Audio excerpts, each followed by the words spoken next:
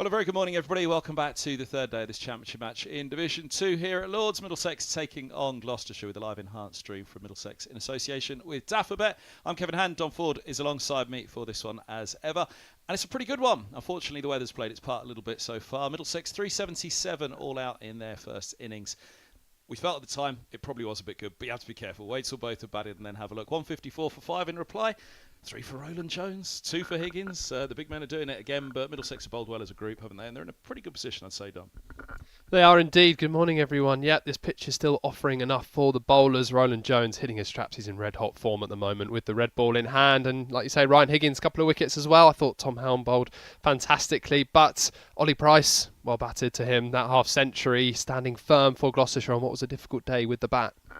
Yeah, it certainly was, and Middlesex will hope the same today. First bit of news that you need, overheads are looking good this morning. Blue skies up above us at Lords, and hopefully that'll be the case for the day. There might be a shower or two later on. Obviously tomorrow we'll have to wait and see. At the moment it's a mixed forecast, but follow on the mind for Middlesex, we'll see. But let's look back on the day 2 highlights first. And an edge along the floor, he's done well there. Bancroft, he's got in line. Over the top of it, angle bat, soft hands. He's played it late and he's picked up 3 runs. It'll flick from Lee. And gone that time. Robson holds on, sharp chance. Again, it didn't particularly get up off the edge, so Robson had to get down, get hands underneath it.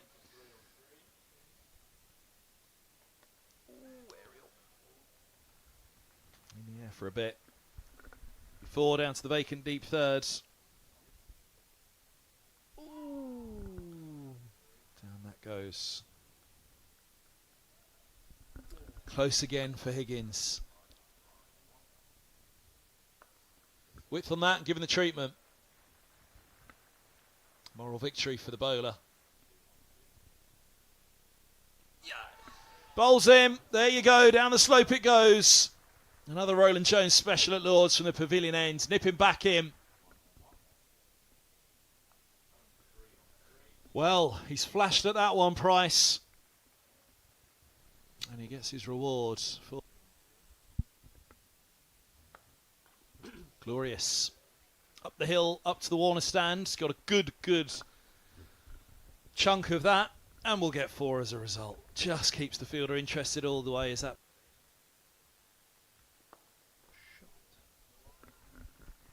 Lovely drive from Hammond.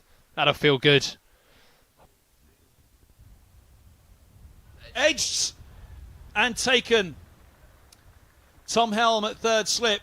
Hammond falls for 7. Oh, now has he got him? Roland-Jones thinks he has, and he has. It's 4 down. Bracey's gone for a second ball duck. Well, whether he nicked his first ball or not.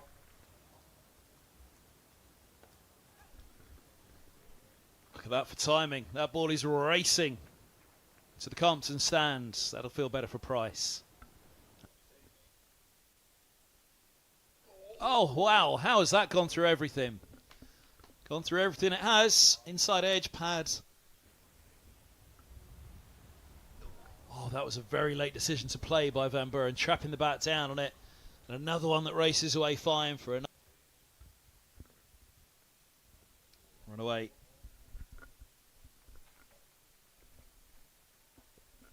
It's gone for 4. A little too full, a little too straight and punished. Clipped away. Welcome boundary. Again on the stumps. That one's pushed nicely wide and mid-on. Long chase for Roland-Jones. Not the closed face of a clip for that one. Now he's given him. Hung right on the top of the off stump again from Higgins. That's cut away nicely. Takes Ollie Price 2. Now, we've been looking for the bumper to try and find the wicket, but it finds a boundary.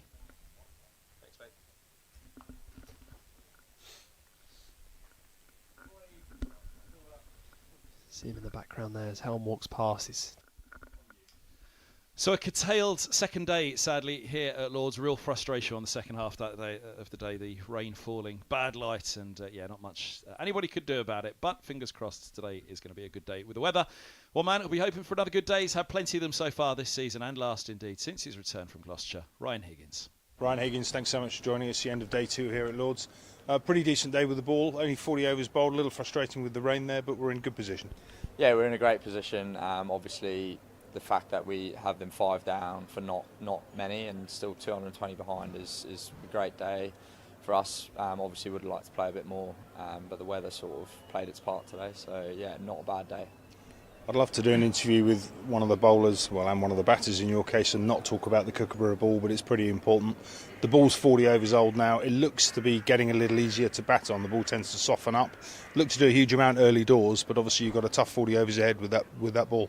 Yeah, for sure. Obviously, once that ball gets older, we need to make sure that we it's probably not a massive change of plans on this wicket, but trying to maybe try a few different things to see what we can sort of conjure up and see if we can get a few wickets that way. But yeah, we'll see. I mean, the ball obviously does go softer quicker, and it doesn't quite do as much. So it's probably stopped swinging now as well. So it's just about banging away in a good area and trying to make that count.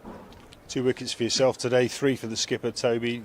Quick word on Toby. Obviously, he's leading from the front this year. Club's leading wicket taker. I think he's 3rd highest in the division. 40-odd wickets I think he's got now. What's it like playing against someone like Toby? Obviously, he's just signed a new contract with us.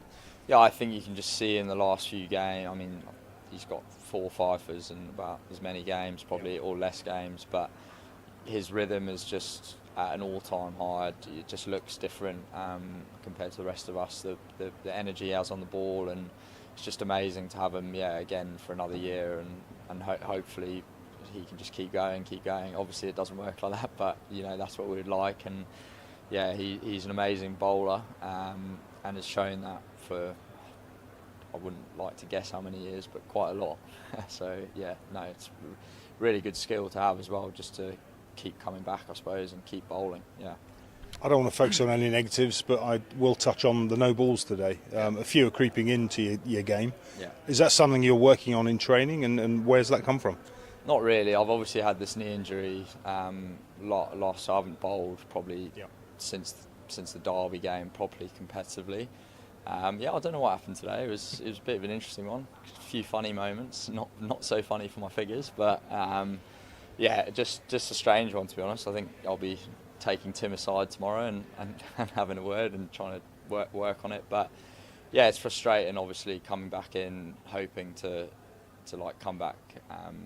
Not being quite fully fit yet, trying to get that right.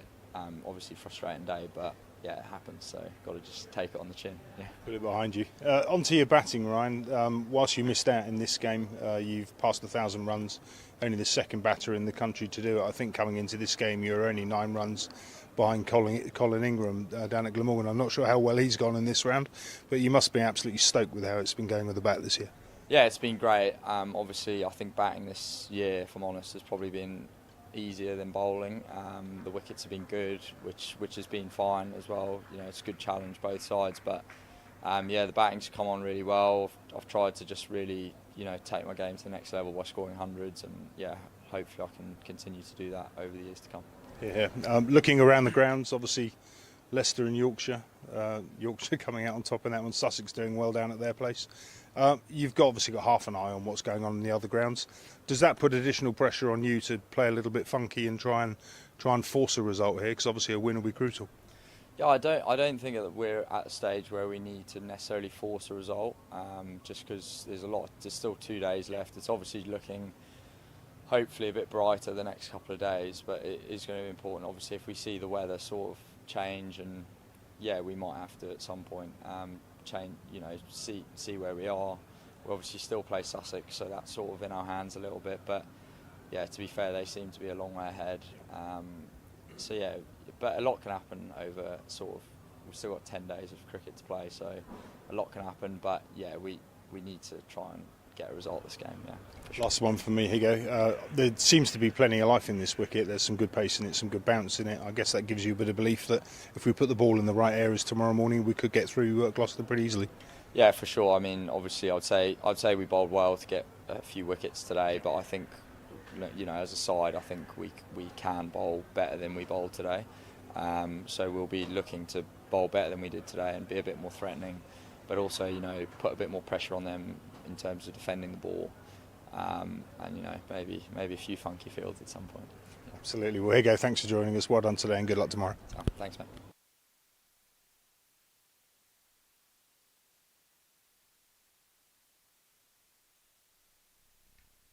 Well, a very good morning, everybody, once again, and welcome back to Lords. The play, as you can see, is about to get underway. They're pretty early out there in the middle, 3 minutes early indeed. And Tom Helm has the ball in hand, ready to go. 2 balls left of his 10th. And for 22, he's been tight, he's been economical. Middlesex will hope for more of that this morning. Roland-Jones leading the way with 3 for 56 from 13 overs, 2 maidens. Higgins, who we just heard from, a couple of wickets as well. There's 2 slips and a gully this morning for Ollie Price. And Helm right onto the spot. They've dropped deep point back, I guess, to have a go at Tom Price. 12 from 37 at the other end. But Helm's been there every single ball. It's been good to see. Right on the spot, economical. That run rate, 3.68. There's a slightly shorter boundary here at Lords. You have to factor that in. Deep square and a long leg. Will Middlesex go and bang it in early this morning, see if Ollie Price, falls hooking. But he's bang on that off stump again, and that really is where you'd love to encourage Helm to be. Right onto that spot. 154 for 5 it is then. That's the end of the 42nd overs. They trail by 223, Gloucestershire. And it's 74 to avoid the follow-on with 5 wickets standing. Whether Middlesex would enforce it, well, we'll have to wait and see. That'll be a reason to think about enforcing. The weather looks good at the moment. But later this afternoon and perhaps tomorrow, we might be a little concerned about the overheads. Once again in this match, so it's that time of year, isn't it? You just think, you need the victory. Do you gamble? Pushing the follow-on through. It depends how quickly Middlesex get through. If they do, these 5 wickets in that 74-run period, this man's going to have a very big say in it. Toby Roland-Jones, 3 for 56. In a sparkling run of form at the moment. The skipper. Ryan Higgins, senior lieutenant next to him there. But it'll be Roland-Jones, first full over of the day. He's got 2 slips and a gully. Deep backward square. Everybody else in the single. And Roland-Jones on the spot, where he usually is. He's picked up the wickets of Bancroft, bowled for 25. Hammonds has caught Helm for 7. Bracey caught Davies for a duck. Found the edge of Charlesworth's bat as well. Eventually Robson holding on to a catch off Higgins. Davies fingertipped one off Charlesworth just before. I fancy he didn't think it was going to carry to Robson. That was why he went so far for it. And he was probably right. It looked as though it was going to drop short. But the point being, Roland-Jones looking good.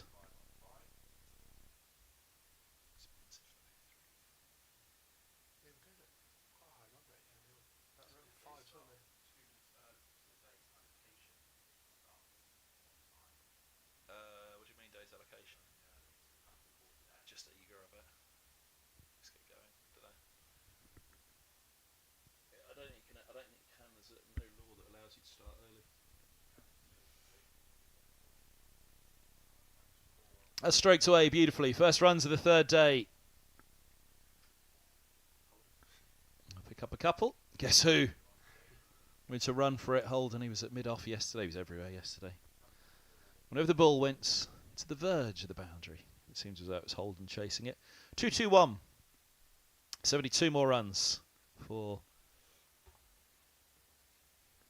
Gloucester to avoid the follow-on. I'm not wholly sure Middlesex would enforce. I wonder would they go out and just try and boss the remainder of today with the bat.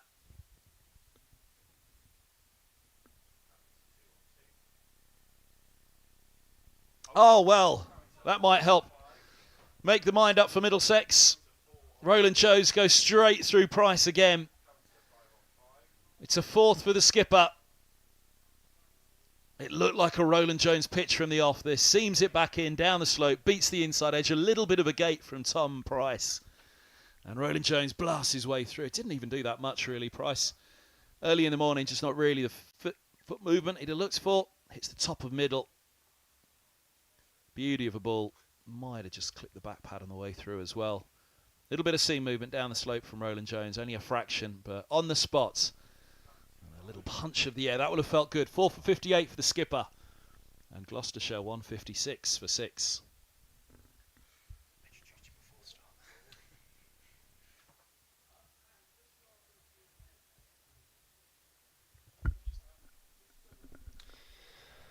Oh, good morning. What a start. Toby Roland-Jones, as ever, on the spot.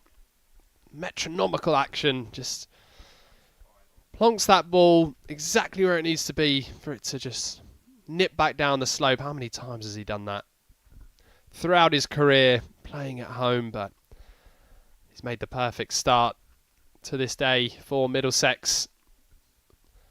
It's chilly out there, and this ball 42 overs old, so I'm going to say will be intriguing to see how much movement there is out there. But with the sun shining, you think it's one of the better opportunities to bat that we might have throughout these few days. But Roland-Jones making a huge impact early on, and that's a big wicket because Tom Price, alongside his brother Ollie, stood firm last night. He's dismissed early, and that brings the start of the tail. Zafar Goa, left-hander to the crease. Two slips gully, backward point, cover, mid-off, mid-on, mid-wicket, and long leg for Roland-Jones, hunting another fiver.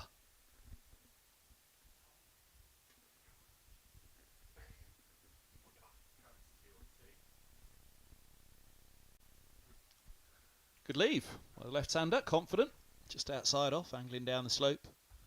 We've seen Roland-Jones seaming them into the right-hander, so away from the left hand, but he does get that one to hold its line against the slope. Try and bring that off stump into play.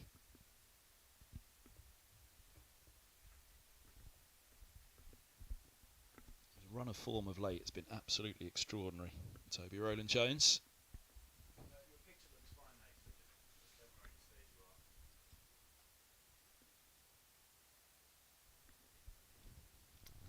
There is that consistent line and length once more. Full defence from Zafar, end of the over. Roland-Jones right on the money, as he always is. And picking up Price relatively cheaply for 14. 156 for 6. 3 and 1 start. Yeah, the perfect start for Middlesex.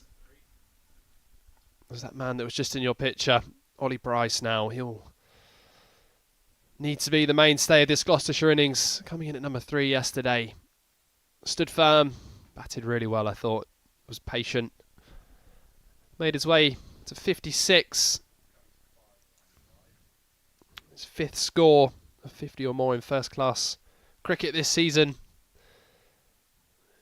But Gloucestershire still a long way behind here, trailing by 221 runs.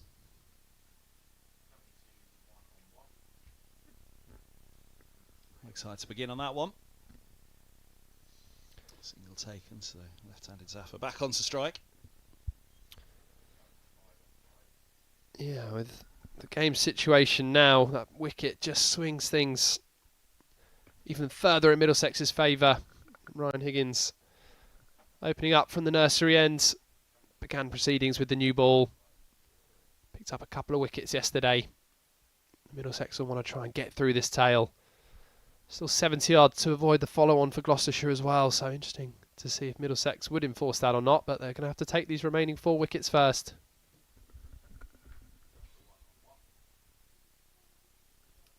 Edged along the floor, 2 slips and a gully. Through third it goes, but it was straight into the ground with an angle bat, and Zafar's off the mark with a boundary.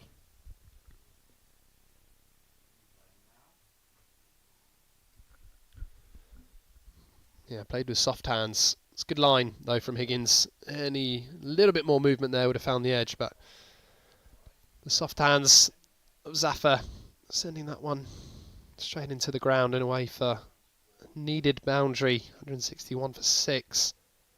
Zafar Goa does have a first-class entry to his name. Averages 22.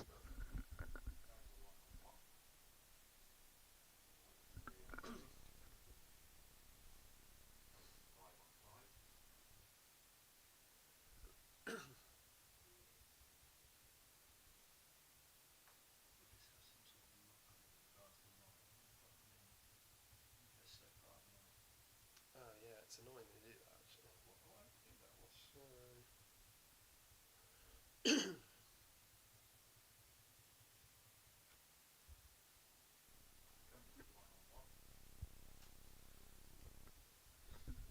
Length again from Higgins. I think if they were to get these remaining 4 wickets and could enforce the follow-on, you might find that they would. It would be a bold move, but with the uncertainty of the weather in the next couple of days, they might feel that's their best opportunity to win this game.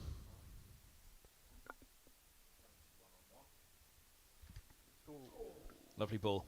Floats that past the edge. Higgins just full of length. Zafar drawn forward.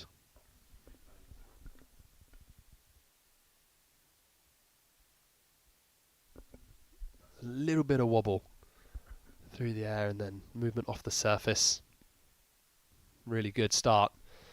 This from Roland-Jones and Ryan Higgins.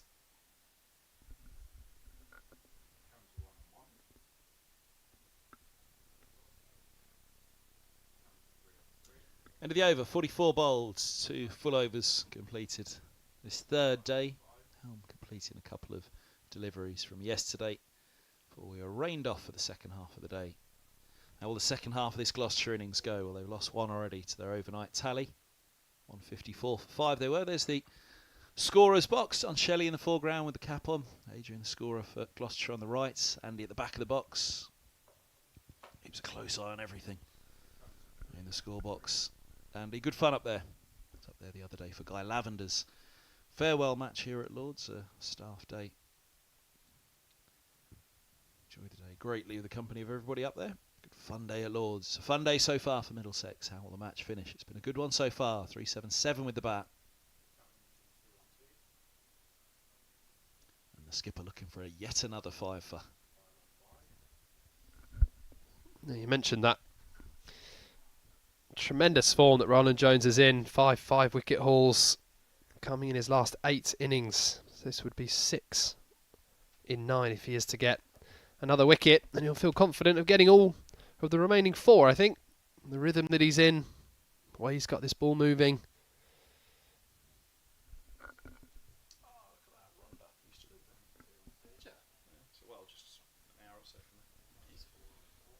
Solid defence.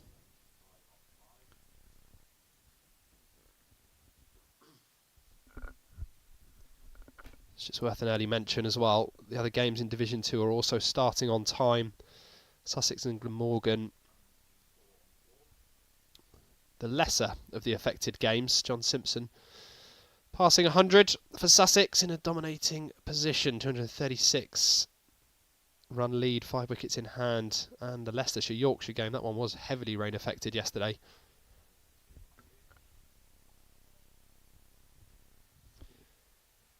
They are also underway on time, so Leicestershire 2 wickets down there, trailing Yorkshire by 239. So we'll keep a close eye on both of those games. Obviously, will have a big impact on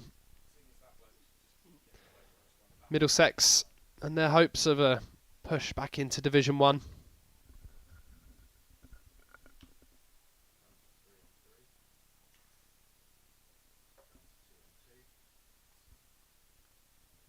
Inside edge.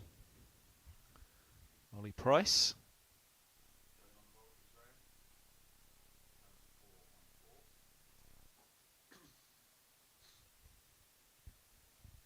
Skipper got through a couple of good spells yesterday. It was 6 in his first. Just into his 3rd spell.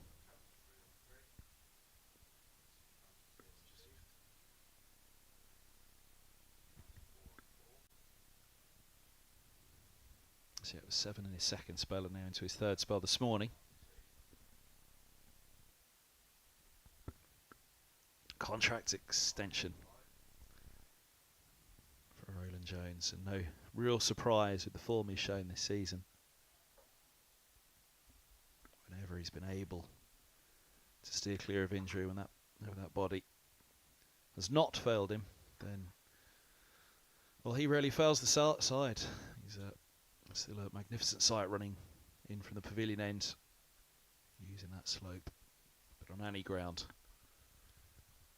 Extra little bit of bounce that he manages to find. Still, it's a fierce threat, and that seam movement as well, which he is getting here with the Kookaburra. Into now it's 45th over. Change of fields. He's just been moving deep square back, and he's also just moved gully to leg gully. So a little bit of chin music, perhaps. No deep thirds, so you'd imagine this is all going to be on the stumps. And a 5-4 fields. The fielder you can't see there is long leg. Umpire moves across with the packed onside. A little shout to deep mid wicket. Warm your hands up. And he does bang it in. Zafar ignores it. Ducks down underneath it. I did wonder whether it would be the bluff. A little bit too short perhaps. Real bend of the back. Zafar resisting the temptation. So just the one off the over. 4 for 59. Roland-Jones and Middlesex have reduced the visitors here at Lords, Gloucestershire, to 162 for 6.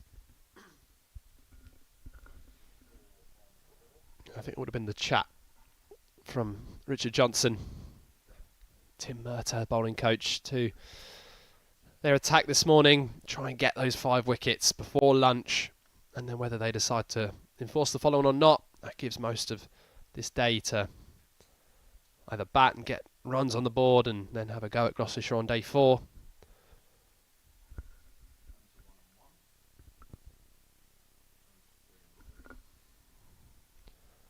Or to enforce that follow on and pick up some more wickets. On day 3, often described as moving day, isn't it, Kev? It is indeed. Day 3, the Open Golf. Day 3 of a championship game. See that shift. Well, there's been a fair old shift in the match so far. 377 for Middlesex. There was a point at around the 200 mark when Davies got in and led the way for Middlesex. Gloucestershire would have had aspirations of biting back at Middlesex then. Holden with that 77 at the top with Mark Stoneman, Higgins and Deploy getting into the 20s, but yeah, 77 from Holden at the top, then Davies and then De Carey's as well. I think used to top up those runs for Middlesex and move them from what could have been something just over 200 to something just below 400. No ball again. Oh, now run out chance. Throw comes in from Mark Stoneman there in the background at mid-on. They were a little late on the call of that one. The no ball signalled up to the scorer's box. The flash of the light to tell the umpire that they've received it. So on 62 for 6.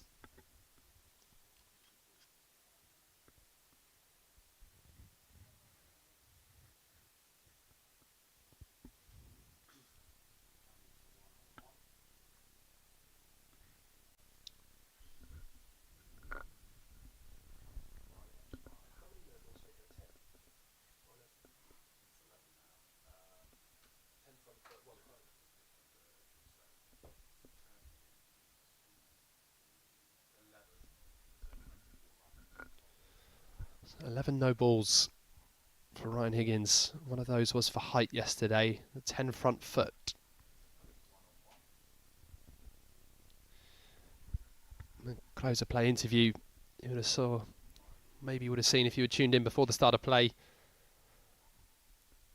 talking to Ryan Higgins, that mention on the no balls, and he just felt as though he was struggling a little bit for rhythm, just saying that he hadn't felt like he'd bowled lengthy spell since the game against Derbyshire here at Lords, and that was back at middle of June.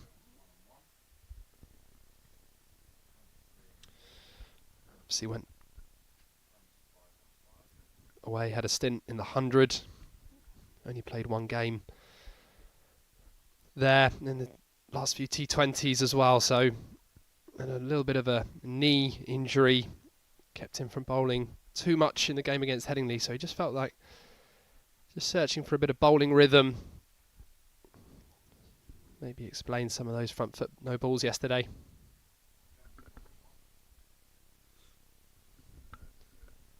Use of the feet from Zaffer to defend the last ball of the over on 65 for 6.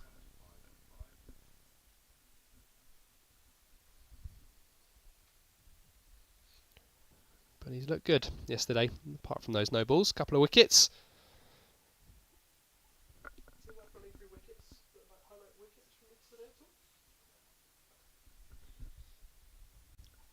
Wicket of Charlesworth. Opening wicket of the Gloucestershire innings. Caught Robson at slip. And then switched up the ends. Came in from the pavilion end and trapped the captain, Graham Van Buren. LBW.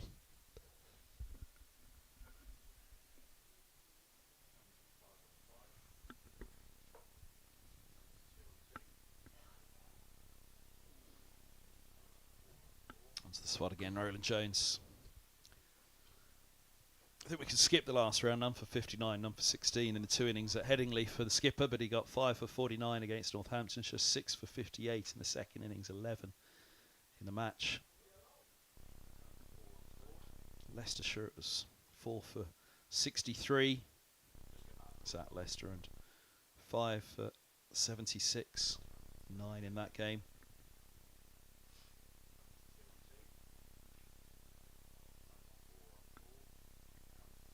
Prior to that, 5 for 81 against Derbyshire here at Lords, and 1 for 51 in the second innings.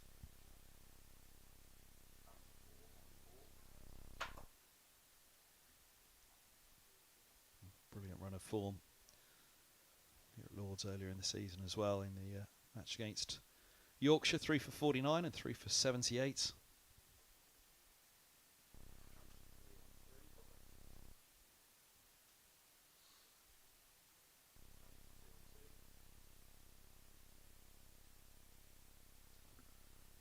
Simple game at its best, isn't it? I guess that's the cruelty of life, really, isn't it? That it's at the end of your career when really just hitting the top of the off stump over and over again, it's all you ever really need to do. And youngsters running in at 18, 19, 20, 21, trying to bowl fast, and absolutely you should. But all the other bag of tricks that you think of in the first class game, it's just relentlessly hit the top of that off stump.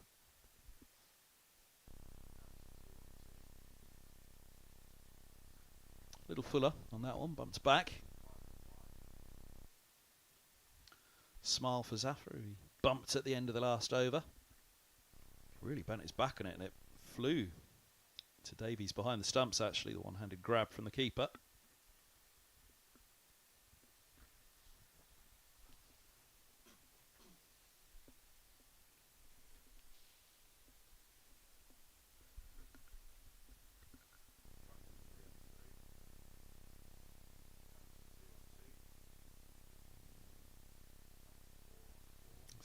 Back in towards the off stump again. Price just has to be wary of the one that holds its line. Doesn't come back in with the slope. Can get it to seam up the slope. Haven't seen too much of that in this game, actually. The seam movement that we have seen seems to have gone with the slope, particularly from the pavilion end. Certainly the Duke's boy, you'll see one jag back up the slope off the seam. Haven't seen much of it at all. With the Kookaburra, going to be 2 slips in a gully now for Price, with Davies standing up. Deep square, set back, long leg.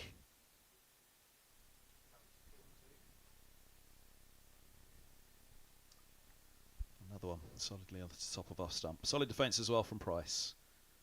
On 65 for 6 and a maiden for Roland-Jones. 4 for 59 from 16. That was his 3rd maiden.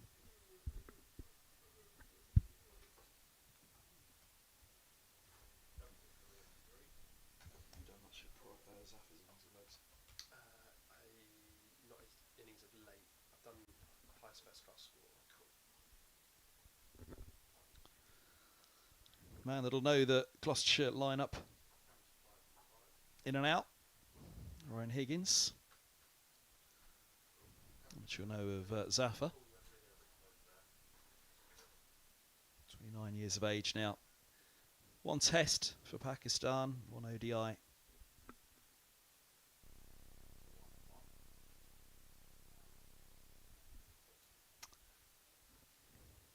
into his 82nd first class match. You mentioned the average that he had, Dom. 22 with the bat, 1 century, 12 50s. Played the Gloucestershire second 11 match against Essex a couple of weeks ago. Managed 38 and 35 with the bat, as well as picking up an 8 for.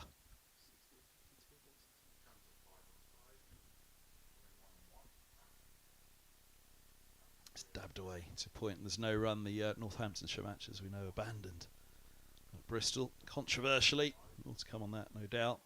There's just 3 in that innings, but all the way back to April, the start of the season, with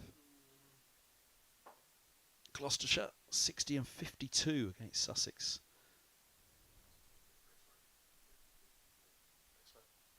That game at Hove. Davies did well there to land that ball. The gloves, or allowing the gloves to go with the ball, I should say. Yeah, it'd be interesting to see the approach of the tail end of Gloucestershire. Do they just try and bat time, stick around with Ollie Price? Zafar certainly can hold the bat. Some promising scores.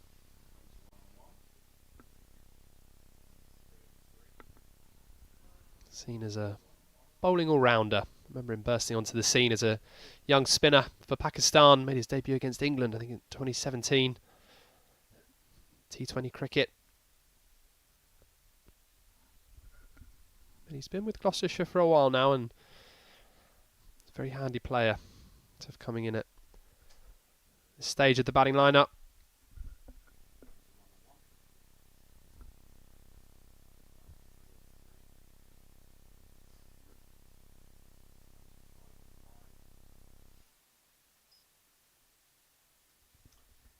Interesting to see if there's any reverse at all for Higgins through the air. Haven't really seen any signs of it so far. 3 Kookaburra matches, 4 indeed now.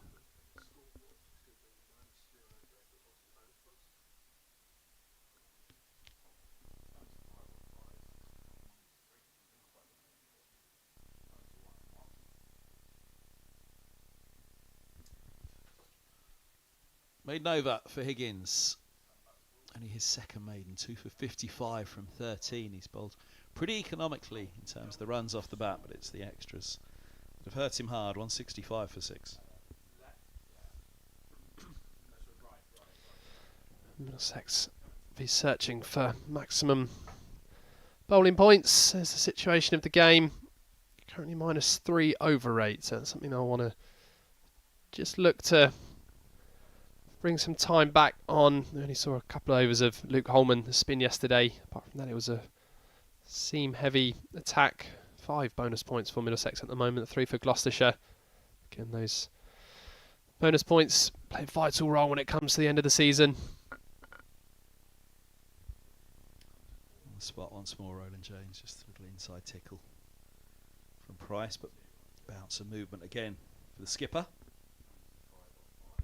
It can be the difference of winning the trophy or promotion or remaining in Division 2. Could come down to 1 or 2 bonus points with the table as it is. Yorkshire and Middlesex really close in second and third spot, and with both teams in promising positions. Obviously anything can happen these last 2 days. The weather could play its part as well, but both teams looking like they're in strong places to push for victory.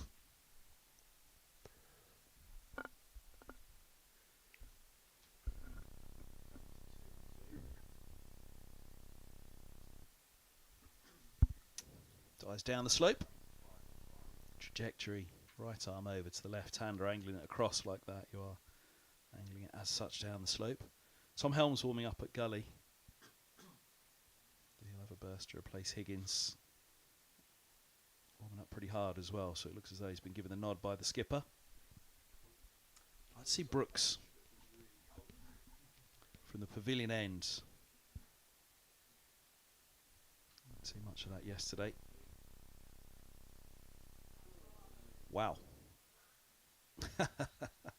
Little movement at the hand there from Zafar, acknowledging what we were saying. There hasn't been much movement back up the slope. This one did. Not too much, just enough. That's how he got through. This is the angle just to see. Did it really go there? It's bounced as much as anything, really, but that's as close as really we've seen to one going back up the slope off the seam in this game. The Kookaburra not as pronounced as the Dukes with the seam.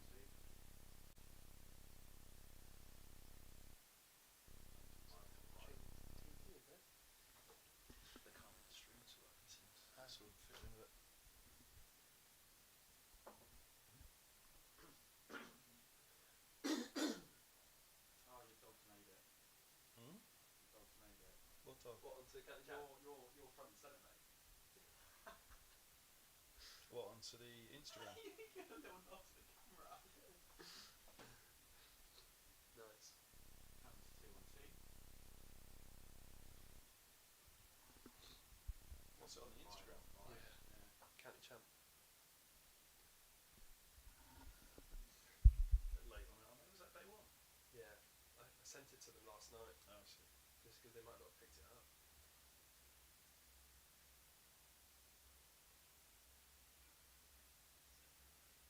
Barking mad to miss commentary like this. Who does the county champ? I don't know. I know there's a couple of them. End of the over, just that single off the inside edge to begin. On 66 for 6. Old Father Time.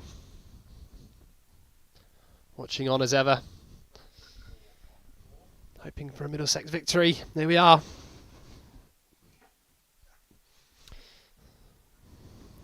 Watching you on the Instagram. He's famous with his dog. I wish it was my dog. Sadly not. Poppy. If you missed, Poppy featured on day one. Therapy dog came up for a cuddle. It was very nice. Let's have Poppy on the stream.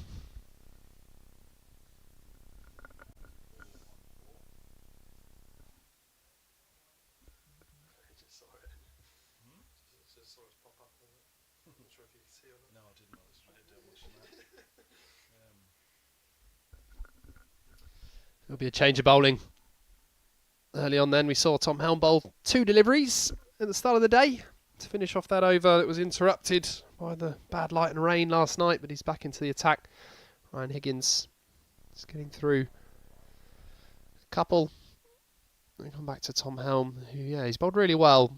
Spells where maybe he was a little short, but he's been on the money. Looked threatening. Maybe there's 3 long leg, 2 square, deep square fielders. Could be some short stuff incoming here. Ooh, there we go. In the air. Safe. Jabbed at it really.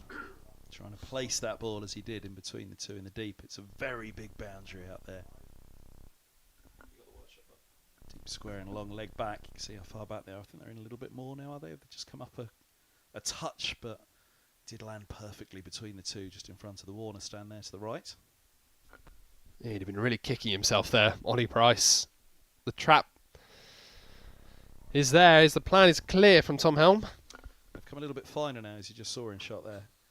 Long leg moving finer, deep backward square finer as well. The deep square just around towards mid-wicket. There's another short one. Over the top of it, rolling the wrists for the single. Yeah, we saw yesterday Helm actually hit Price in the grill as well. A short ball that didn't get onto Ollie Price as quick as he thought it was going to and clattered him in the grill. Thankfully he was okay after a quick concussion check. He was fine to carry on. He's the key man in this innings, onto 63. He's set and needs to go big for Gloucestershire. He was lucky that first delivery didn't fall too far from the fielders. lying deep. Slight change of approach for Zafar. Just one deep square out.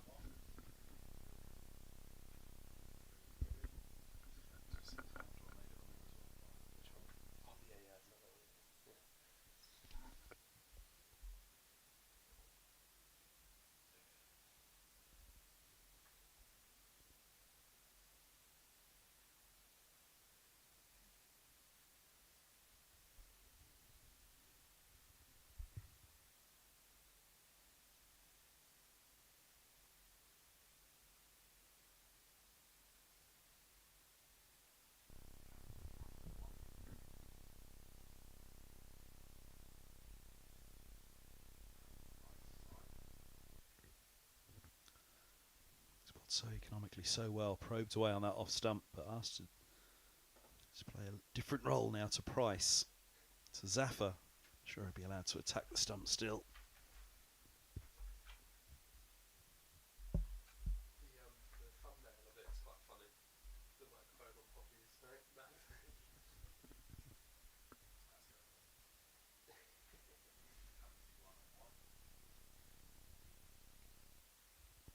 Round the wicket, trying to bring it back in with the slope. 3 slips. And now deep points as well, going back for the last ball of the over, giving Zafar the single, deep squares back and deep backward square leg. Can they bowl them out around Price?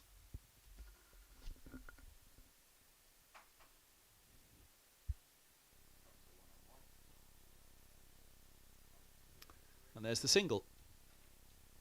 Zafar on's 5, he keeps the strike. Gloucestershire 170 for 6.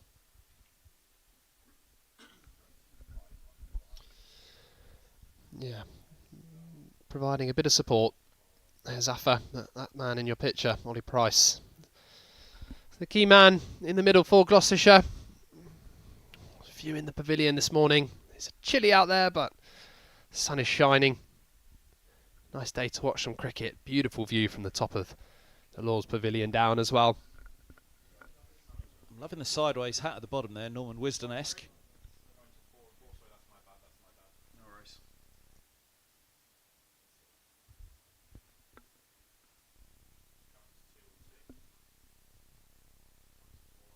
Can you get it back, do you reckon? Sideways cap? Sorry? Can you get it back, do you reckon, the sideways cap? We were just on the pavilion there. The fella down in the front row had a cap on sideways like Norman Wisdom.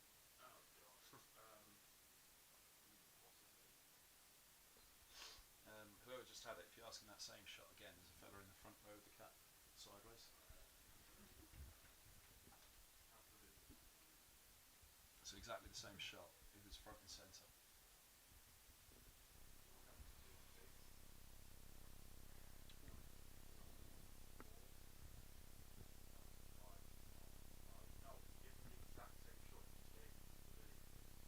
See if you can zoom in on that fella with the cap.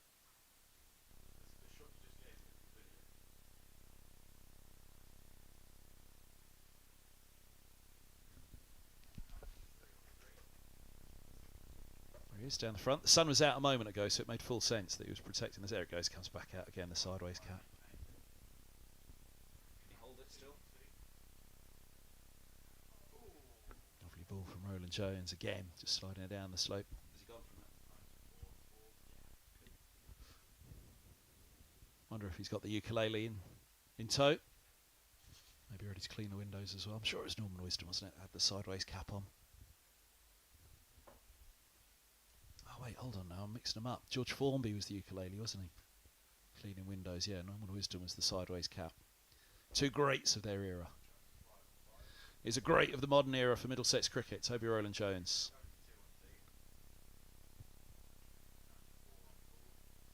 All of this is flying over your head, isn't it?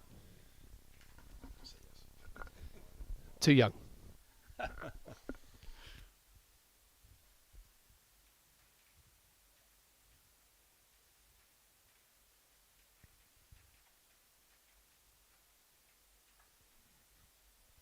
Being talked about in the box next door. I'm sure nice things. Roland Butcher's on the mic, the former Middlesex and England batter.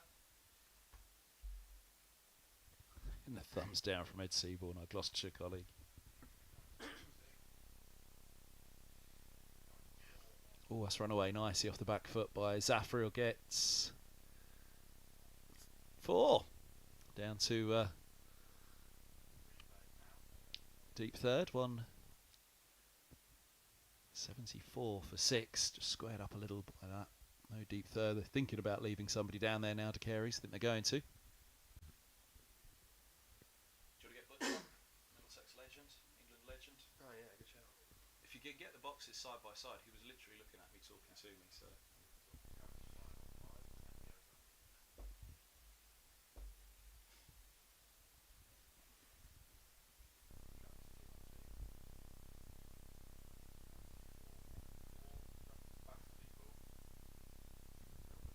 Yeah, if you can get the 2 boxes side by side.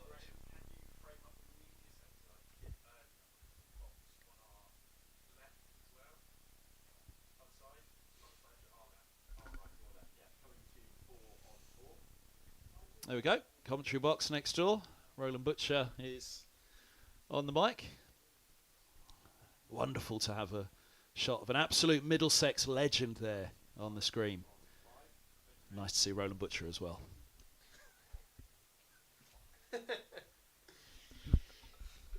Shame you wouldn't have heard that one, Kev. He'll be listening back later.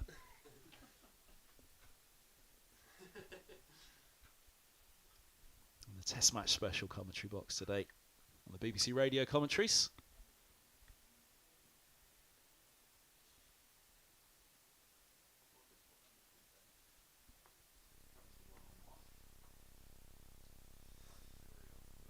Oh, now here's the bumper again. They've got Holden in short. There's a long leg, a deep backward square, a deep mid wicket, an orthodox square leg there. Holden fielding that one. There's a mid on as well. We saw a match here last year, Surrey. I think it was Will Jacks that they were trying to bump out with this field, and in the end, half volley just clipped straight to mid wicket off helm. I'm pretty sure, and it was Higgins, I think, that took the catch. It was a screamer, absolute stunner. All the bumpers they tried at him, they put a half volley onto the pads and he clipped it straight to that square leg mid-wicket position.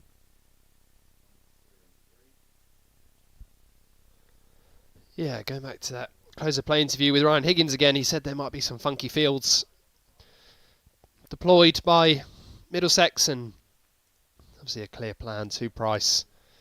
Helm, the field, the bowler that can bang it in the most.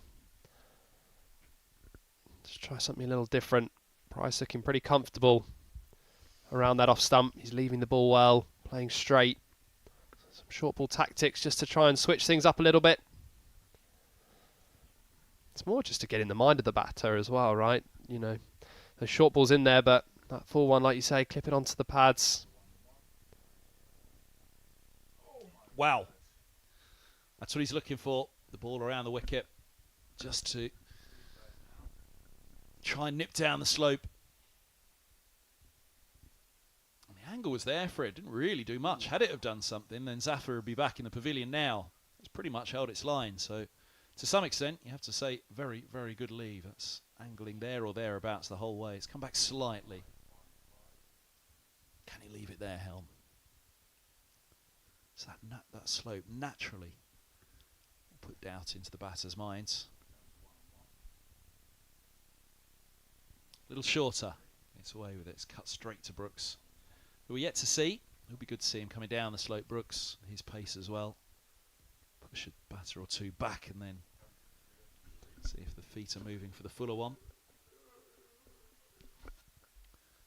Overall, though, it is, as always at Lord's, probe the top of the off stump and just see if the natural movement off the slope here causes a problem or two, regardless of whether it's a Kookaburra or a Dukes.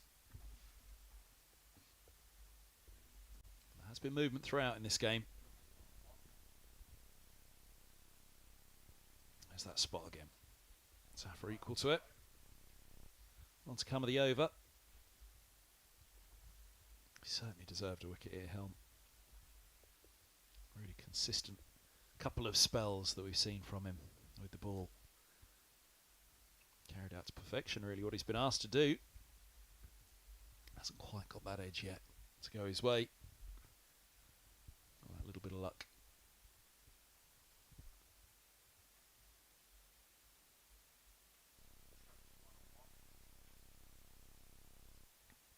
Lovely again. Just in the channel. More comfortable lead for Zaffa that one. Gloucestershire 175 for 6. There's a strong breeze today. Middlesex flag above the home dressing room there. Heavily deserved. It's been blowing in the last couple of days, this wind. I hope it doesn't blow anything nasty in on us. Again, the forecast is potentially for a shower later this evening. Hopefully after stumps.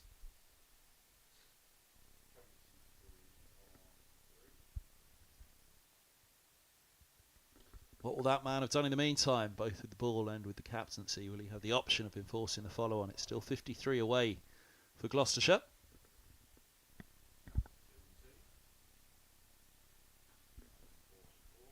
This matchup could play a fair part in deciding what happens for the rest of the match. Price and Roland-Jones. It's Zaffa back onto strike though for the skipper for now as he looks for that 5th wicket. So 6 in his first spell, 7 in his second. Took him up to 13 overs. This is the 6th of his 3rd spell. I'm sure he'll desperately hope there's not a 4th spell in this innings. Again, that plays into the follow-on as well. 3 chunky spells so far for the skipper. Does he want a little break, regardless of how many runs Gloucestershire get with these remaining 4 wickets? Helms bowled 12, so he's pretty fresh. Brooks is fresh as well, so too Higgins. Haven't seen anything of the spinners yet. 2 of them named in this game, which I guess is another reason to wait for tomorrow. Were Middlesex to have the choice with regards to the follow-on.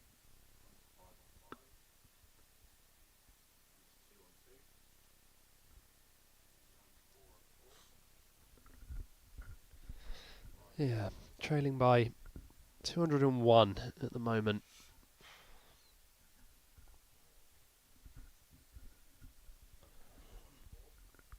I think if these two hang about a bit longer, even if they can enforce the follow-on, there is that option of just going out there with the bat.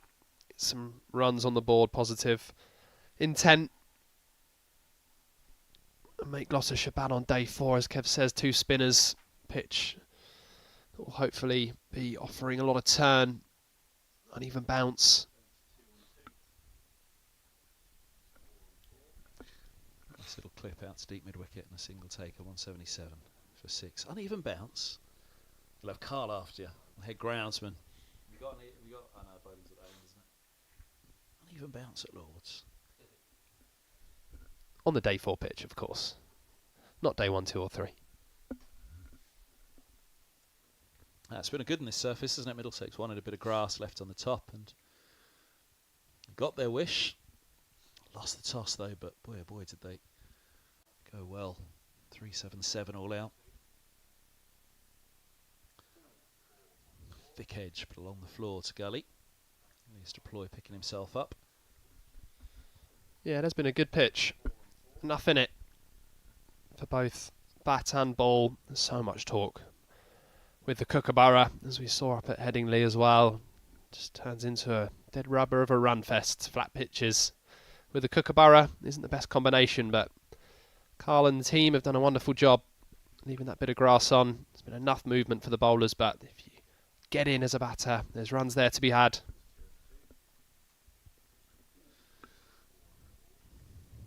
Hooked tamely, trickles down to deep backward square to end the over. Roland-Jones trying to get out of the over with a bouncer, trying to keep Price off the strike. So the hook gives him the single, keeps him on strike. 66 to his name. 50 to avoid the follow-on now. They trail by 199. 178 for 6. Yep, that's the key wicket. That man there, Ollie Price, 66 not out. Came in at number 3. 488 runs before this innings in Division 2 this season. High score 147.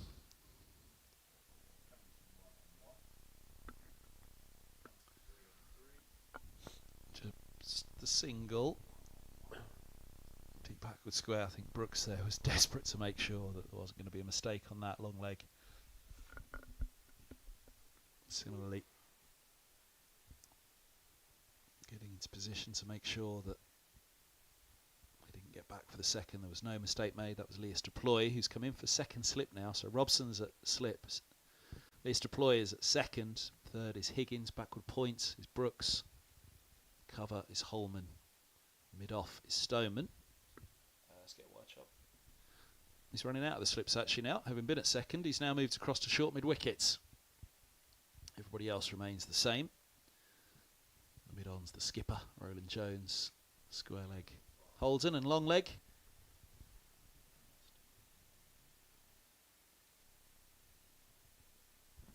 Mark Stoneman, is it long leg? No, Mark Stoneman's mid-off.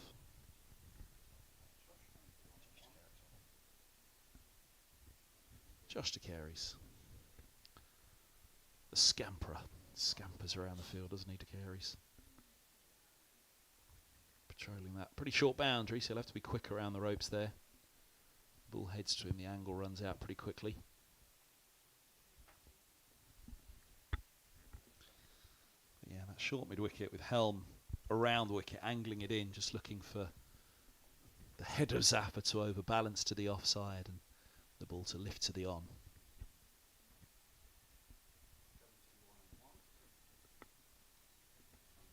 Solidly in line with that one, once more.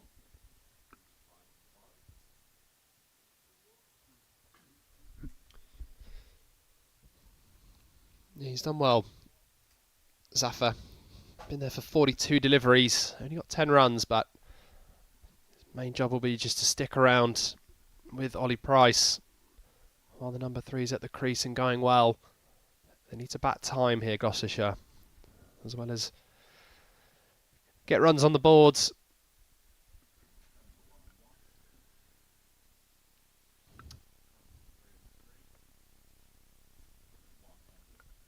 Middlesex are probing well. Started strongly with the ball. Roland-Jones with the wicket. Tom Price with his first over of the day.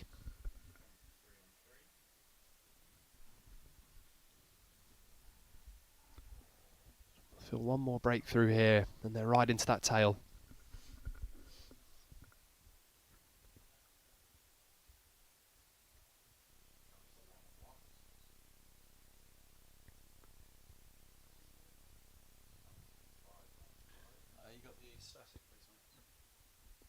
It's clouded over for the first time today, really, but glorious sunshine. So it's the early hours of the morning in the capital. And there we go, right on cue. Sun's back. You can see the clouds rolling through in the distance. More of them on the way, and well, nobody wants that. Even the team in the field at the moment, they don't want cloud cover overhead. At this stage of the season, light becomes an issue.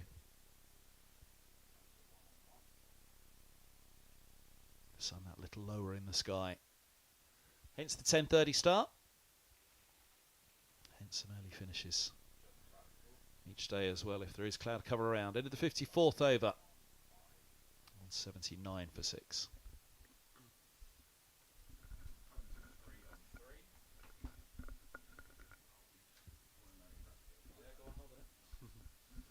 As the press lunch is being delivered into Lords. Actually, no, it needs a larger plane than that, doesn't it?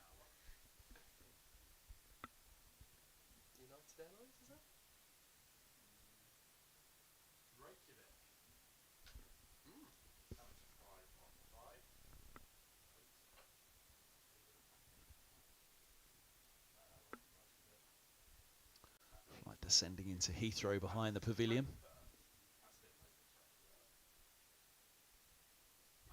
Choppy old wind, it's going directly into it. A little bumpy maybe. Little bumpy here for Gloucestershire. 179 for 6, but Price is the man holding it all together. And the key to the innings. The man trying to unlock it, the Middlesex captain. Bowling his side to victory as he did at Merchant Taylor School against Northamptonshire. Incredible, almost one-man effort it was.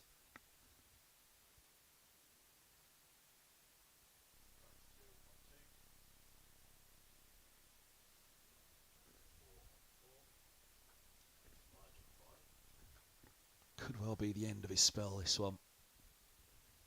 7th over of the morning for the skipper. 6, 7 and 7, the 3 spells. Look to Brooks or Higgins. Looking down to long leg, and it's Josh DeCary's warming up. Can we get a bowling card at the end of the over, mate? Rain at Grace Road. Yeah.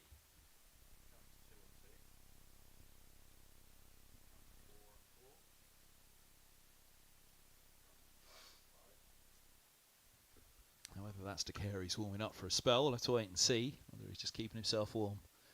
Actually, in the shadow of the mound stand below us to our left at the moment. The sun works its way behind the mound, the tavern, the Allen stand, and the pavilion and Warner, late ends of the day.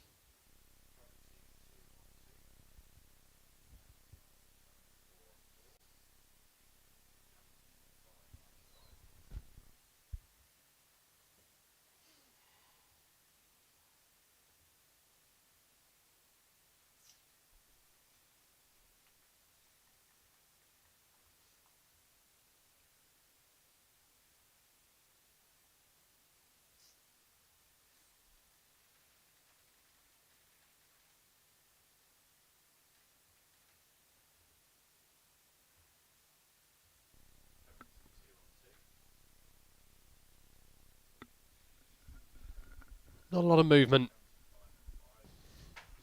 through the air at the moment. That ball, 50, well, one ball shy of 55 overs old. There's the natural movement that you get with the slope and the bit of green grass that's been left on the surface. But in terms of through the air, there's not a lot going on there at the moment. Last look of the green grass at Lords for one more season for Middlesex. Can they take a victory away with them? Skipper's got the 1 wicket to go of the day so far. 4 for 67 for him.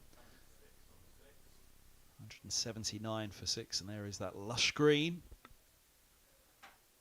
How many more will Roland-Jones go for in this spell? So he's bowled 6, 7 and 7. There are 3 spells so far. I'd imagine that's probably going to be his last for now. Whether he goes back to Brooks, none for 17 from 6. It'll be interesting to see him have a spell from the pavilion end. Helm mid-spell at the moment from the nursery. And Higgins 2 for 55 from his 13. Be another option at the pavilion end as well. Does seem to like to be given the nod. Let's run in from the famous old brick pavilion. Red bricked pavilion. Opposite where we sit in the media centre. This man's just below us, running in from around the wicket.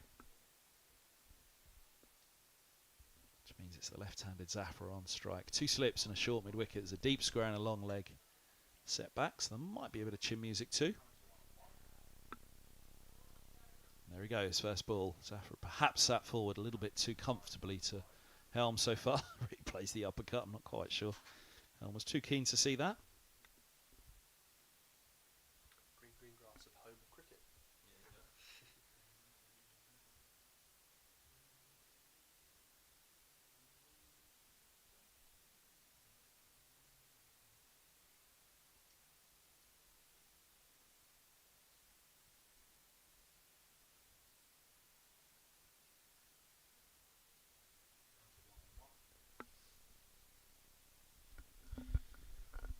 They're off for rain at Grace Road. Leicestershire 88 for 3, so they've lost another wicket. Matt Fisher having a wonderful game for Yorkshire. 3 wickets in the first innings. Lower order runs, 88 runs at number 10, and then the first 3 wickets of the Leicestershire second innings. So good news for Middlesex fans, that. Not so much for Yorkshire fans. Yorkshire in a really strong position with a lead of 193 and 7 more wickets to get victory. But yeah, currently off for rain there, so we'll keep a close eye on that. Sussex have lost a wicket. John Simpson out for 117. So Sussex 463 for 6. Lead Glamorgan by 277. You think there's a declaration coming there soon? First innings of that game, they just lost another wicket. Finn Hudson-Prentice, 7 wickets down. Now Sussex, obviously pushing for runs on the board, and then they're going to have a go at Glamorgan throughout the rest of this day and day 4.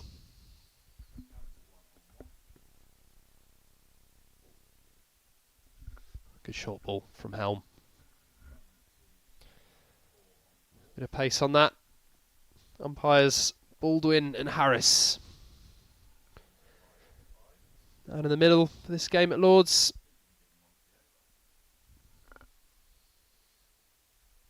Yeah, deep square, long leg to Zafar. Will he be tempted to go for the pull? It is a short boundary on that side, but it's still going to need a clean connection with 2 fielders deep.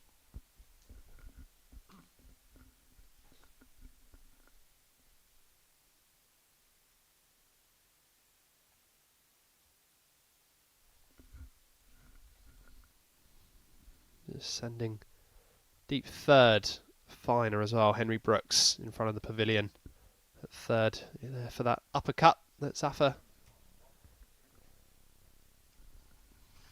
practiced the shot. So the trap is there. Just now whether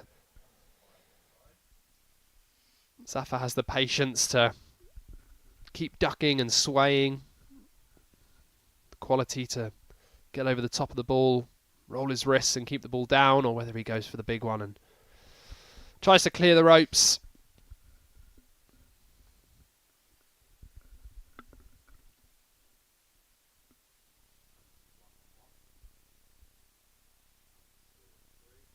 Oh, scampered single to end the over. Throw to the non-strikers, then they're through. Helm looks across at Holman. Whether there should have been a single there, he seems to have another look as well. His young colleague, I think obviously feeling there shouldn't have been. It would have been a maiden. It's a single. The big boss doesn't look too perturbed by it though. Richard Johnson sat down in the centre. Tim Murtagh, the bowling coach, with him. No, I think it's... oh, it is, maybe it is.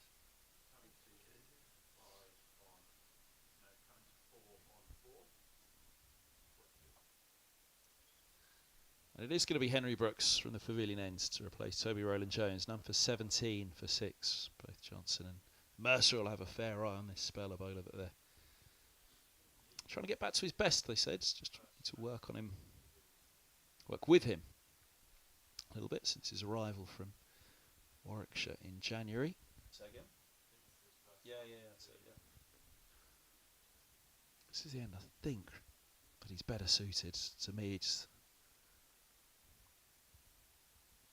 seems almost in the Roland-Jones ilk with that slope.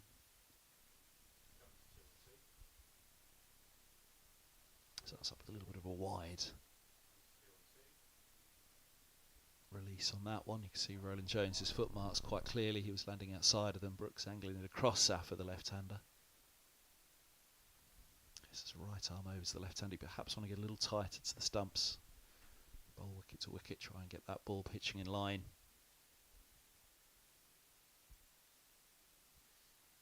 Quite difficult to do. To get that LBW to a left-hander, but you want to keep all modes of dismissal in play to a lower order bat in particular. 12 from 52 though, Zafar. He's doing an outstanding job out there as Gloucester plod along this morning. Bit of width on that one. Point set back, so just a single and back to Zafar. Resumes on 154 for 5. It's the hour and 2 minutes we've had. 28 runs for the loss of 1 wicket. Very tight morning for Middlesex. The run rate, which is up around 4s, slipping down towards 3 now.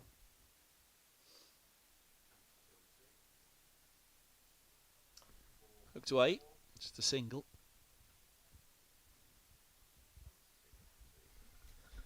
Yeah, probably feel more comfortable going at that pull shot. With Brooks coming in from the pavilion end, it's a longer boundary for the left-hander, Zafar. hitting out towards the grandstand. So even if he does get hold of it, it's likely with those fielders all the way back, and it'll fall short.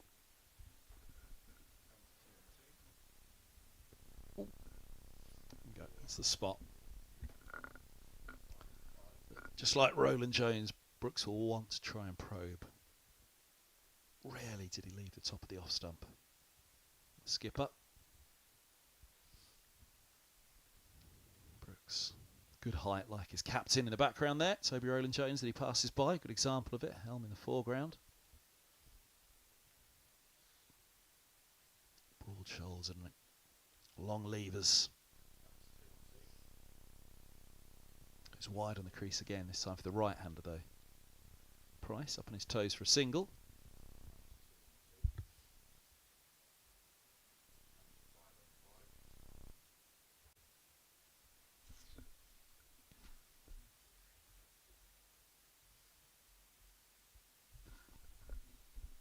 Interesting game going on in Division 1 in the race for the title there. Surrey currently sitting top, with Somerset in second, and these two sides are going at it in Taunton. Into the over, 184 for 6. Somerset all out for 317, and Surrey is struggling a little bit. The 216 for 5. Shakib Al Hassan, who was signed just for this one game the night before the start of day one, just been dismissed for 12. Called and bowled, bowling with Jack Leach, so left arm spinner getting left arm spinner. Ben Folkes and Tom Curran now at the crease. Surrey trailing Somerset by 101 with 5 wickets remaining. Archie Vaughan picking up 3 wickets there as well, so it looks like that pitch is turning at Taunton. We'll keep an eye on that as well. In that race for the Div 1 title, you feel if Surrey can get victory or come away with a draw there, that goes a long way towards them getting a hand on the trophy. But if Somerset can get a victory, they'll be throw the title race right back open. Helm goes short. From around the wicket, start the over against Price. He's on to 70. Gives Zafar the single. Gives Price the single, but brings Zafar on to strike.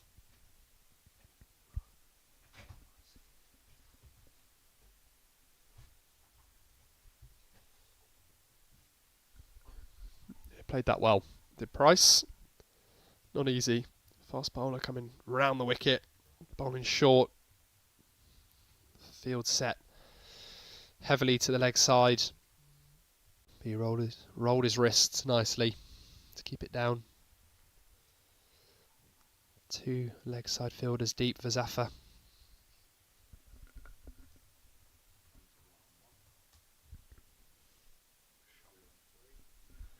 That's a lovely shot.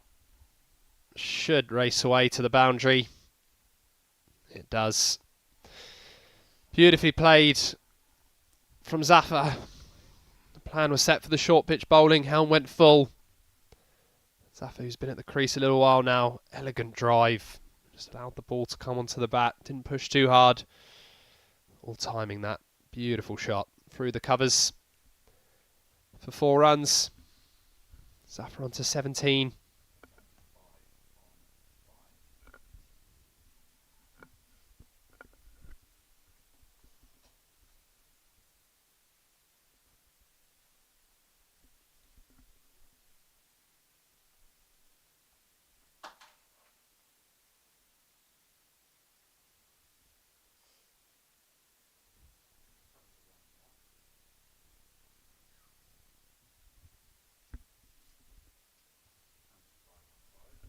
Back to the short ball from Tom Helm. Would have liked being driven through the covers.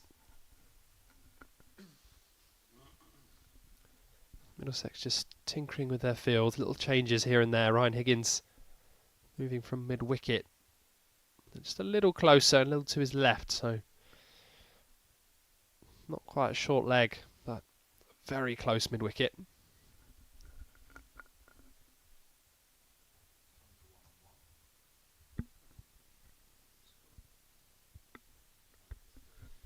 Looked like a slower ball from Helm. Just Trying to get Zaffa to maybe mistime it and chip it up to Higgins, who's in close on the leg side now. It's got to not get too carried away with the short ball plans. Eventually it does often work, but especially to tail end batters, the best thing, just hit the top of that off stump. They obviously feel like this ball has maybe lost the movement that it had yesterday. So they're trying something a little different.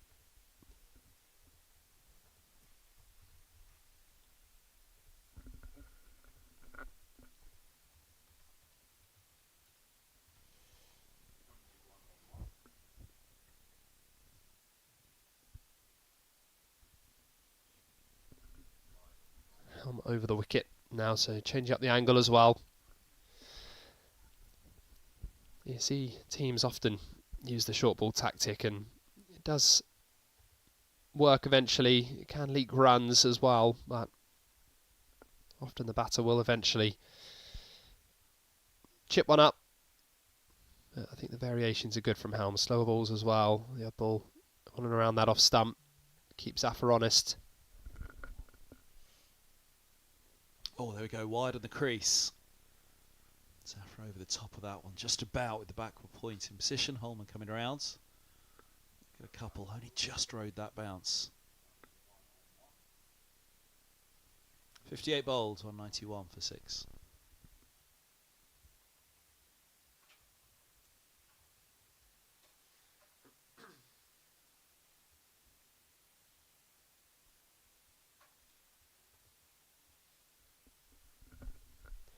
More of the same for those two, Zaffa and Ollie Price.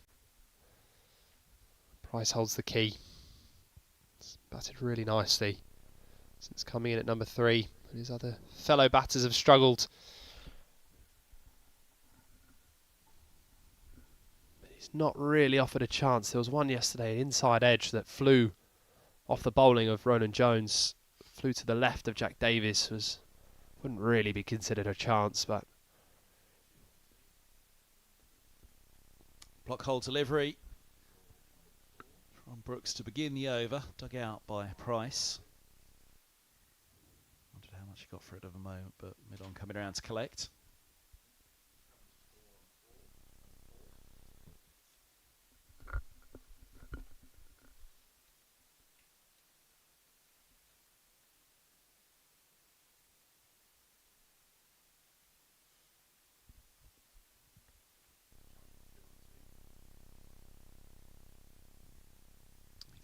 The spot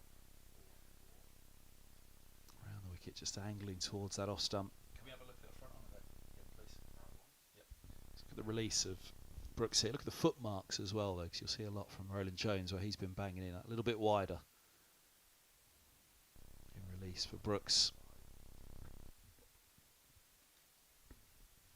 Different bowlers, different ideas, different angles of attack. Simplicity is of cricket so often the best, though. Just hit the top of the off stump. Deep square, deep backward square leg in position at the moment. There's a slip and a gully. Deep point as well.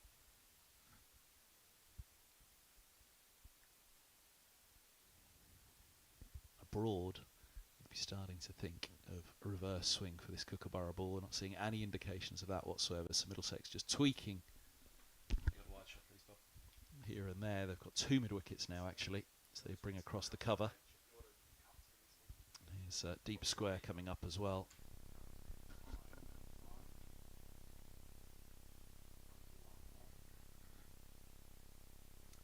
Leg side, gets away. So have to be a little bit careful with that angle of attack from Brooks, coming wide on the crease in the pavilion end. Signalling a run for that, is he? It's gone up on the board. I thought he's put his hand up. The scoreboard at the moment's put it down as a run, but leg buys. We think that'll change to in a moment. Pretty sure that was the signal. He did a leg buy signal. Bless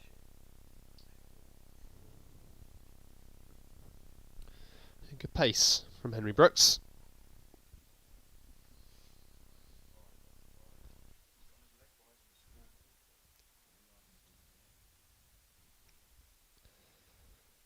Yeah, the umpire definitely did signal for a leg bye. That one before against Ollie Price, but I was going to say it wasn't a drop for Jack Davies.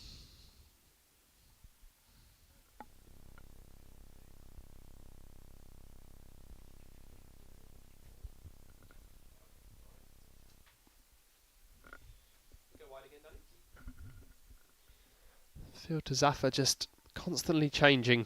It's just out of sight, long leg, but there's a deep square that you can just see.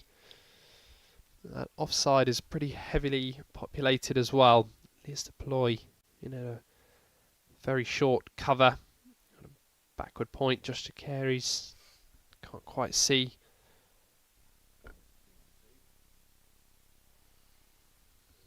So I think they're going to mix it up a little bit here, Middlesex.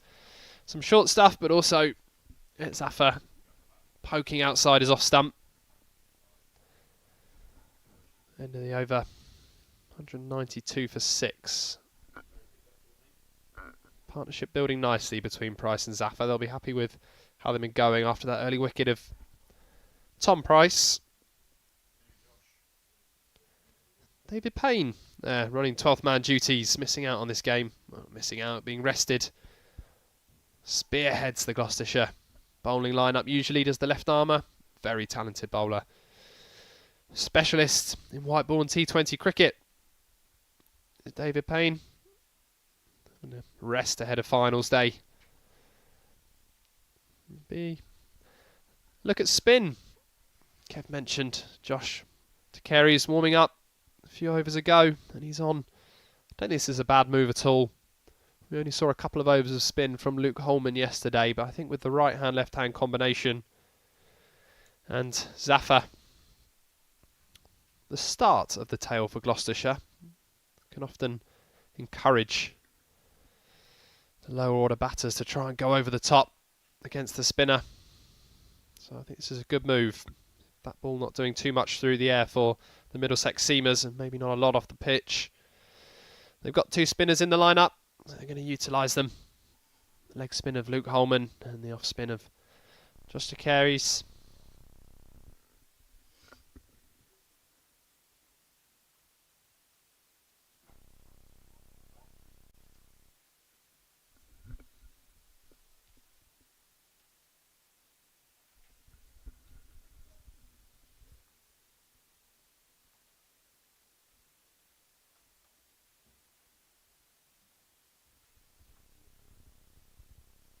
Nice bit of flight from De Carey's first up. A little bit of drift as well. He's bowling into the winds. Strong wind, as we've been mentioning, coming in from behind the pavilion. So in from the nursery end, De Carey's.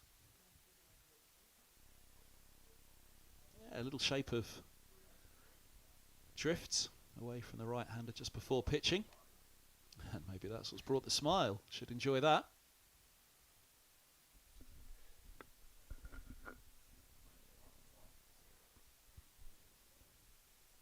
So watch for it just before pitching. There seems to be that little bit of drift for him. Ooh, now use of the feet. Powered back at the bowler, but I don't think he'll mind that. De Carey's suggests that Price does not want him to settle here. Probably in reaction to those first 2 balls. There we go again, a little bit of drift. He does get that one away. He gets to the pitch of it. Chips over mid-arm. Robson signals the fall. It just made it.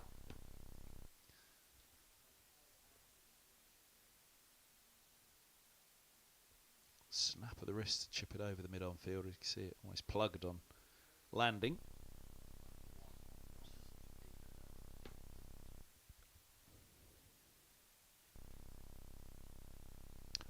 Full bunger, goodness me. Swept away. They were just about to get excited behind the stumps. That little bit of drift that's there, as we were mentioning. Could not afford to miss that Price. A very comfortable decision for the umpire had he have missed it. Now the left-hander.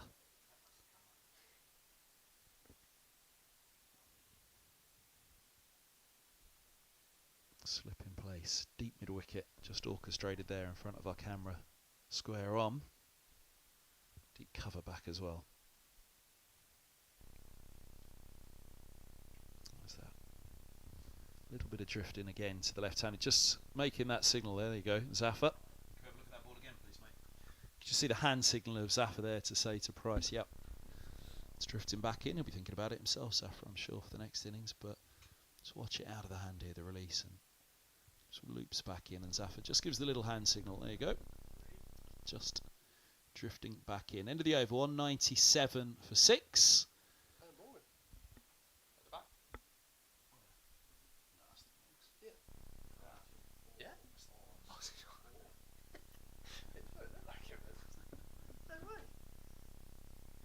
Beer o'clock at the box in the tavern stand. I thought Morgan was in there. We've got a dead ringer for the England World Cup winning captain, Middlesex legend.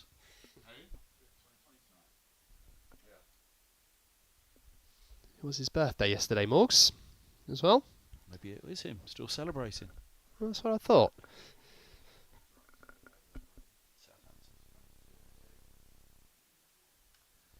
Be on duty tonight, you'd imagine, for the first T20 international of the series against England, 3-match series. I suppose we've still got that box, have we?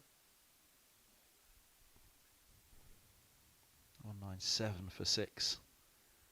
Here.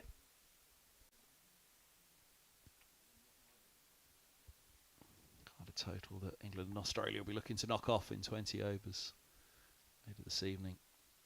The Utilita Bowl.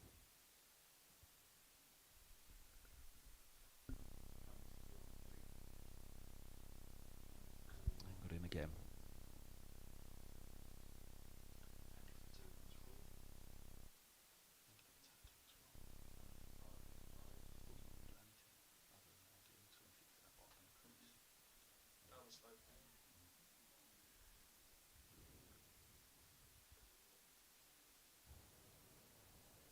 Minutes to lunch. 44 runs added for the fall of 1 wicket this morning. Trying to blast through. Whether they would enforce the follow-on or not, we do not know, of course.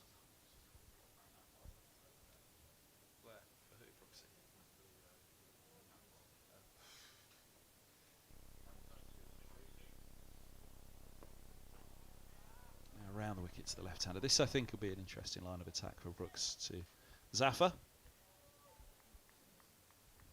Partnership worth 42. The loss of Price this morning, bowled by Roland-Jones for 14. Felt that could have been the start of it for Roland-Jones and for Middlesex, but this pairing really gritting it out and hanging on. Middlesex throwing everything they've got at them with the 4-seam attack and now the off-break bowler as well. Chance and a miss. Skipper had 1 stump to aim at from mid-off. Mid-on indeed. There's never a run there. Big gamble taken by this pair. Set off Zafar, but really he knew.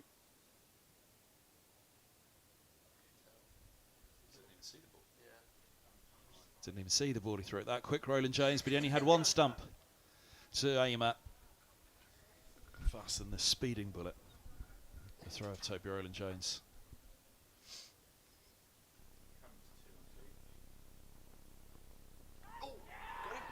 And now, a strangle. Price falls for 76. 199 for 7. Brooks with a crucial breakthrough just before lunch on the 3rd day. Price been holding it together. And it's that leg gully position. Holding on. Leicester ploy. Low down, not easy fielding in that position. That ball's dipping on him as well. He's done so well. See that roll to the right, just letting the hip and the knee go on the right side so he can get his fingers down underneath it, so he can get squatted down, falling down underneath it to get those fingers there. And it's a brilliant catch, and it's a ploy that has worked for Middlesex as Brooks makes a very, very big breakthrough here. 199 for 7 it is then, as Price makes his way back. A very good 76. Still 29 to avoid the follow-on. I'll be disappointed there, Ollie Price. Fell into the trap. Those funky fields have worked. Leg slip so often. Does get the rewards. Brooks just bringing that ball back down the slope. Just instinct more than anything from Price, just to tuck that off his hip. Went straight to Leas Deploy. Good low catch. 16th of the competition. Leas Deploy. Very safe hands. That's a difficult chance. It would have come at him quickly. Most low to his left boot. But the plan worked for Middlesex. Credit to them. Wonderful innings from Ollie Price. Without those 76 runs, his team will be in all sorts of trouble, but he's just given them hope of avoiding this follow-on. They've still got a job to do.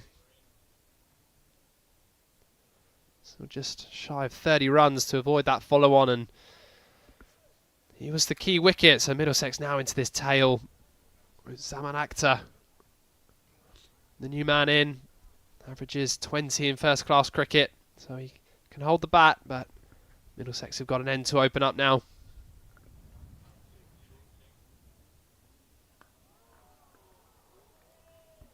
Right into the spot. First ball for Akhtar from Brooks. 199 for 7. And here is the full. Price once more. Just jags in, you can see that first ball there to Akhtar, a little bit of seam movement off the surface.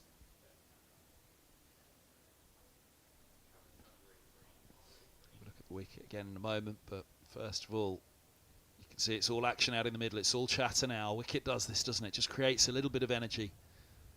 Can one bring 2 for Middlesex? That's what they'll hope. The off spinner, that little bit of drift that he's been getting. He had that one ball at Zafar at the end of his last over to Carey's. Zafar, you can see he was having a long chat with Price about it.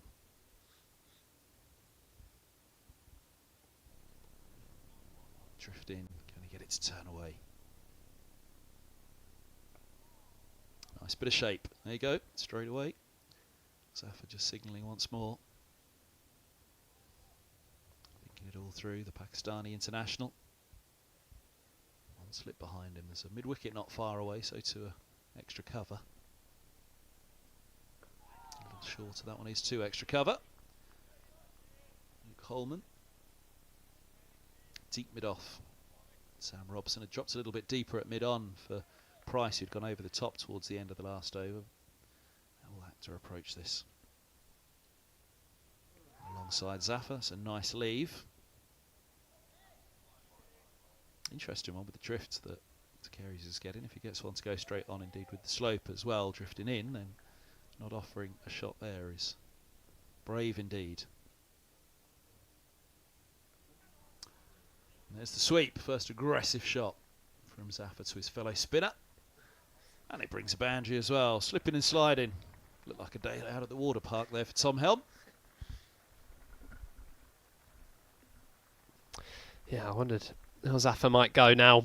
He's been at the crease for a little while. This is his 69th delivery. He'll feel like he's just starting to get himself set, and now with the bowlers officially with him, does he have to take a more aggressive approach? 200 comes up with that sweep. Played that well, picked the gap nicely. Getting across his stumps. Yeah, does he take the aggressive approach? Still trail by 174. Gloucestershire, the first thing will be just avoid the follow-on. Will be the first port of call, and then try and whittle this lead down as much as possible. Up in the air with that one. Heading against the spin with the drift. It was full enough for him to reach the pitch a bit. Just swing with the angle around the wicket, and the drift coming in. On that length, it's not really going to grip enough to challenge the pickup of Zafar. Yeah, lovely clean strike. Back-to-back boundaries. Zafar on to 28.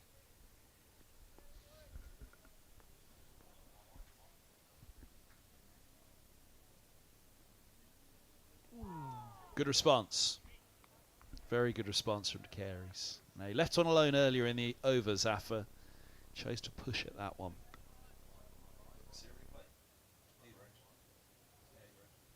Interesting that he chose to play at it. Zaffer looked a lot wider than the one that he left earlier in the over. Let's have a look. It starts wide there, but actually, no, that bit of drift, no, it has. It's turned and gripped that one. I'll enjoy that, Middlesex. Does that little bit of turn influence at all Middlesex's decision if they were to pick up these final 3 wickets in the next 20 runs? 207 for 7. He's the man that's just got it going again. Henry Brooks. Still got 2 slips. And that leg gully in there as well for Akhtar. There's the angle in once more. Single taken. Yeah, Zaman Akhtar, highest first-class score of 70, scored against Yorkshire in June up at Scarborough. As I said, averages just above 20 in first-class cricket, but scores at a rate of 61, 6 sixes, 38 fours, and that 150. So he can bat, and he likes to bat positively.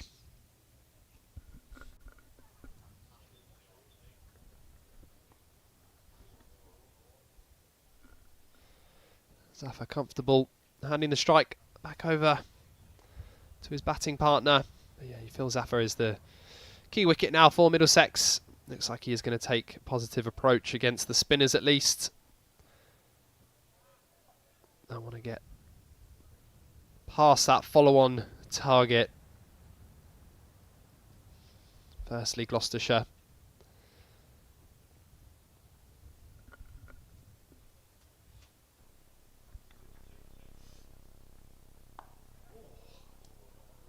Chipped by Akhtar. Not quite what he was intending though, pushing on that front foot, and over mid-off it goes for a couple.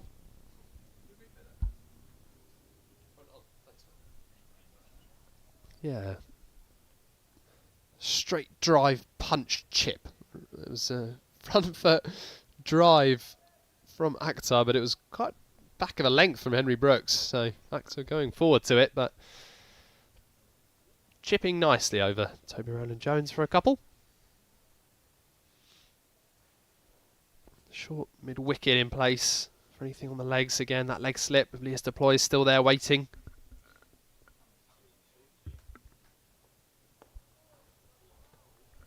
I think that's it. That ball coming down the slope into the right-handed batter. Just hope Akhtar just mistimes one, as we saw a couple of balls ago. Chip one in the air.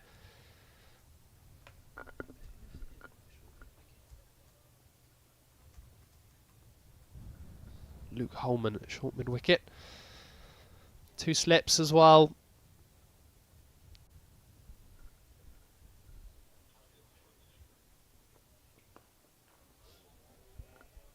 Just push deep square leg out as well. So offering the single to Akhtar to try and keep him on strike for the next over.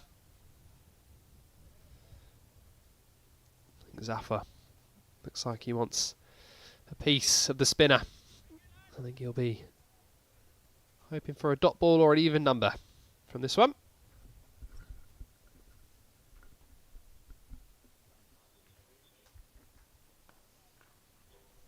And dot ball it is. Akhtar playing it out nicely. Gloucestershire 211 for 7 through 63 overs, trailing by 166.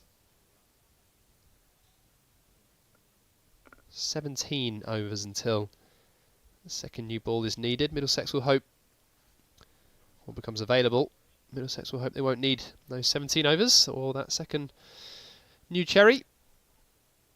Hope to get the job done before then. So a bit of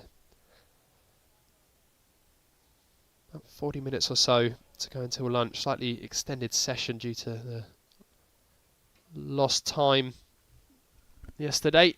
Here we go. Josh De Carey's to Zaffer go, and then does he go big again? Does he go over the top? Happy to take the single. Mid on and mid off has just dropped back a little bit deeper. Saw Zaffa in the last over go.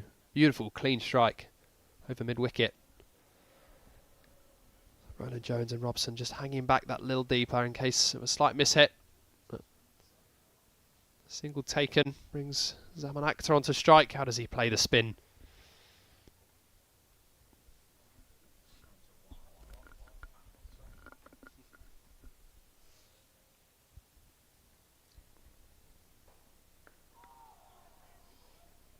Nicely done, just wide of, or fine indeed, of Holman. At mid-wicket, tick the strike over. Two tail-enders, you often say of an opening pair, top-order batters, keep the strike ticking over, don't let bowlers settle in, but Carey's this little bit of drift he's getting, and we've seen that grip, that purchase off the surface.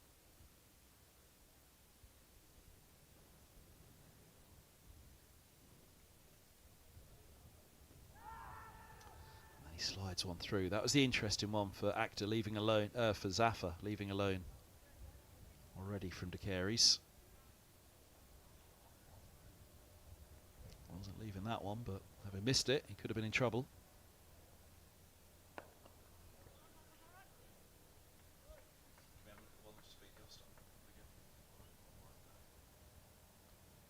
Three singles of the over so far.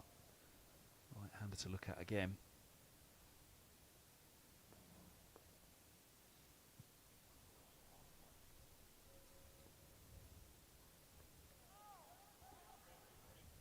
Fourth single, on to come the over.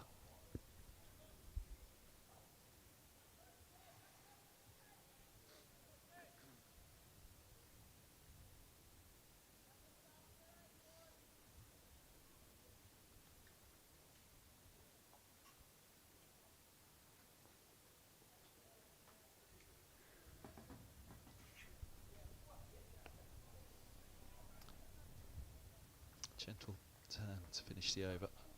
2:15 for 7. 25 minutes to lunch on the third day. Indeed, no, it's not. It's 35 because there's 104 overs to date, which means 2 hours and 10 minutes the first session. Tea will be taken at 4 later on today, and it'll be all eyes on the skies at that point because bad light has played its part in this game already.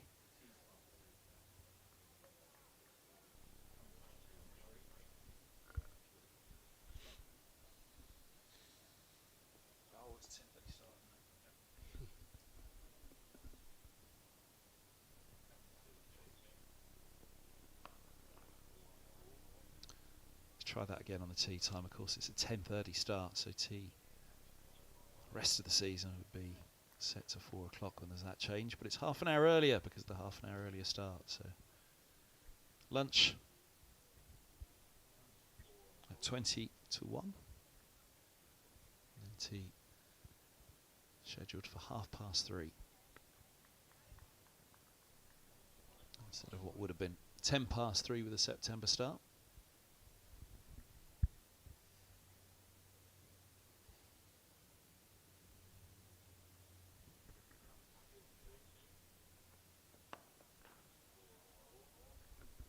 Brooks around the wicket.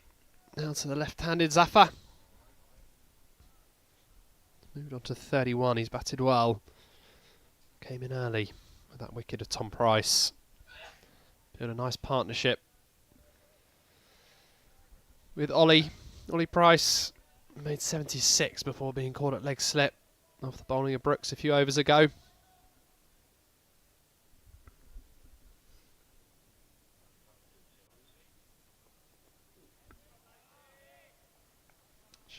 Again, pushing back left-hander, one for the over.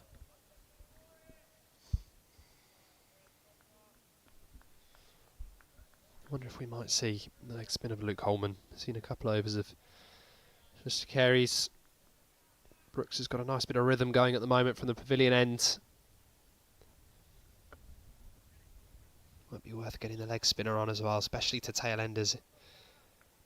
Eventually that temptation is there to go big.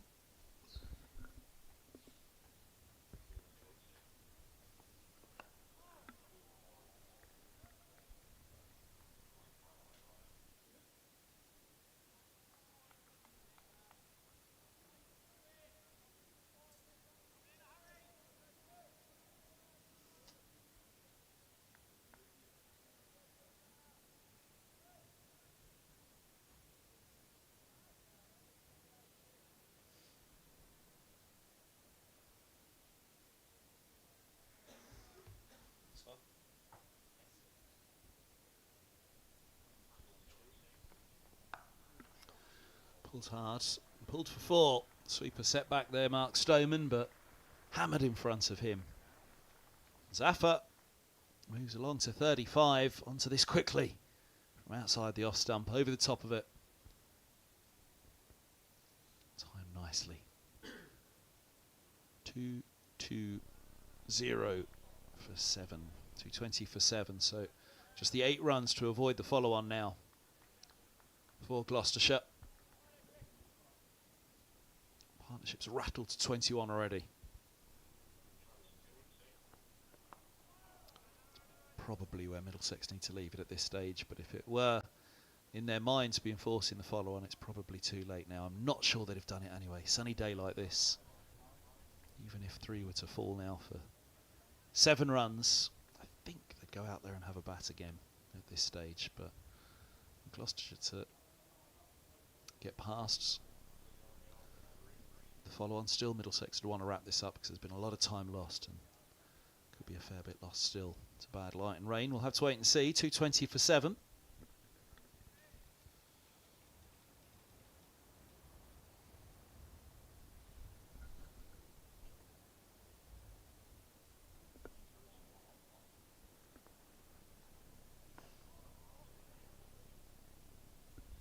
Hector, single first up. Bring Zaffa back onto strike. This is the matchup, I think. The off spinner bowling to the left-hander.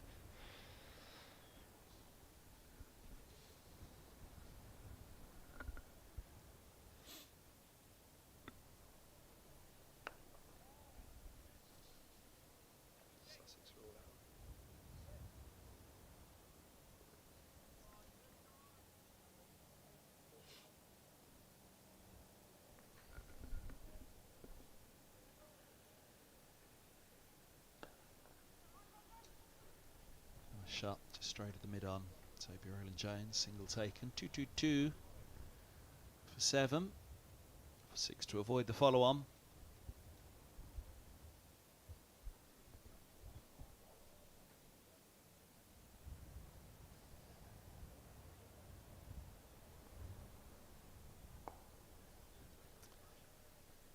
Five to avoid the follow-on. 2-2-3 for 7. Obviously it's a focal point. Whether Middlesex would have done it anyway. Sussex all out down at Hove. They lead Glamorgan by 305. 4-9-1. All out at the end of their first innings. 112 for Clark, unbeaten. 117 for Simpson.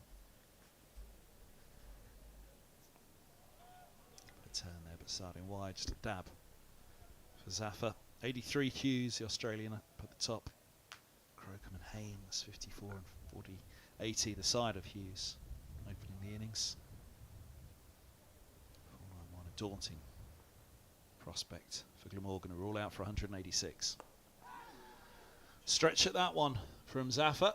Hands on heads, nobody in the offside other than the extra cover. It was well fine of him. In front of point, that is, there's a deep cover set back, backward point as well. And a single taken. 2-2-4 for 7. 4 to avoid the follow-on. And it's over to Brooks. Did wrap up an innings not too long ago, in and over, by picking up the last 3 wickets.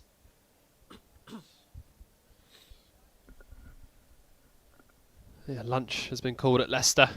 Grace Road between Leicestershire and Yorkshire. So Leicestershire 90 for 3. Trailing by 191, 7 wickets in hand. And Derbyshire Northants shaping up to be quite an exciting finish. Derbyshire just starting their second and the final innings of the match.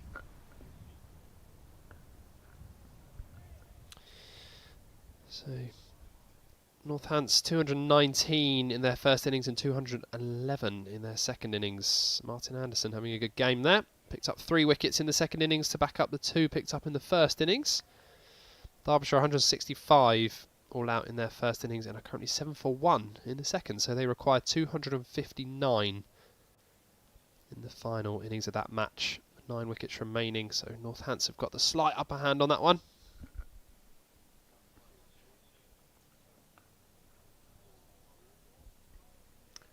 Backward point is Max Holden. Slightly retreated there. He's not all the way back.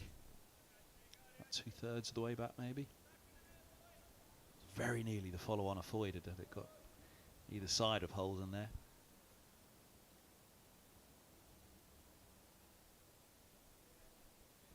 I feel as tense as some little battles to get past a follow-on, because again it doesn't. I just don't feel that Middlesex would enforce it. I think there's enough time in this game. That one gets through past backward point, but past gully I should say, but backward point coming around, it's just a single. 67th over of this inning, 7 down.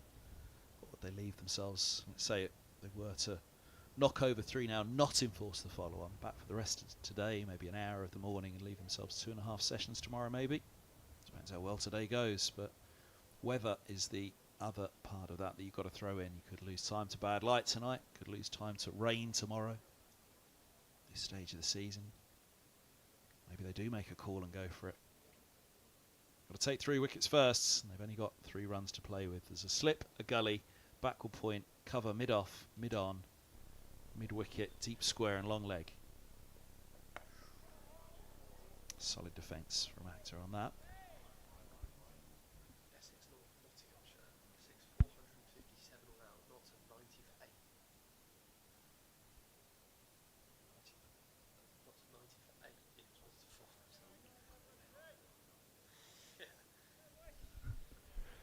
Yeah, it's quite rare that you see teams follow on these days unless there's an absolute need for it. For example, if we were in day 4 now, I think Middlesex getting those 3 wickets, they would have to enforce the follow-on. But as Kev says, still plenty of time to go. In terms of overs in this game, Middlesex are just battling the weather as well. I think if they can wrap up this innings before lunch, they could have even, well, they're going to want minimum 300, probably 350 to ensure they're not going to lose this game.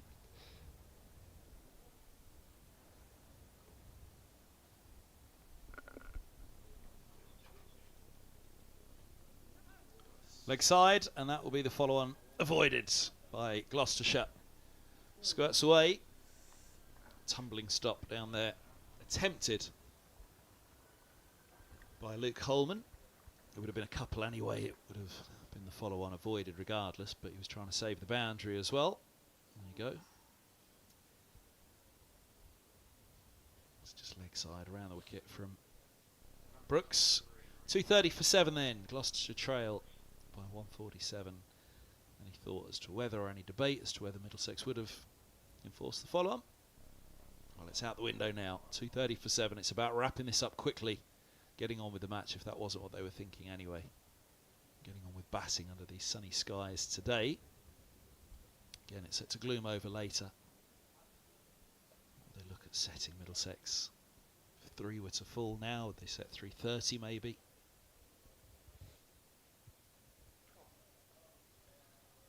It's as much over as they've got to think of as well. How long do they need to bowl? Gloucestershire out tomorrow. To put out at lunch, you're looking at 64 overs. 230 for 7 after 67 in the first.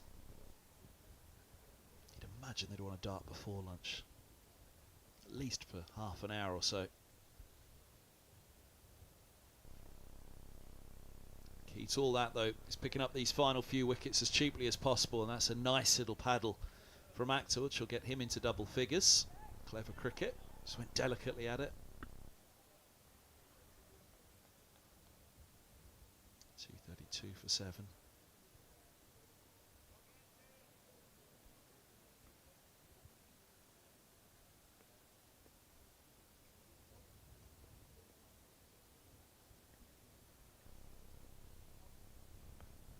That's edged.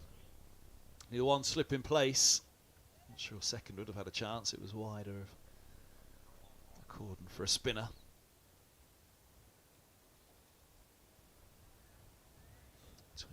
Minutes to lunch on the 3rd day. Well, the 8th and 9th to go, of course. Lunch would be delayed, but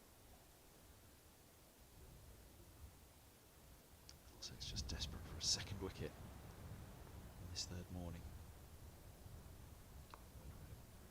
Third wicket, sorry. It's third morning. Price falling. Not Tom Price, that is, just before, or just after the start. And Price, his brother Ollie, falling just before lunch now. Can they find another way through? It looks, who's warming up? Is it Roland-Jones, the skipper? It is, I think. So we can have a quick blast before lunch, see if he can topple the tail.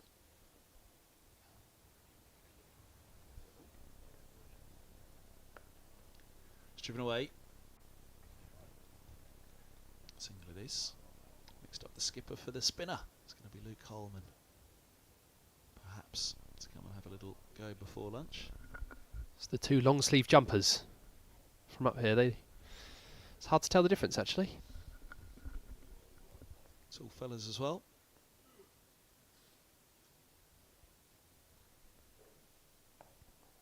Both looking pretty trim. Here's Holman coming into your shot now. Broad shoulders on him, just like Roland-Jones. Quite rounded shoulders on both of them as well.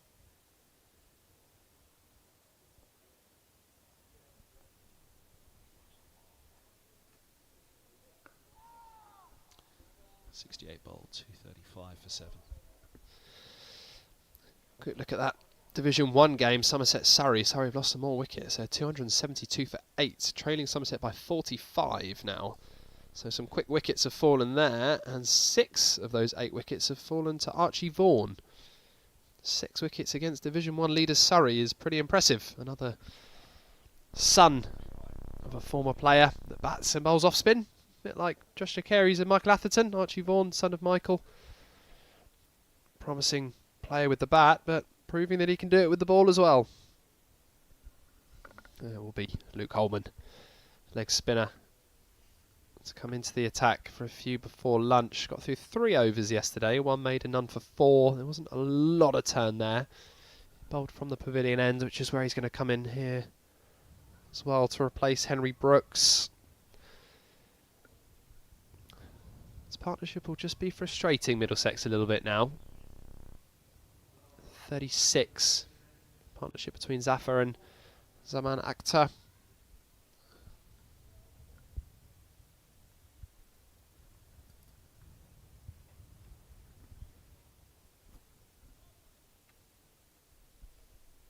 It's been a good time, this partnership, hasn't it?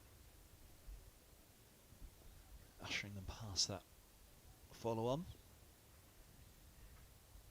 How much further can they go?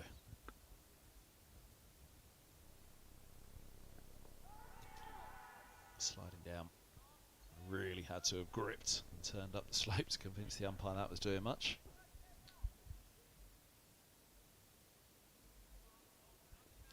A long way down.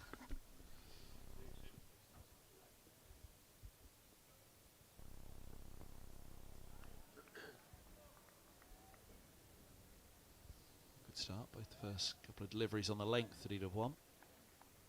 Now just working out that line and mix of the variations that the wrist spinner has. There again, that's a nice spot. He's in the game there and actors let him know it as well. Foot hasn't really gone anywhere. Anything on that, googly down the slope, grip up the slope. That's could find himself in big trouble pretty quickly.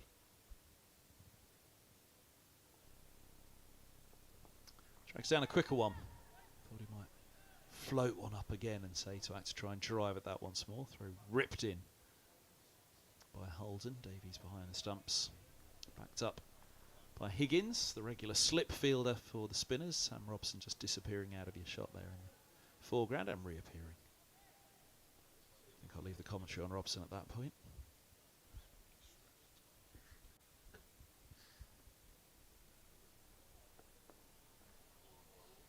Slip fielder for the seamers, but yeah, it's Higgins who comes in for the spinners. Robson at mid wicket.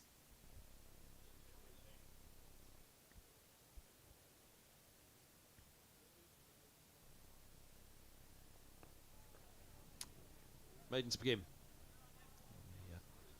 The first spell of the third day for Holman. 1 for 4 from 4. 235 for 7.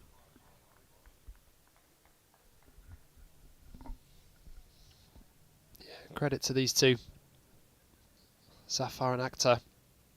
Low order runs, tail wagging is always frustrating. For the fielding team, it's been mainly led by that man Zafar. 39 not out, been there for 92 deliveries as well, so he's occupied the crease. Taking Gloucestershire to 235, 11 overs to go until that second new ball becomes available. Middlesex want to break through this partnership before it gets to that stage. They'll hope to have the remaining 3 wickets by that stage before needing the likes of Rojo, so Roland-Jones, Henry Brooks, Tom Helm, Ryan Higgins to come back again. I hope Josh Carey's and Luke Holman can nip through the tail end on a pitch that is turning.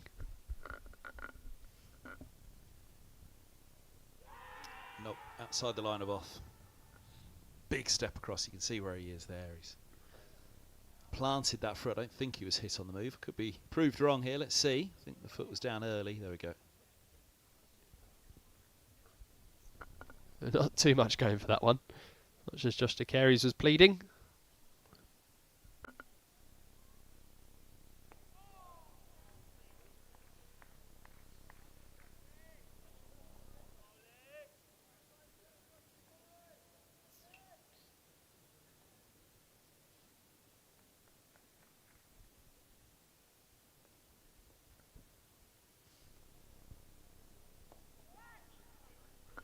That's nicely driven. Just for the single, they've rotated the strike well, these two. Left-hand, right-hand combination as well. Just means the field has to change. It's one of the other things that adds a little bit of frustration. Partnership 37.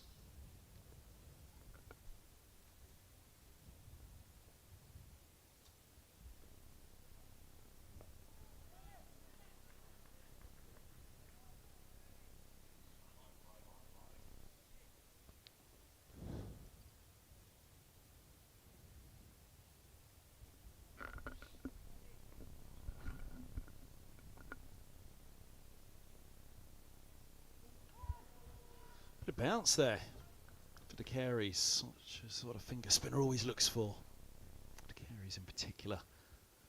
Bowling against the slope here with his spin, that one goes on. Through it goes to the gloves of the keeper. 2, 3, 6 for 7. The partnership goes on between these two. It's worth 37. Just the single off that De Carey's over.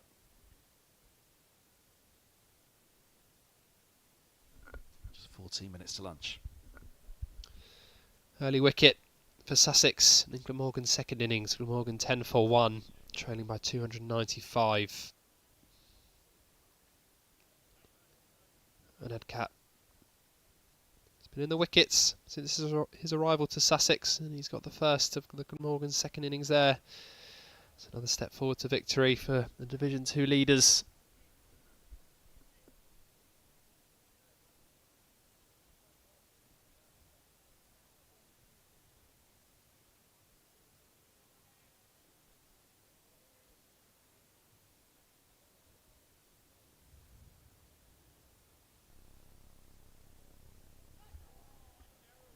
Slides that one across Holman. Right arm over to the left-hander, slip in place. The slope slips from leg stump to off stump.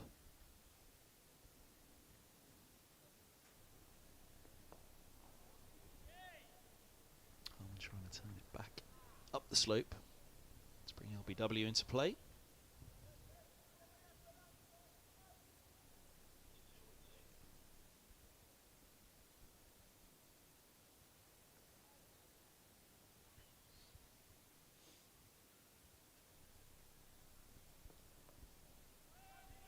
Bounce on that, but he's played it well, Zaf. They've thought about the singlet, possibly was there, but Holden. It's pretty quick, good arm as well.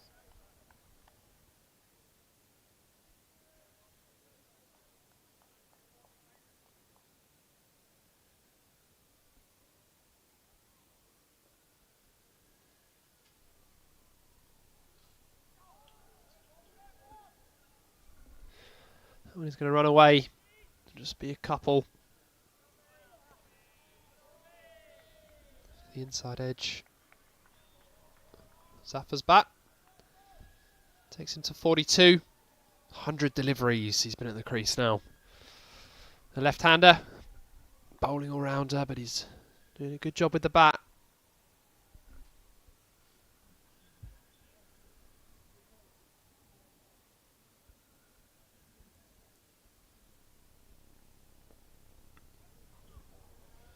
Cut away fine. Late cut from Zaffa to move to 46. 242 for 7 Gloucestershire, and they're ticking here. Zaffa seems happy enough against the spinners at the moment. Pakistani spinning all round up. Maybe Middlesex will need a rethink here after lunch and go with the quicks again against Zaffa.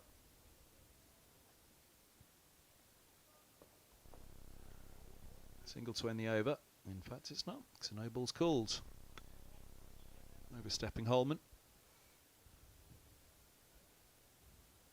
Expensive over them. 8 off it, and now still 1 to come. Let's change those figures that looked pretty healthy just a moment ago.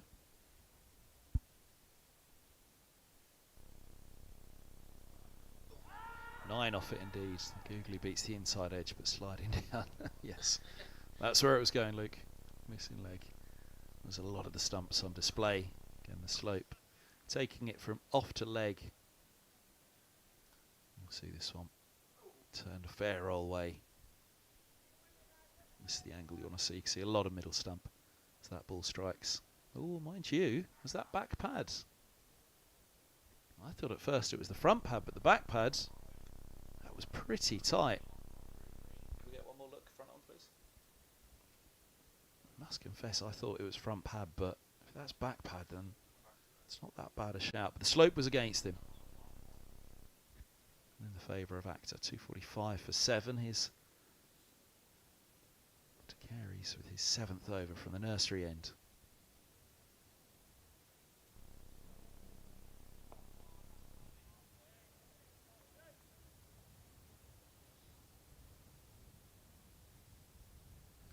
There's that strong wind that he's bowling into to Carries that's offering that drift.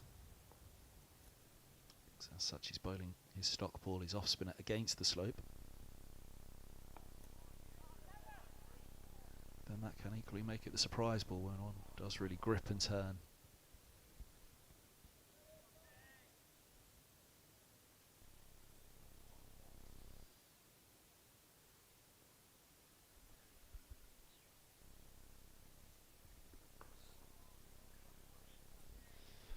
A little short from the Carries, allows Zaffa to rock back for a single.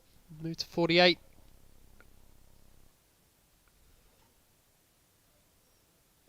Partnership to 47. Frustrating one for Middlesex.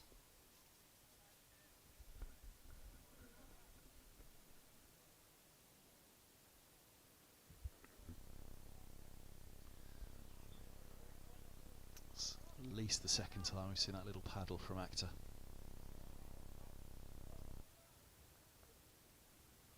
A long way outside off stump to play it and just tickle it around the corner.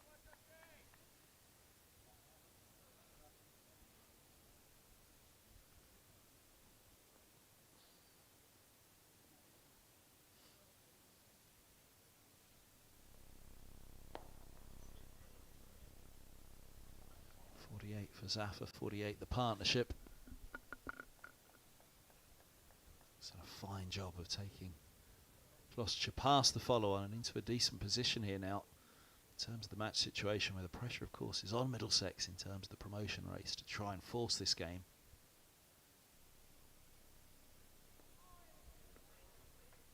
Can you play the game in front of you? They will though have to be thinking about their run rate when they come out and trying to push on.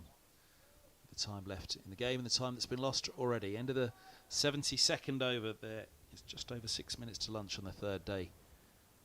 Zaffa will keep the strike on 49. The partnership's 49. Gloucester trailing by 129. They're 248 for 7 and on the verge, of course, with that of a batting point.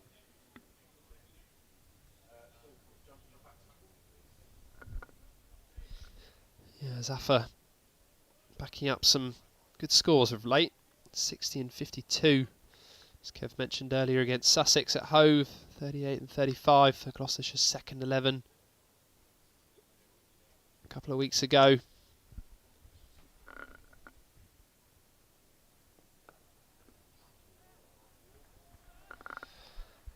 There is his 50.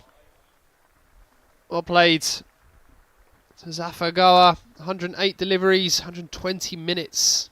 Occupied the crease, came in early here on day 3, 7 fours. It's been a really important innings from the spinner. Supported Ollie Price and now leading the partnership with Zaman Akhtar.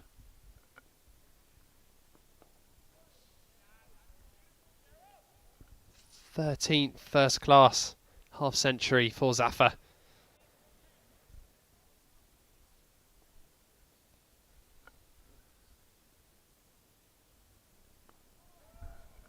And that single did also bring up the 50 partnership for this pair as well. They've done a really good job for the visiting team. They would have been a bit worried when they lost Tom Price first thing and then Ollie Price a little while ago.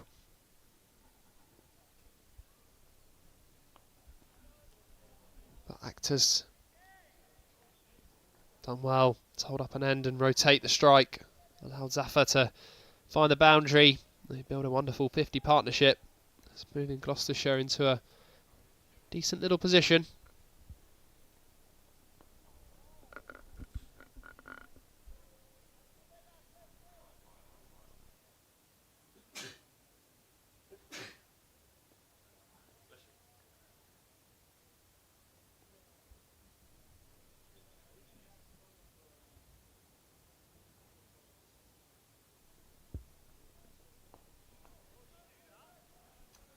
Ball into the over. Might squeeze 2 more if they're quick before lunch. 2:49 for 7.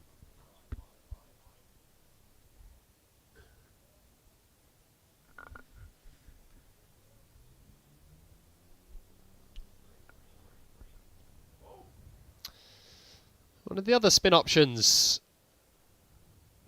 someone that doesn't often get a bowl, but can deliver some ragging leg spin. Sam Robson will have a go before lunch from the nursery end.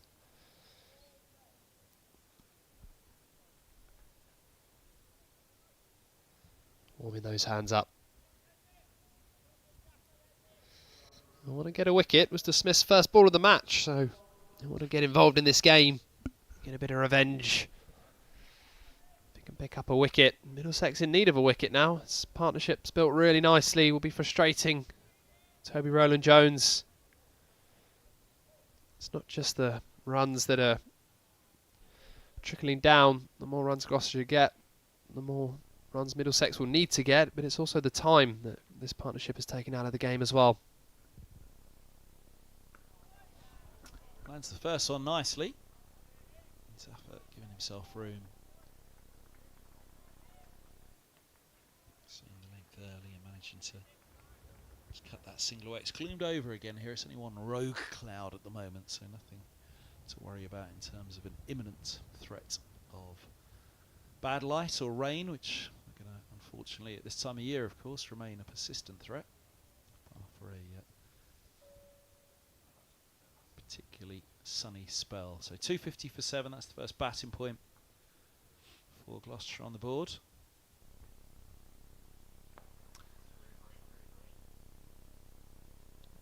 Real short by Robson, that one. It's highly likely to be the last over before lunch now.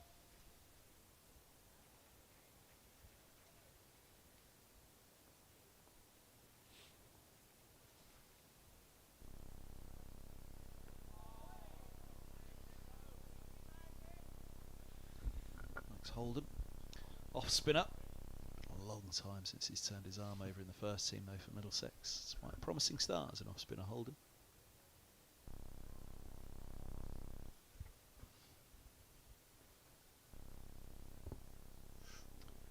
Well, lots of flight on that. Zaffa's played it really well though for a couple. He's played that off middle with the bat, a long way, with the pad indeed, a long way outside off stump. Take 253 for 7. I do wonder after lunch they're going to have a rethink. See, that second new ball's not far away for Middlesex, but I'm sure they do not want to be hanging around for another 6 overs, whether they go straight to seam after lunch and try and blast out the tail. Now that's short, and that's thumped for 6. Last over before lunch or not. Zaffa's seeing it big at the moment. I think he's enjoying facing the spinners here at Lords, and that's why I just wonder at lunch will there be a little bit of a conversation, a rethink to say that he's cashing in too much against the spinners at the moment, playing them too well. Yeah, it's really good from Zaffa. Very easy with lunch around the corner just to dead bat and let Robson get through this over, but dragged down and dispatched into the stands for the first maximum for Gloucestershire. Now that's really dragged short. It's turned a lot, but gripped and came back in with a slope. So single to end the over. That one's all the way to deep backward square, and that is lunch. 260 for 7. I think that grimace of Robson after the 6 said it all. 11 off his first over. A little bit of an experiment to try and buy a wicket before lunch. It's handed 11 runs though to Gloucestershire, who have avoided the follow-on this morning. They've only lost a couple of wickets in that morning session, having resumed on 154 for 5. So a good morning session for them. 105, 115 indeed, added for the loss of 2 wickets. Join us back after lunch here at the live enhanced stream at Lords with Dom Ford and myself, Kevin Hand. Live stream at Middlesex, brought to you in association with Daffabet.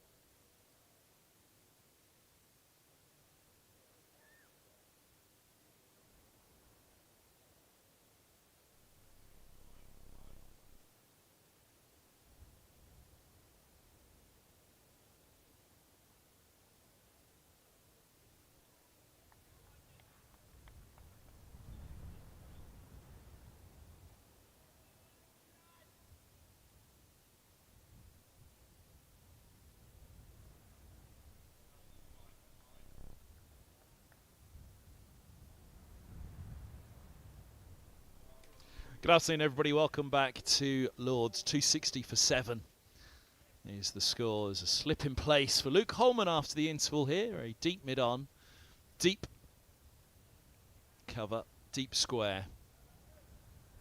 And 5 on the single. Holman's going to be right arm around the wicket to the left-handed Zafar, who has 60 from 113, and he's changing the face of this game a little bit here because he's putting pressure on the third innings of Middlesex when they will need to get on with it.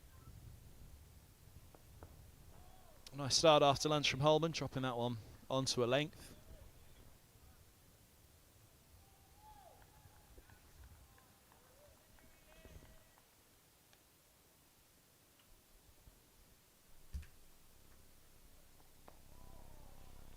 And again, solid forward defence.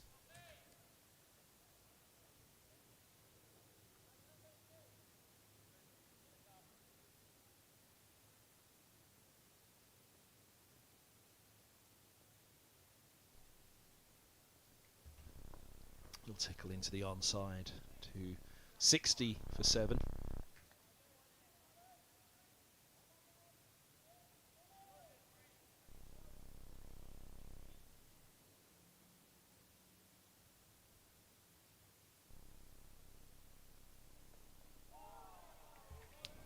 Reverse, a little sweep there from Zafar.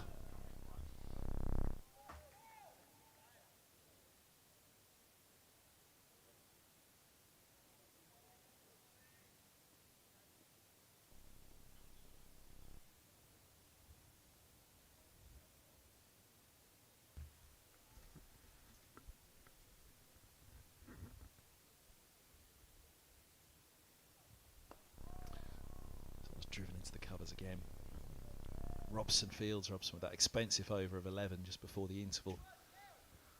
Something Middlesex will have to be thinking about coming out doing themselves at some point. But they've got to get through these final 3 first innings wickets of Gloucestershire first. Bumps back from Zafar, a maiden to begin after lunch. That'll feel a little bit better for Middlesex, but ultimately the clock is ticking.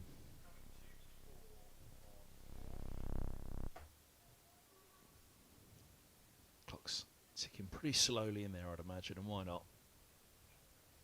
A few beers cracked open after lunch. Time to enjoy life. Sit back and relax. Middlesex, though, need to be putting their foot down. They've got to try and wrap this innings up now. 71 overs remain today, so there's a lot of time in making up for time lost yesterday.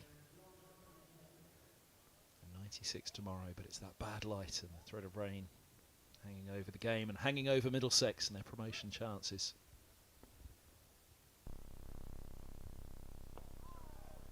Still 2 games to come. This is the last home game for Middlesex. Be desperate to get this done. Miss innings and see what they can set. Gloucestershire, follow on avoided.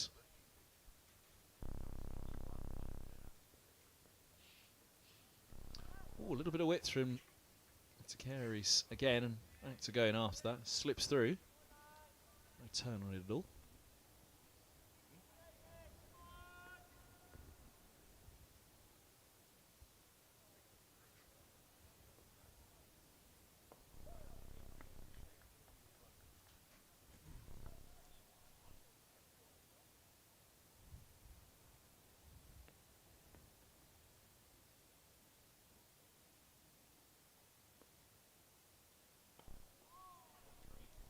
That's a nice looking drive for a single.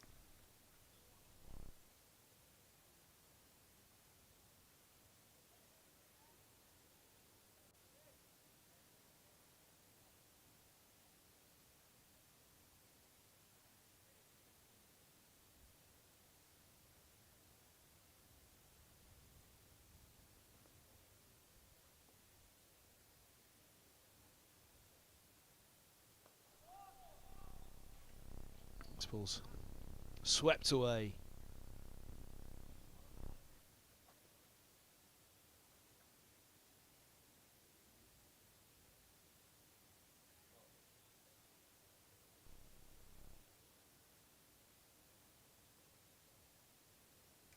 A few spits of rain out in the middle at the moment. Sky's mostly broken up with patches of blue. Quick single taken. 114 they trail by now, Middlesex. Desperately trying to wrap this up and set about a total themselves to try and set a target. Now, what flavour have we got? Red usually suggests ready salted, doesn't it? They look fancy, though.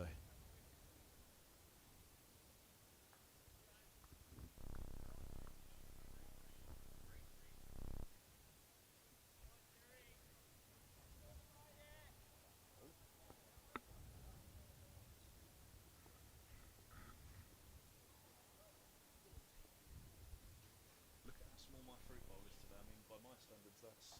Help yourself, lads, obviously. Grab a couple of forks and help yourself.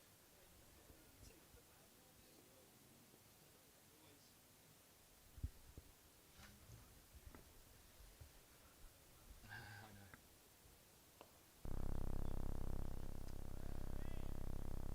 Single driven away again.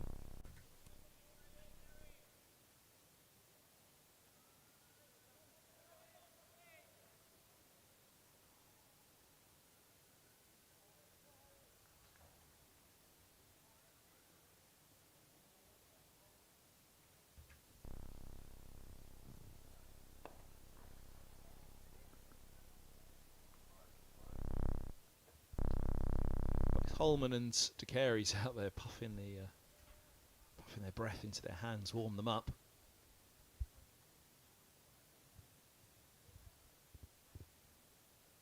Oh, that's a full bunger. Gets away with it, only as far as extra cover. 264 for 7, 2 balls to go of the 77th over of the innings. The second new ball will be available in 3 overs time. There's a few fast bowlers out there rolling their arms around already. Sure the chat will have been, look, for this to continue with the spinners after lunch, they've got to be tight, they've got to be economical, you've got to get through these overs quickly now, cheaply, and over to the new ball to try and finish it off.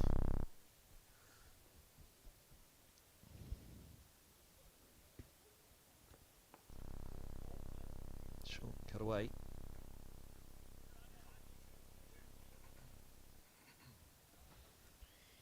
.265 for 7.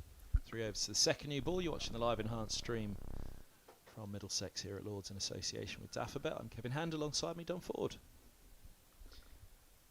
Thanks, Kev. Good afternoon, everyone. I must say, it is pretty chilly out there. I wander around the ground at lunch, and when you're in the shade and that wind is blowing, it is not warm. So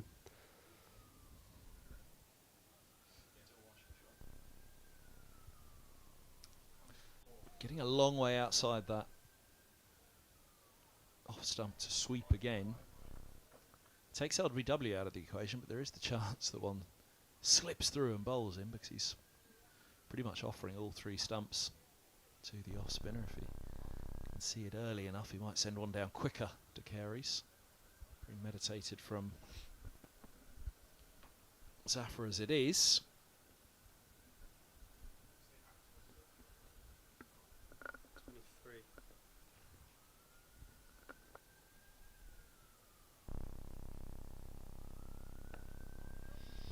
yeah, I was interested to see that second new cherry around the corner, if they would go with the seamers after lunch, but it looks like they're going to get through the overs of spin, get to that new ball, and then it's likely they'll take that. Roland-Jones charging back in, 4 wickets for the skipper at the moment. Looks like they're going to need him again to charge in, try and find these last 3 wickets. Gloucestershire doing very well, just trailing by 110 now.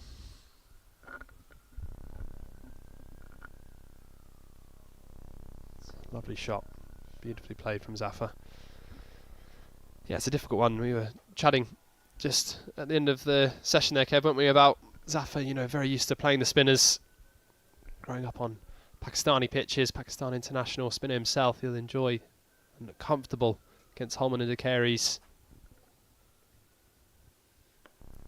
So do you go with Pacers straight after lunch and try and get a couple of wickets, but then you run the risk of their energy being low when that new ball becomes available. But it looks like Roland-Jones is happy with the carries in Holman for now.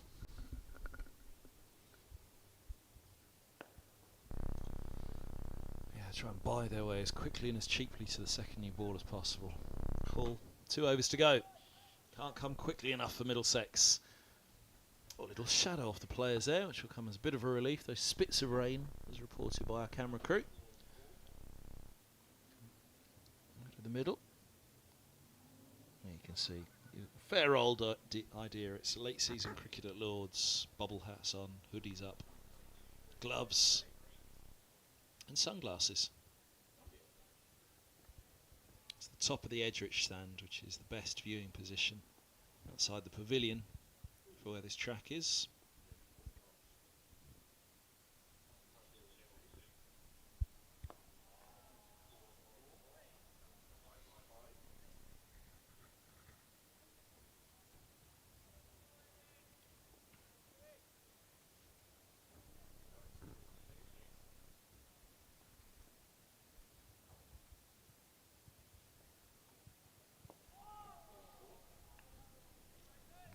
Again, it's a funny light at the moment because it's a mostly bright skyline and horizon, but right in front of the sun at the moment, very thick dark cloud which has dimmed the light.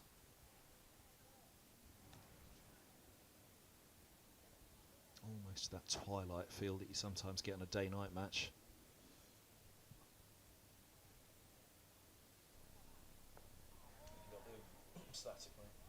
You could imagine the floodlights going on now, but no need at all. There's brighter stuff in the distance. You can see there the patches of blue.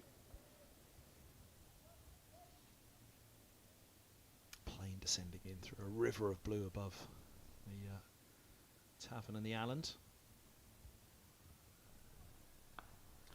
But short, and given the treatment by Zaffer, he hasn't got all of it. It's a big boundary out there, and Roland-Jones coming around a deep mid-on. Actually holds him to a single. 2 off the over so far. Yeah, disappointed he's not got that one away further there, Zaffer.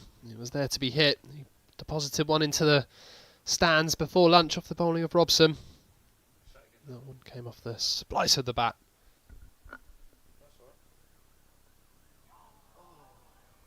Past the edge. Say again? Oh yeah.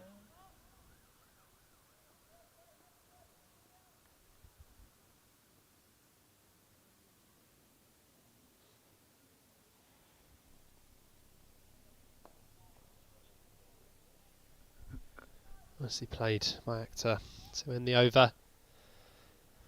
Up for a single, he's moved on to 22 and hasn't looked in too much bother. A couple of play misses here and there, but in general, this pair passed their 50 partnership before lunch. A really good job for the visitors. But Middlesex still with a 3-figure lead at the moment. You know, they're in a strong position here. They need these last 3 wickets as quick as possible though. 1 over to go until the new ball becomes available. Need to get back out there batting.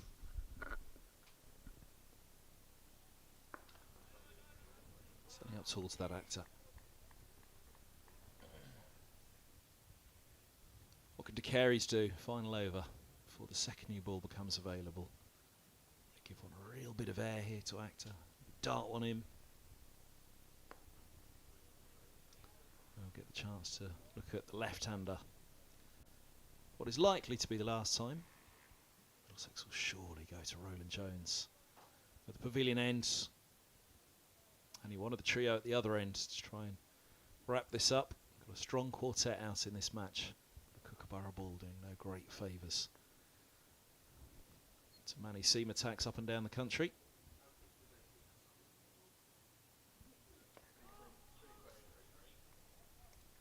There's Brooks, one of the options.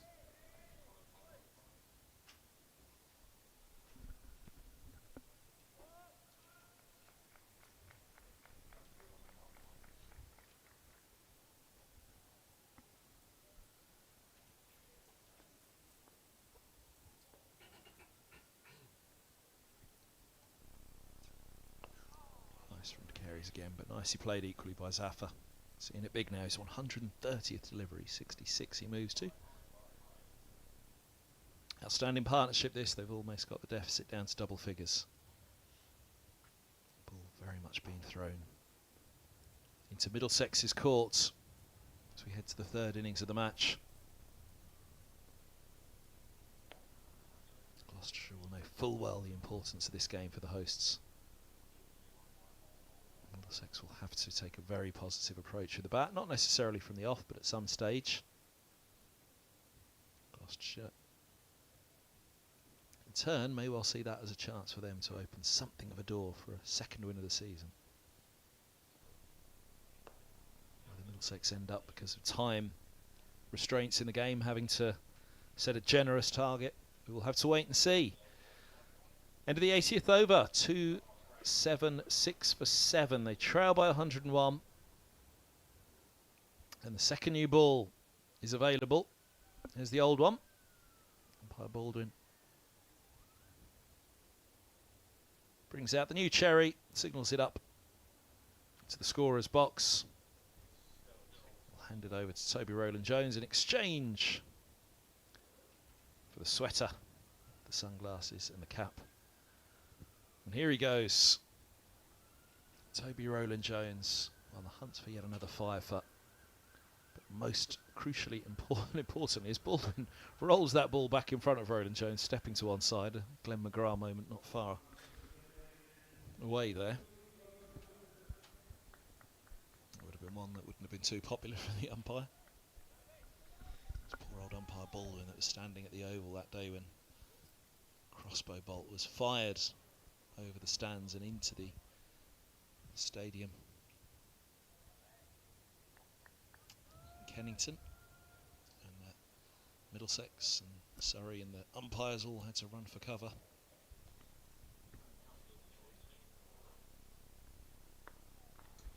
Onto the spot straight away, Roland-Jones. 2-7, 6 for 7. How quickly can Middlesex try to wrap this up? I'll be hoping very quickly. I think Roland-Jones, 20 overs he's bowled, so he's got through a lot in the 80 overs of this Gloucestershire innings. But the captain needs to stand up, as he so often has throughout his Middlesex career. He's got 4 wickets. Can he pick up the final 3? Nicely played off the hips from Zafar. Yeah, I think now the new ball has been taken, this game will move forward one way or the other. Middlesex will hope with wickets, but Gloucestershire will hope they can get some runs on the board, more runs on the board. This partnership building beautifully, but that new hard cherry can come off the bat even quicker, so can go both ways. Middlesex, they need those wickets. They'll be hoping for a little bit of movement from this ball. Mentioned it before lunch as well, but it's not just the runs that Gloucestershire have got now, it's the time they've taken out of this game, and with the forecast looking mixed late today and tomorrow.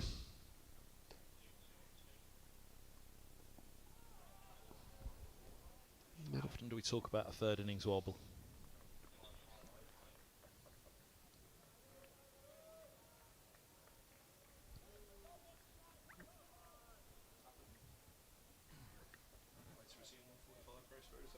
Thanks, Bobby.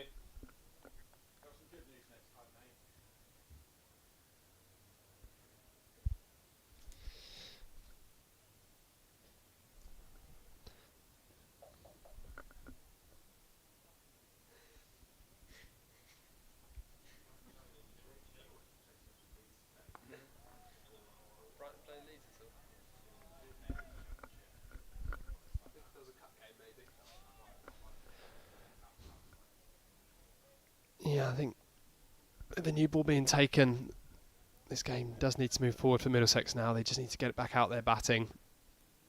A lead of 100 is still very good going into a third innings. And yeah, that third innings does put pressure on Middlesex, and you do have those wobbles that Kev mentioned. But most important thing, get back out there batting, get runs on the board.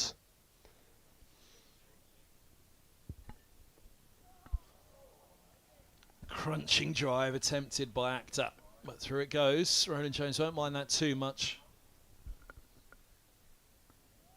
Not many get to go after Roland-Jones. Just go up the slope. ever so slightly. Be a case if Middlesex can get these last few wickets, try and bat positively, they're going to want at least 300 the lead to set Gloucestershire.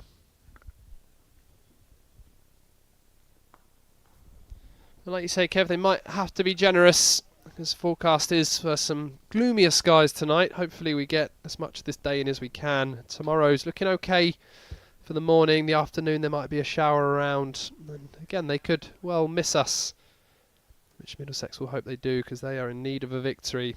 Although Yorkshire are being very frustrated at Grace Road.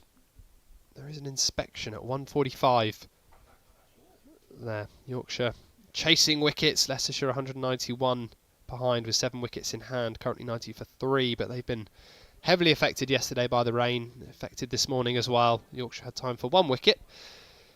Do you mean the Angus Fraser East Midlands rain dance worked overnight? I saw Gus getting the train somewhere. I wonder where he was going.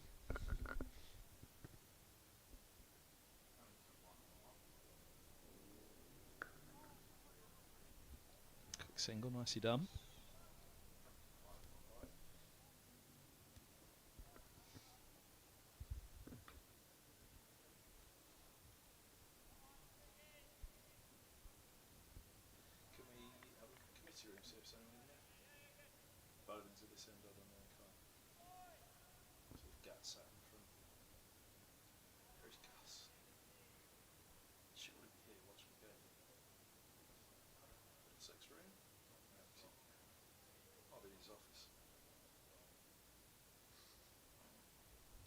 Might be tuned in his office right now, actually, thinking about it, Gus Fraser.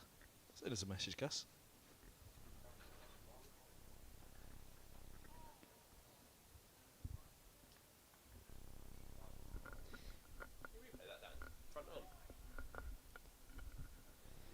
Must have been a bit of movement on that one from Higgins, because Actor looked like he played completely down the wrong line there.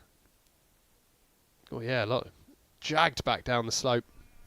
Sorry, back up the slope. From the nursery end, away Higgins is bowling.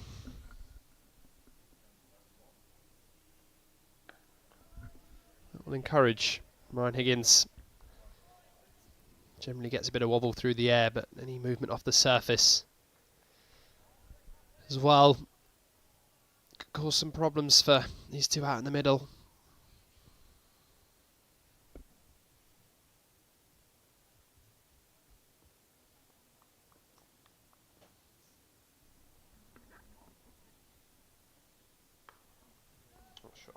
Uppish on the drive from Actor, but he gets it through back with a point. Nicely down square of the wicket. That's a good example of the new hard cherry. Mind the Charles Stewart sign. Yeah, the ball can just come off the bat a little quicker. Akhtar just using the pace. Really nice shot.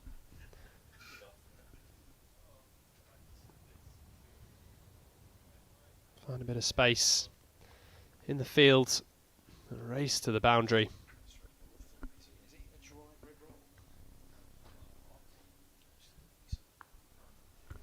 That's going to go as well. We'll go to the boundary this one. Come back for a couple. 7 from the over so far, with 1 ball to come. So this game moving forward quicker. Last couple of overs, a boundary from Actor followed up by a 2. Trail now by 93.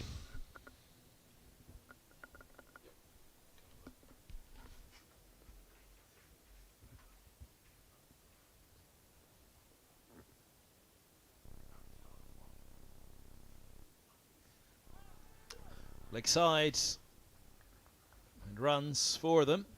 Leg bites though. Top comment.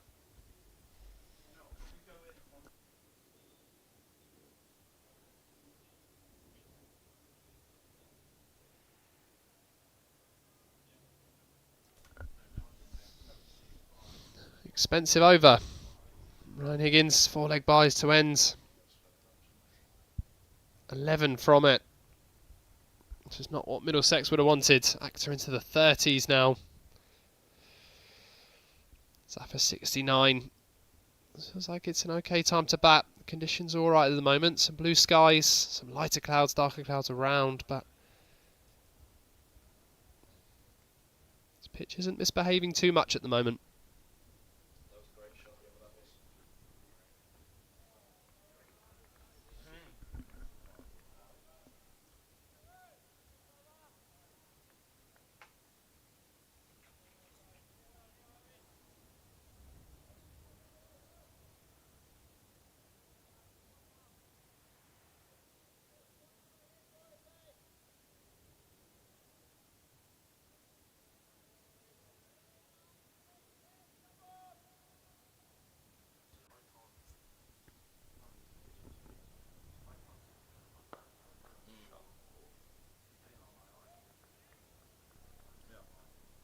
Gloucestershire balcony is pretty populated at the moment.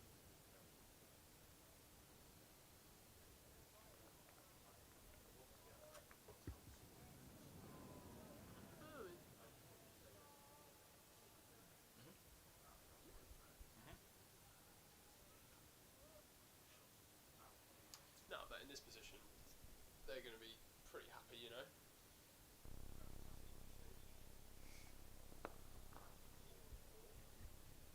Inside part of the bat, just a single for Zaffa.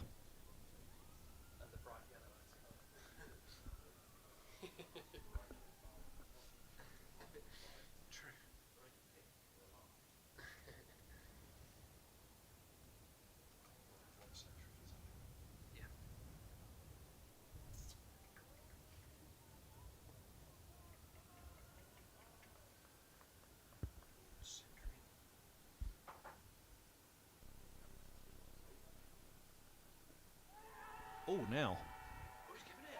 Gone. Actors out for 30. His 60th ball. Roland-Jones has a 5 for 69. Got caught in a horrible position, Actor, to that one. Back and across. And the sun breaks through at exactly the time that Roland-Jones does as well. A partnership that was becoming more than irksome. Got Gloucestershire past the follow-on target. Roland-Jones breaks it.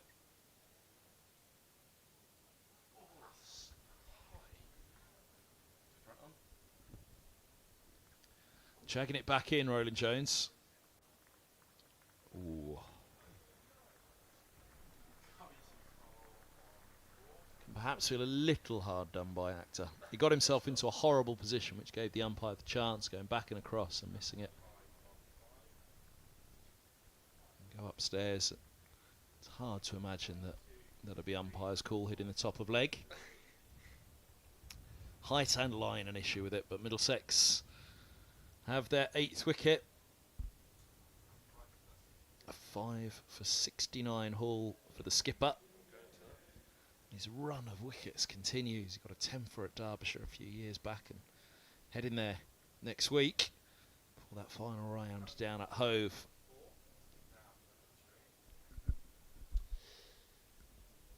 It was plum.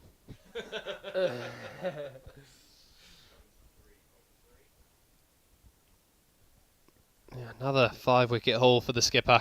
New ball does the trick. 6th 5-wicket haul in 9 bowling innings for Toby Roland-Jones.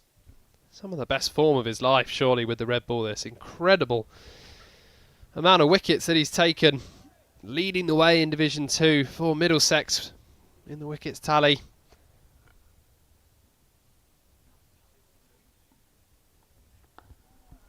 42 wickets now in Division 2.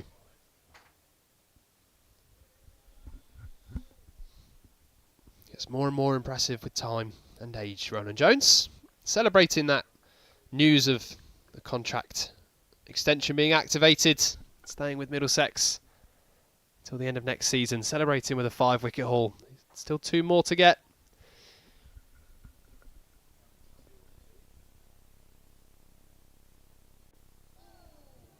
Very nearly 6th, past the edge of Singdale's bat. Talks about them holding their line, not going down the slope. Haven't been many that have come back up it. That one just about coming back up the slope again. Angling in towards off and then they're straightening. Yeah, it's a peach. Successful over for Middlesex needed. Roland-Jones often providing the goods as he did there. Ended a wonderful partnership of 90 between Zafar and Zaman Akhtar. Akhtar could feel a little hard done by with that LBW shout, but much needed breakthrough for Middlesex.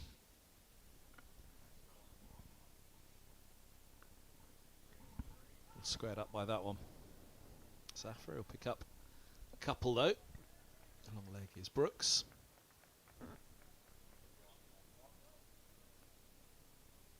He'll fancy a bowl sooner rather than later, Brooks as well. This second new ball, as will Helm. But it's Higgins and Roland-Jones. 7 wickets between them in the match. Only Brooks picking up Price, breaking the monopoly of wickets.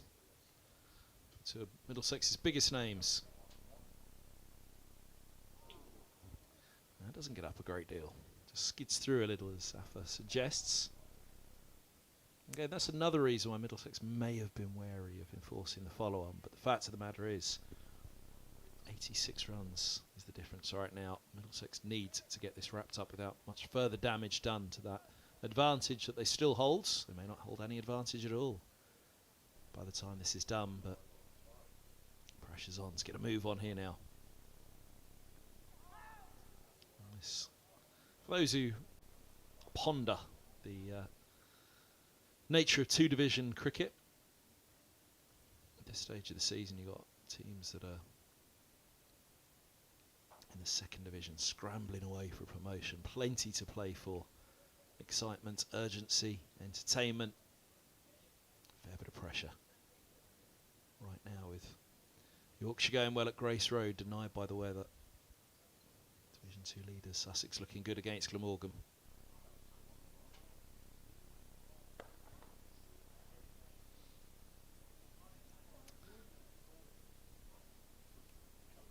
And Gloucestershire will know if they can hold Middlesex up here, then they have every chance of getting a Lord's lunch again next year.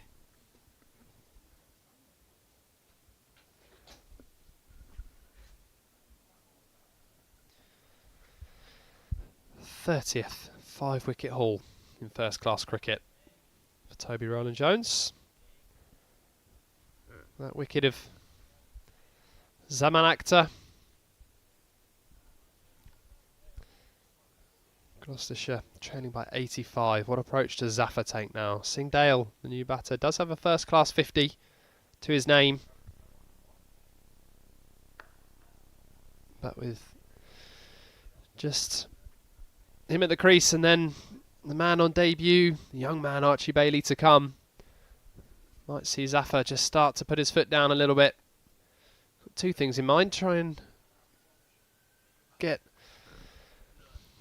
that lead down as much as possible. Try and get as close to parity as possible for Gloucestershire, but also Zafar will have an eye on a century here at HQ. That's a beautiful ball. Goodness me. Driving at thin air, Singdale. This one leaves him down the slope.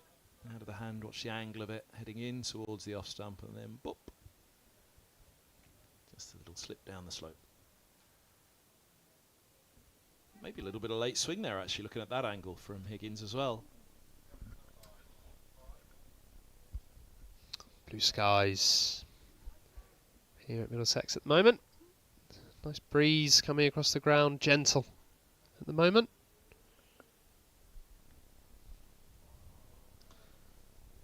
What a view the flag has. All the action.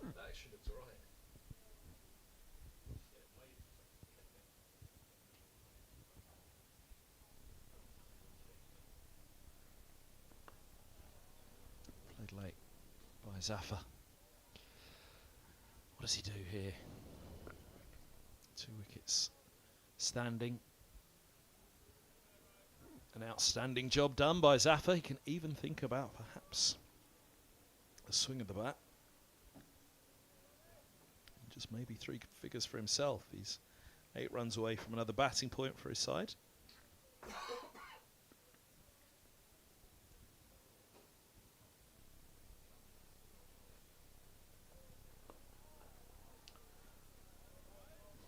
Desperately keeping the bat face open on that one. Wary of Roland-Jones seaming it down the slope. A quick inspection at Grace Road, and play is due to resume at 2 p.m. Leicestershire versus Yorkshire, so conditions must be okay there at the moment. Play starting in 5 minutes, so we'll keep an eye on that. Any weather updates and on Wicket Watch. Did you hear the bell getting rung at Grace Road? More of a gong, huh?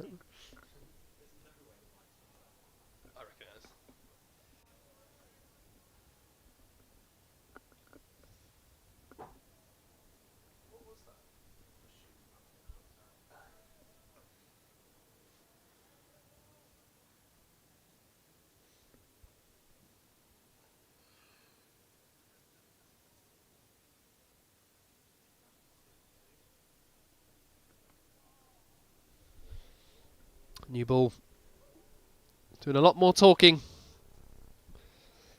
than the previous 20-30 overs that we've seen across that morning session. It really did seem to die down, the Kookaburra. There was a bit of movement off the surface, more because of the slope and that bit of green grass that's been left on the pitch, but the ball wasn't doing too much. That new ball in hands, a few player misses, 1 wicket already for Roland-Jones. Still 2 to get. Gloucestershire behind up that extra bonus point.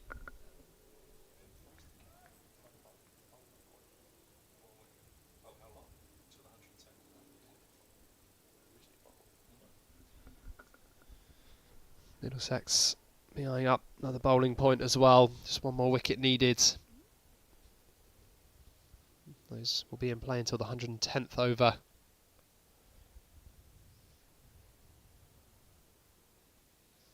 So plenty still to play for.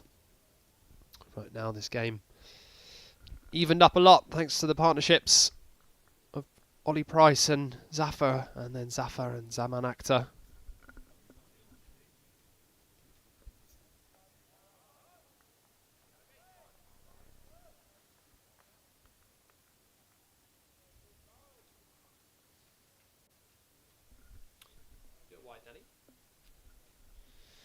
Just out of shot, you can see one of the fielders, Lias Deploy, just out at fine leg. There's some short ball tactics going on from Roland-Jones. There is 3 men down there, long leg, a couple of little squarer. Now a third drops back as well, Tom Helm. Is this a double bluff from Roland-Jones, or is he banging in short?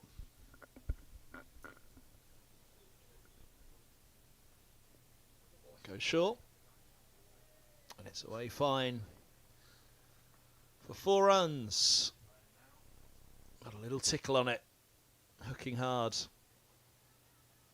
There you go, perfect shot. The only place he was going to get a boundary, square or behind, was exactly there. 3 men deep on the leg side. Tom Helm just dropped down to deep third, and he's placed that beautifully, whether that was intentional or not. Another 4 runs for Zafar. I mean, it was a great shot by the producer and the camera person. I'm not sure for Zafar it was quite what he was intended, reactionary.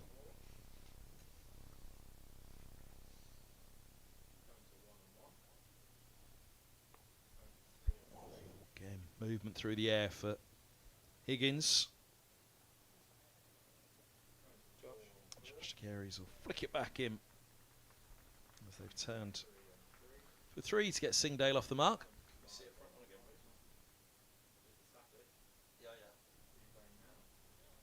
Let's watch, see if it was late swing again, adjusting the line a bit. Maybe.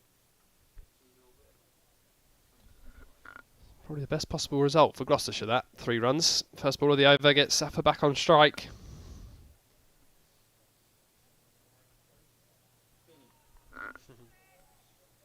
Single with 6 overthrows. Big arm. Yeah.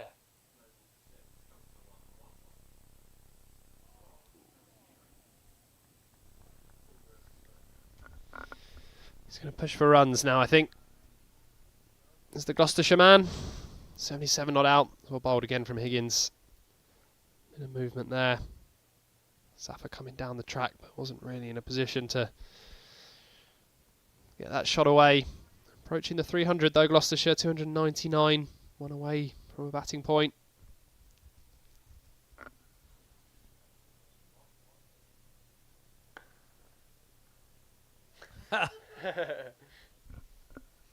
Something like out of a Marvel movie there, wasn't it?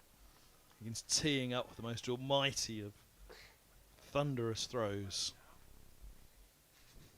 Thor swinging his hammer. Ooh.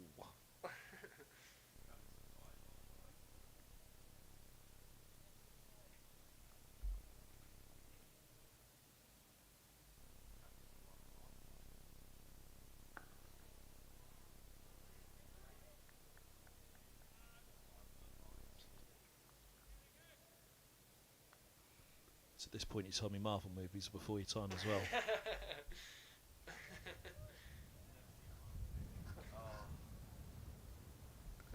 What's Marvel? No, don't worry. Got Captain Marvel on the fields.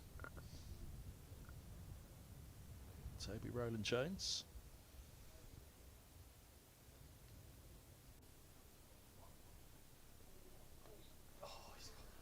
Skies over the slips. Takes Zafar into the 80s. It takes Gloucestershire to a second batting point. 303 for 8. Yeah, frustrating for Middlesex. Up and over the slips, through the gap, away for 4 more. Trail by 74 now. That's the 300 up for Gloucestershire. It's been a wonderful innings this from Zafar, and he's starting to put his foot down. Running out of partners. He'll have eyes on a Lord's 100. Does have one first-class ton to his name. Can he double it up, make it a second?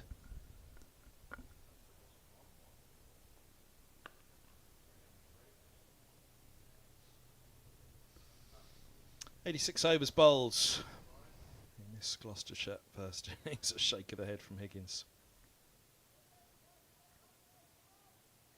303 for 8.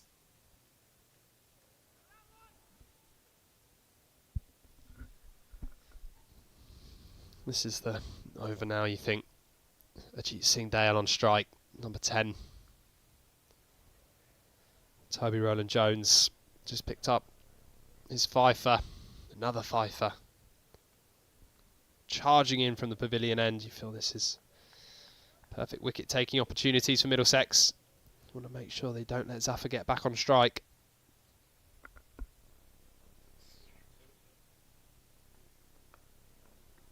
Nips that back. Single for Singdale.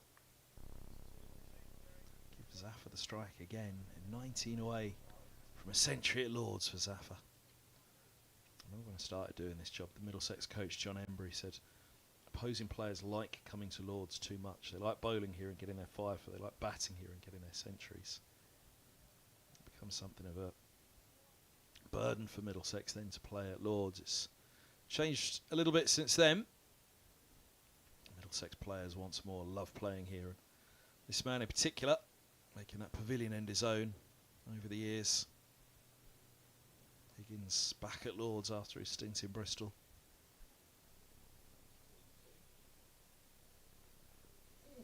Giving himself room. Now this could be fun. Roland-Jones not impressed and letting Zafar know. I think Zafar has got his eyes on a Lord's century. It's fair to say.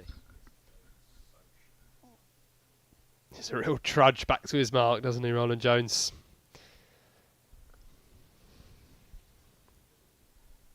Those 3 men are still deep on the leg side. No deep third at the moment. One slip, one gully.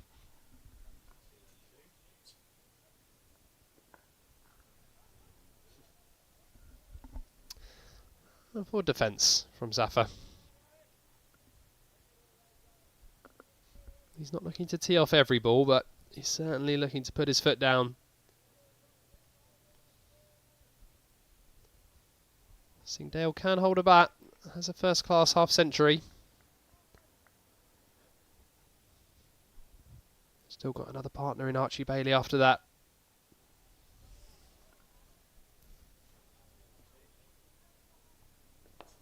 Oh, shot.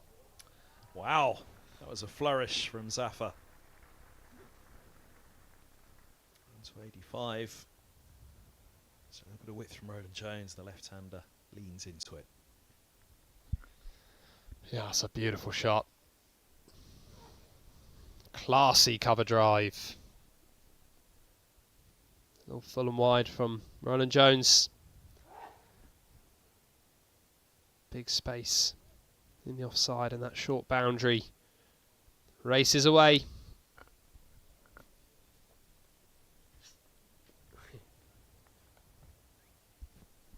There's the short ball. It's entertaining cricket, this.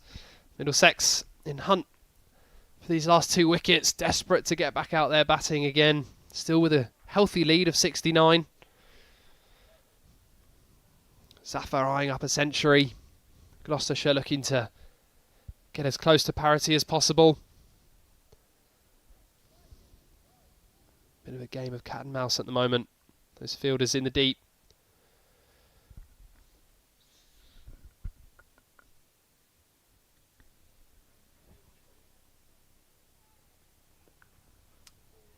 It's inside that one. Ushers it down to long leg for the single to keep the strike. On to 86. 309 for 8, trail by just 68. Goodness me, if he does go to his century, then Middlesex's advantage really will have whittled away. Over to Higgins. Captain Marvel doing his bit with 5 for 79.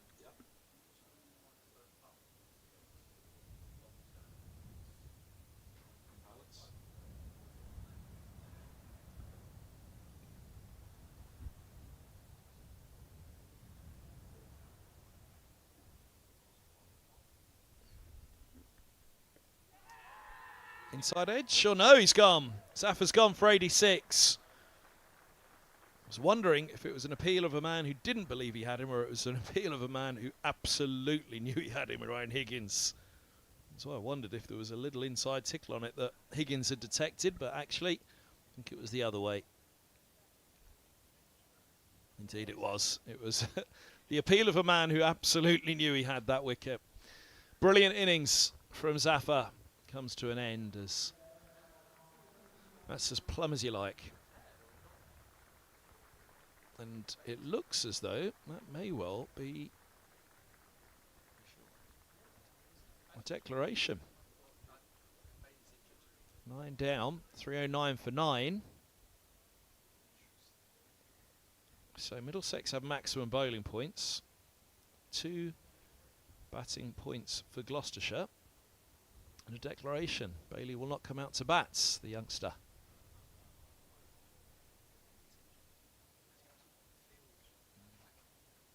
So, a little bit of intrigue there. We didn't expect it to come that quickly. Middlesex will be relieved it's over. 68 runs is the deficit for Gloucestershire as they're 309 for 9 and all done. We'll take a short break here on the live stream at Lords. Middlesex will come out to bat with that lead of 68. And we'll bring you all the coverage in association with Zafar.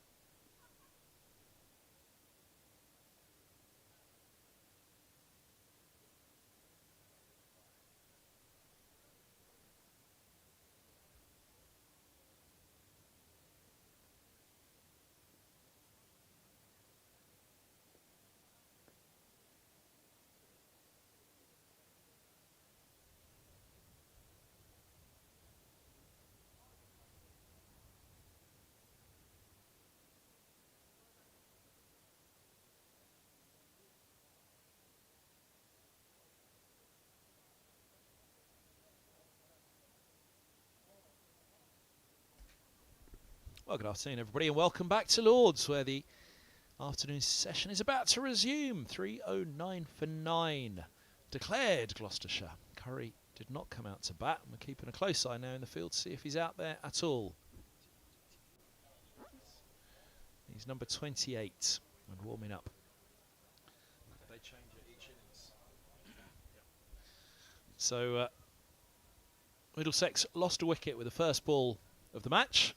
That was Sam Robson, bowled by Singdale. From the pavilion end, it's going to be Price. From the nursery end to open things up in the second, and it's going to be Mark Stoneman on strike. Robson and Stoneman, they rotated each innings. Who faces first?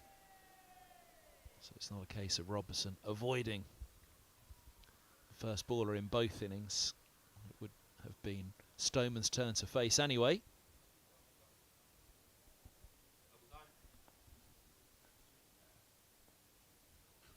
Here's the first ball of the third innings. Stoneman solidly, like a rock, in behind that one. Pushing it away into the offside.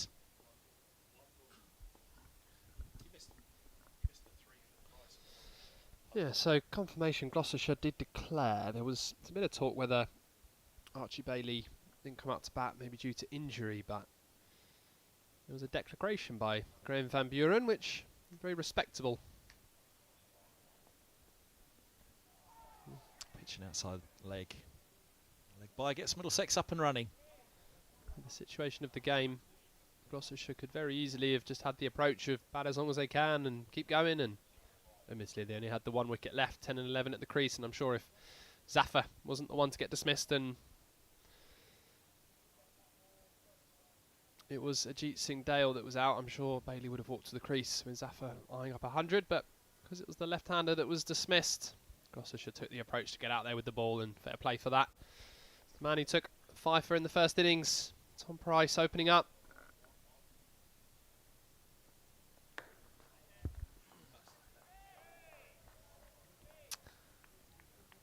Still on a pair, but not on a king pair.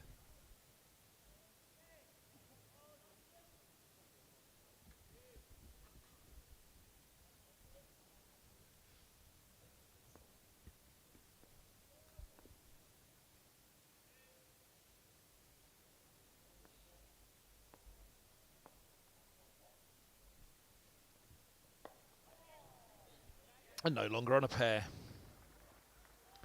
Through the covers it goes. The slide will prevent the boundary and they'll get a couple. Robson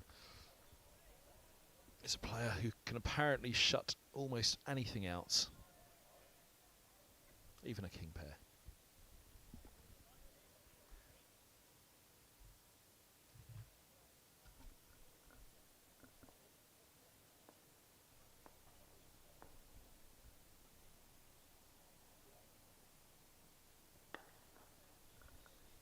So what is Middlesex's approach now in this game situation? Leading by 71. Around about just under halfway through this second session on day 3. Forecast maybe looks a little bit better for later today now, but that is in terms of rain. Not sure about the light. And then day 4 with remaining. Well, there could be a bit of weather around. This could be a difficult third innings to judge for Middlesex. Lead of 71 is healthy, but they're going to want to stick 250 extra onto that at a minimum, I'd think.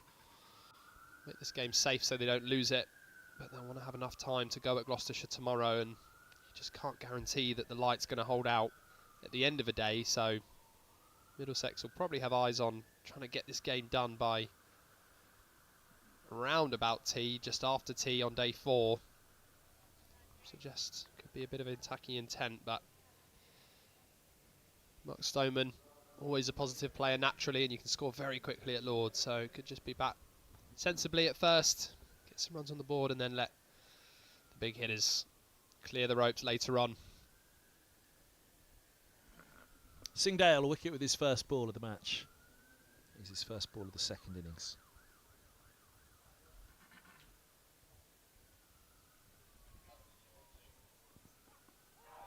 Pitching outside the line of leg.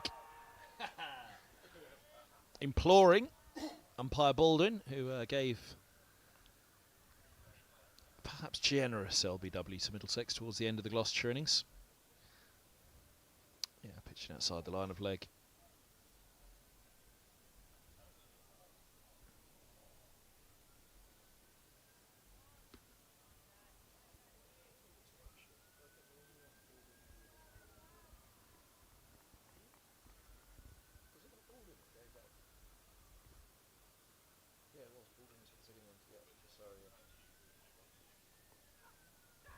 Wow, what a ball that is. Pace and lift off a length. He bowled brilliantly in the first innings. Singdale bowled with pace, 4 wickets. Averaging around 84 miles an hour, 83, 84 for Singdale. That slingy, zippy sort of action.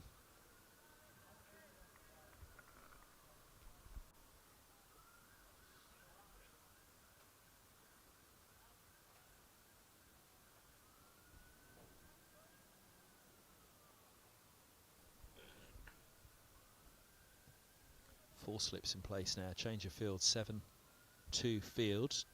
Cover point drops back. It's a backward point in the mid-off, but 4 slips crouch down. Mid-on and long leg on the onside. And of course, that ball's a little too straight.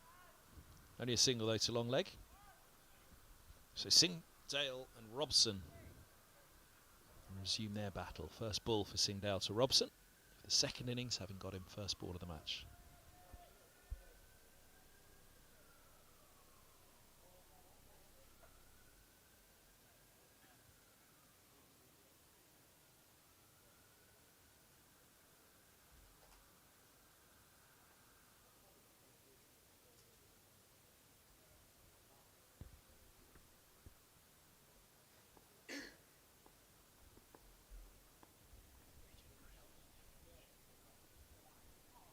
He's looked for it again, angling it in, but starts too straight and down the leg side it goes.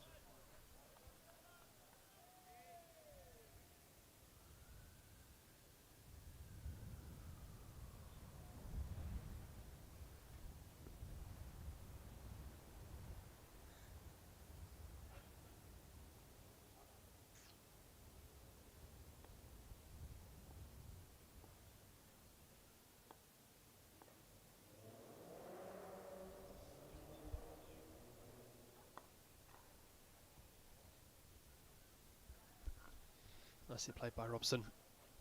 Ball coming back down the slope.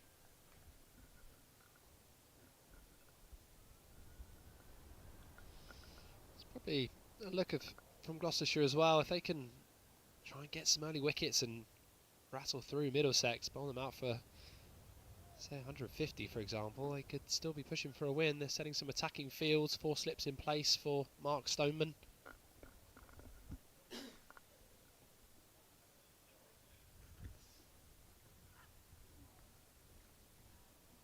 Punch attempted by Rocky, but the edge beat him. 5 without loss. Quick look elsewhere as well. So Leicestershire, Yorkshire are back underway. Leicestershire 125 for 3. So positive news for Middlesex fans in that game. Ajinkya Rahane 28 not out and Rehan Ahmed 48 not out. So Yorkshire pushing for wickets. Leicestershire trailing by 156 in their third innings. 7 wickets remaining. And Sussex have Glamorgan 2 down, 86 for 2. Glamorgan trail by 219. Colin Ingram 51 and Kieran Carlson 15 not out. Do you know who Sylvester Stallone is? Lovely shot. First boundary of the second innings. Robson's on to 7, 9 without loss. You have no idea who Sylvester Stallone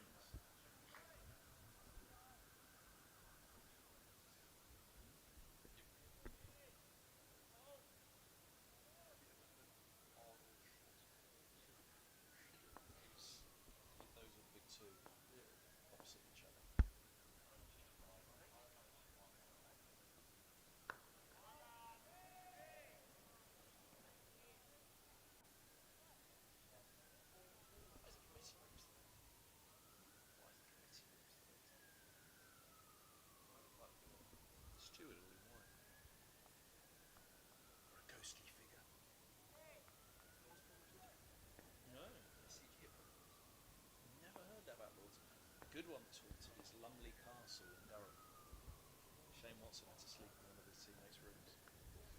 Edged and short. Just dabbing at that one outside the off stump. So front foot, good position. Was he just pushing a little too hard at it? Have you got the side on, Robbo? Yeah. We have a look at the edge again. Yeah.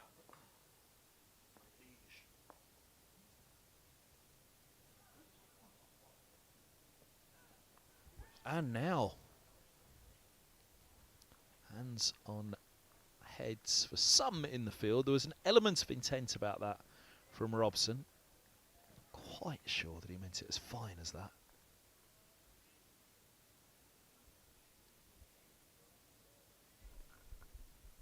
Yeah, just another little push at that, Robson.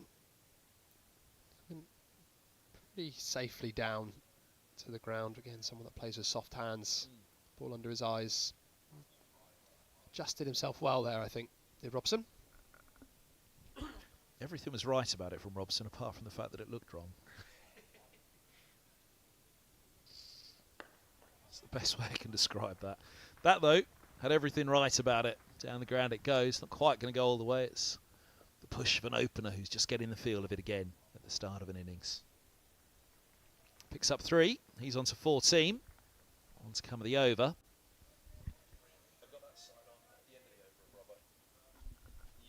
Yeah, he's been in great form, Sam Robson. 58, followed by a 64 not out at Merchant Taylors against Northants. Match-winning knocks there in that 4-day game, followed by 108 away to Yorkshire. And then it was that Diamond Duck a couple of days ago.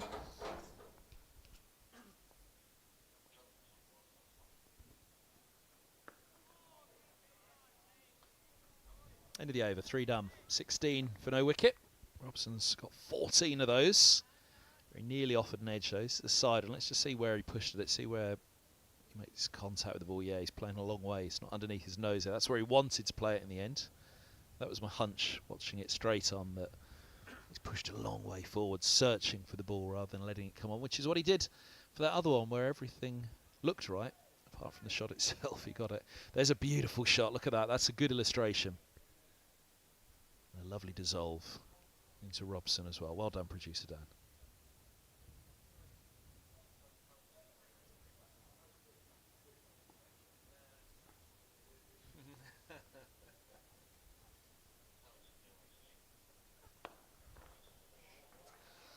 And there you go. We said that the last one was the shot of an Opo who's just watchfully getting the feel of it. I think it's fair to say he's got the feel of that one. And against Singdale as well, the man who got him first ball in the first innings. Don't think Robson's the kind of batter or person at all that thinks of it that way. Right, have some of that, then shuts it all out, plays his own game. Singdale puts it into the slot, and Robson puts it back past the bowler. Lovely shot at the seam there on that kookaburra.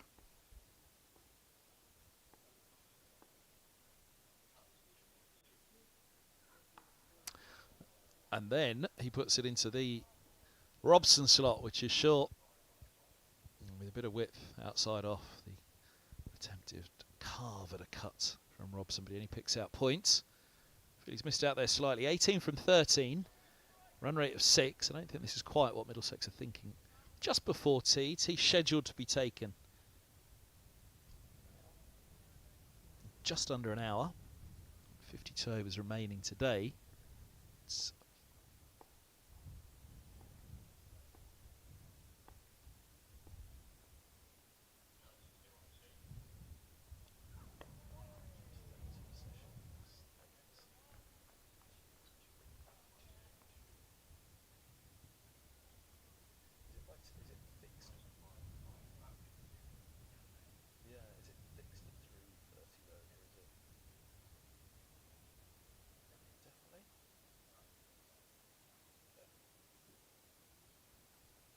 It's passage up to tea now.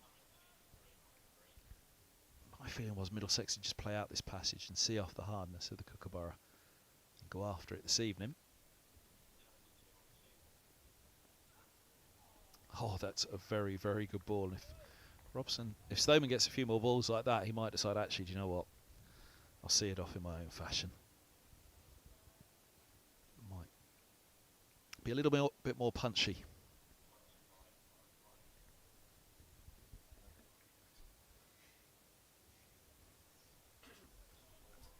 More rain at Grace Road. They're back off.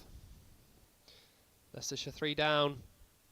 Rain delay again. That'll be frustrating Yorkshire, but good for Middlesex.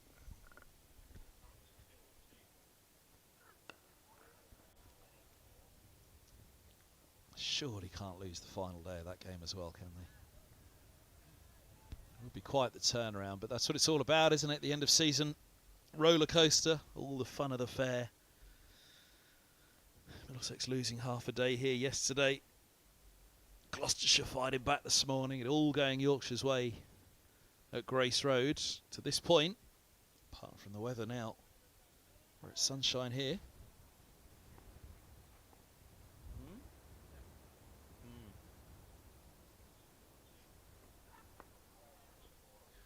That's a nice little tuck for a single for Robson. He's on to 20 from 15. He'll keep the strike, Middlesex. 23 with that loss. A good start from these two. Robson 20 from 15. He's had most of the strike. Run rate of 5 3/4. So 23 for none without loss. From 4 overs. Perfect start. That lead up to 91 now. Middlesex pushing themselves back into strong position now. If they continue at this rate, they'll be at a good lead by the end of this day. Maybe even with time to have a go at Gloucestershire tonight.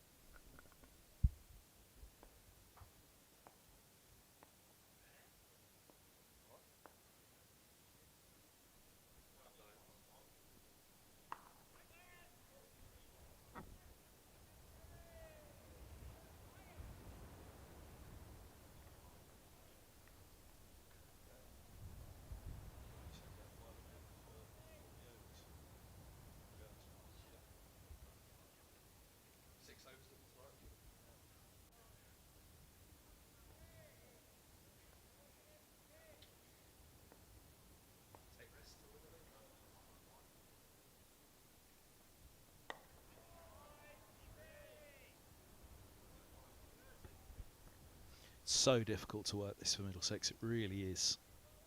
Imagine being in that dressing room trying to work it out. We're pondering matters up here. I mean, my thought was they'll play it to tee, take off the hardness of this Kookaburra ball as best they can, and then hope that the Kookaburra plays to form this evening and they could go after it a bit.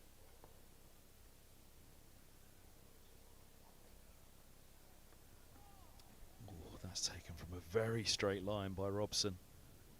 Taken for a couple. 22 from 18. He's the man that's pushing that run rate up as he is at the moment. 5.5.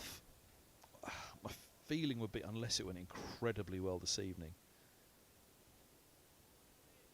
you never know, a partnership gets going. You could be right and they have a dart for a couple of overs tonight, but the feeling would be that they'll try and make sure that it's safe at least. Safe would have to be something around 300 to 350. But if these two are still in at tea, still in an hour or so into the evening session, Middlesex might start to think about really opening up and pushing matters along. You can't play for the rain, of course, and the amount of times that we've seen it and heard it over the years, and the amount of times, and up here, you know, come on, you've got to play for the rain in this situation. The Essex match in 2017, the most infamous example of shutting out the forecast.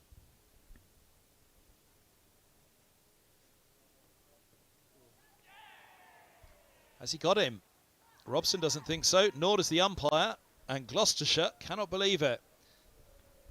Umpire Baldwin. Gloucestershire, I think, were a little disappointed with it at the end of their innings. LBW of Actor. They're a little disappointed with him now for not giving that one. Robson didn't like it. Let's have a look. Pad offering a noise, perhaps.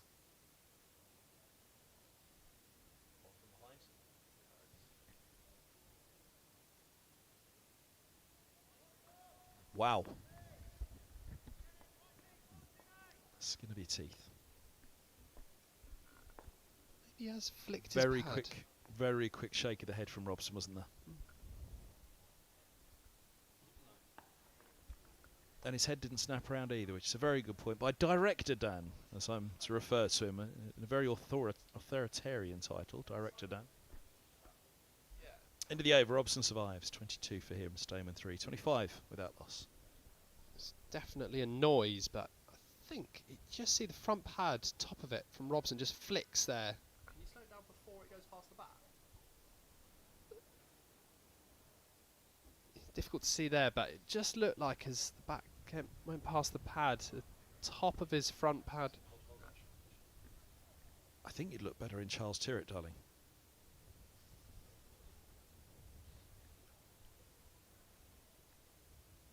I'll look it up. I'll look it up now and see what I can find for myself. Thanks for the advice. Take a picture of me in Charles Tyrrett clothes. If you stood here, darling, and wore Charles Tyrrett, you'd look amazing.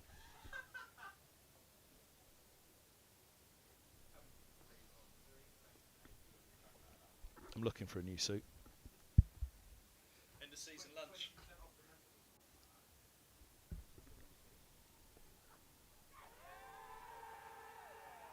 Oh, look, they're imploring again. Singdale. Harris this time.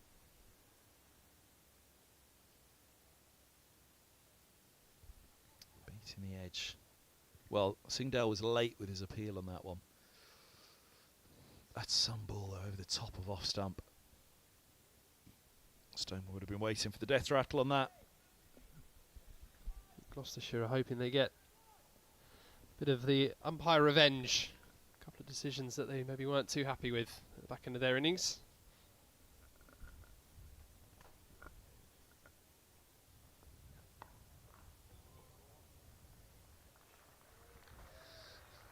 First boundary.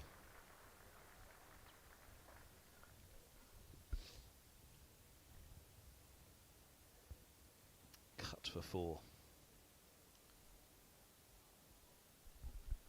Almost an uppercut from Rocky.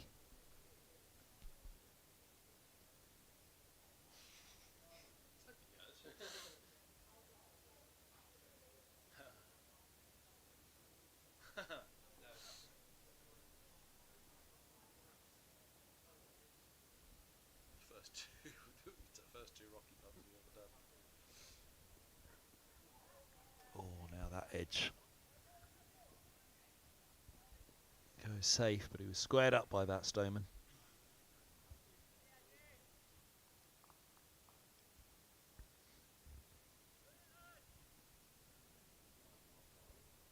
Gloucestershire looking for the counter punch.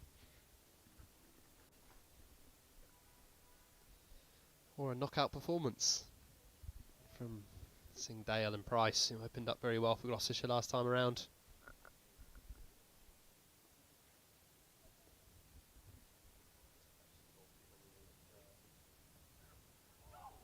That's a great leave.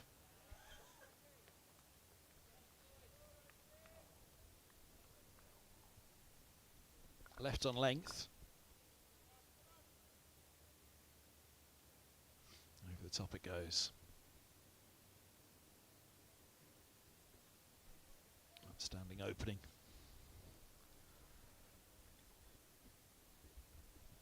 Nothing like a good leave.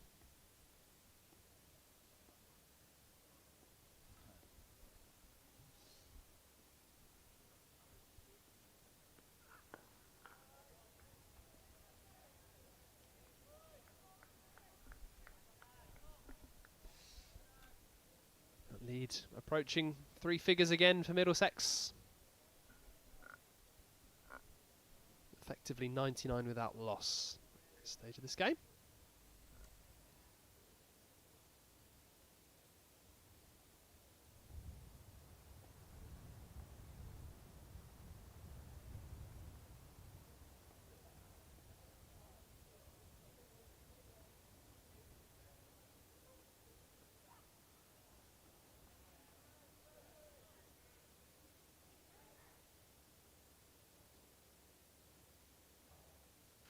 Six overs bowled, 31.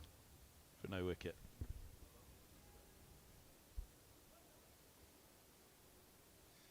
We're getting told off by Roland Butcher for being too loud.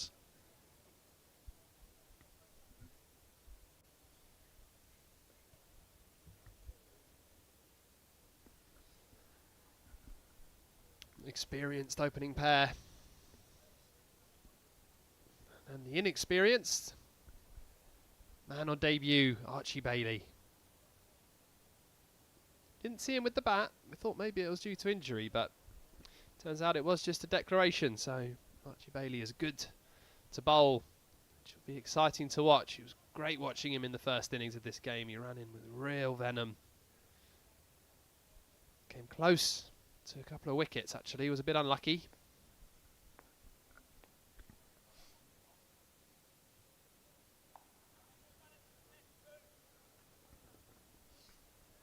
A couple here, Robson. 24 from 22. He's a great team man, Sam Robson. He really is. He went out on a pair in this innings. He'll be determined to get runs, but he'll know the match situation. Middlesex can't hang around here. Will not want to die wondering.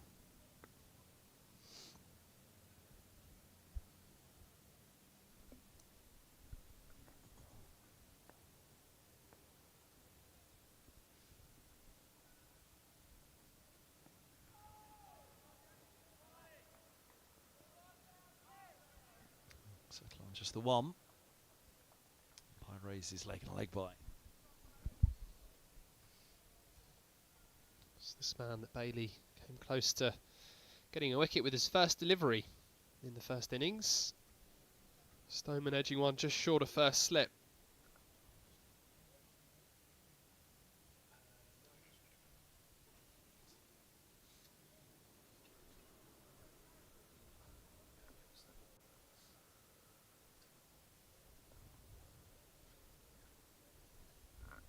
Yeah, good bowl with good pace. There's around, quickest ball was clocked at just shy of 84, so he's got something about him. It's the 19-year-old.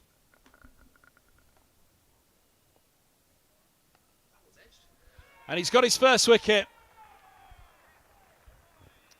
Stoneman departs for 7. Defiant knock in the first innings. Looking to go hard at that one outside off stump. Following the ball a little from the youngster. Angled across him. Looking to drive and early in the innings. Just not quite in the position for it perhaps. Edges through to second. Good catch, well taken. Bancroft holds on, but it's all about Bailey. His first class wicket. And he's deserved that. He's excited everybody that's watched him in this game, the youngster. And he's picked up a huge wicket for his maiden first class wicket, a former England Tests opener. And a mainstay at the top for Middlesex. Stoneman gone, caught Bancroft off Bailey for 7. Middlesex 34 for 1.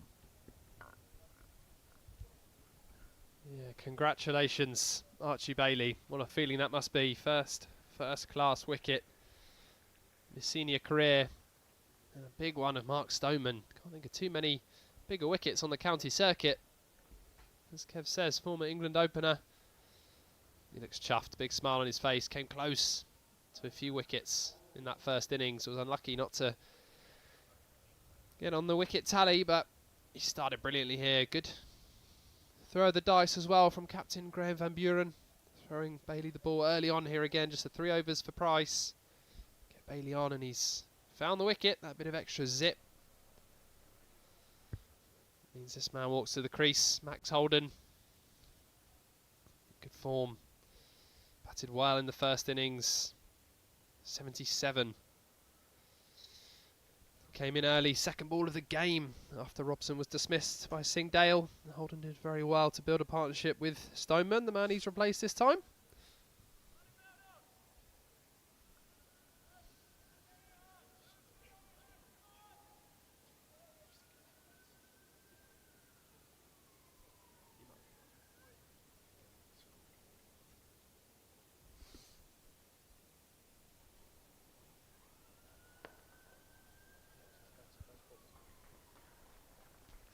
Couple driven down to long off, 36 for 1.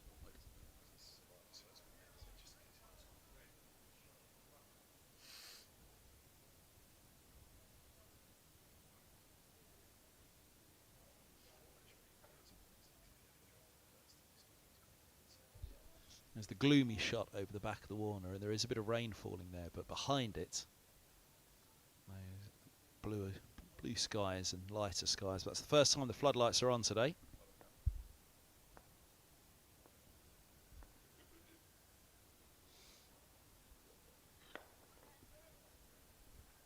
A couple here for Robson, perhaps. Mid-on giving chase, and they're back for the second. It feels as though we're about to get a shower. The lights just got that really funny feel about it, which suggests a rain cloud is in front of the sun, despite the brightness. Might be a bit of rainfall out in the middle imminently, if not already by the looks of it. I think it is raining.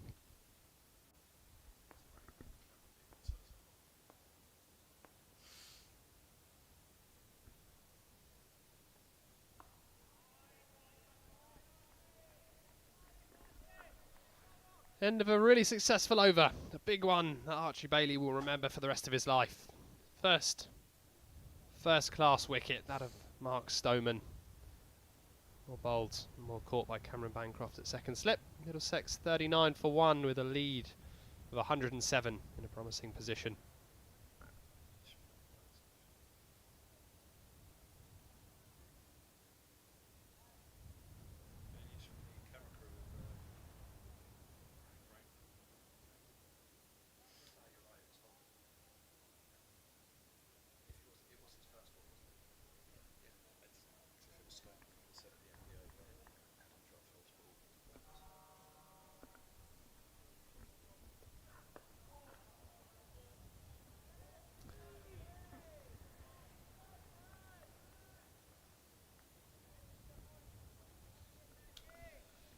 News from Grace Road, Leicestershire, Yorkshire is back on, and Leicestershire have lost a wicket.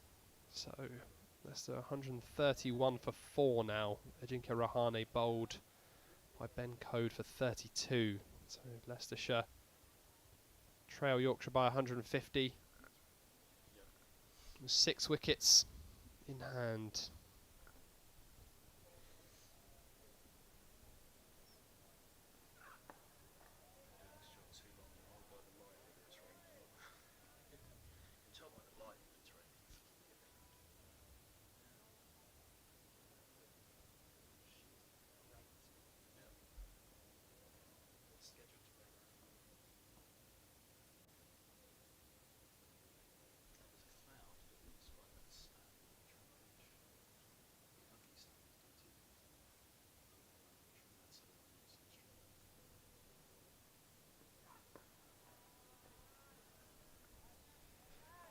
Weatherman Kev was right, there is a little bit of rain in the air. Umpires are very quickly getting together here. Are you a weatherman, Kev? You've predicted that before it even started. Well, you know you've done this job for too long when you can tell by the light that it's raining. And off we go. It looks as though, yeah, it's just started to get, no doubt about it now, it's started to come down, hasn't it? It just looks as though there was this mist of rain coming in for a little while, and then that cloud rolled across in front of the sun, and now it's over Lords as well. So a burst of rain. Does that mean tea? It is 5 to 3. Tea today scheduled for 3:30. Could they take an early tea right now? Possibly, but it's darting in this shower, and it feels like it's almost just a wall of rain rather than a big band of it. So we could almost be back on as soon as we're off here. I wouldn't for any moment imagine that this is going to be a long shower, but will we have a long delay? It all depends on the two men next to the hover cover there, whether they start walking off or not. I'd imagine they're going to hang out there for a moment, because this hover cover could be heading off as soon as it's hovered on. There you can see the spits of rain on our camera looking out over the ground. And very light sky in the distance. There's that one heavy cloud you can just catch there sat above the Allen stand. There's some further heavy clouds sat above the pavilion just out of shot. But in the distance there's blue skies, and the umpires may well be looking at it now to say that Actually, it's time to take that hover cover back off. Sorry, folks. While we wait, there's the match situation. So Archie Bailey picking up the wicket of Mark Stoneman. Earlier on today, Zafar, 86 valuable runs, which frustrated the Middlesex bowling lineup, but yet another fifer for Toby Roland-Jones, his 6th in the last 9 innings. Brilliant performance from him. 3 for Ryan Higgins. And Middlesex currently lead by 107, 39 for 1. Robson, the man not out, 26 from 25. It's been a positive start from him. But as the rain gets a little bit heavier here, the umpires are walking off. Hopefully, this will just be a short, sharp burst. But we will await news on whether this will be T. Keep an eye on the bottom of the screen for the update on if this is T or not. And that rain is coming down a little harder now here at Lord's. It looks a bit miserable out there, but there is a bit of blue sky around. Yeah, just looking over the back of the grandstand, actually, it might have been one that's just crept over the back of the grandstand from the north, actually, where they've got that blue sky in the distance. That'll be with us, and a little bit further in the distance behind the grandstand, it looks all right as well. But as those covers are rolled out, there's a fair bet this could be T, but as soon as the play does resume, be it in a few moments or in 30 minutes' time, we'll be back with the live stream here at Lord's in association with Daffabet.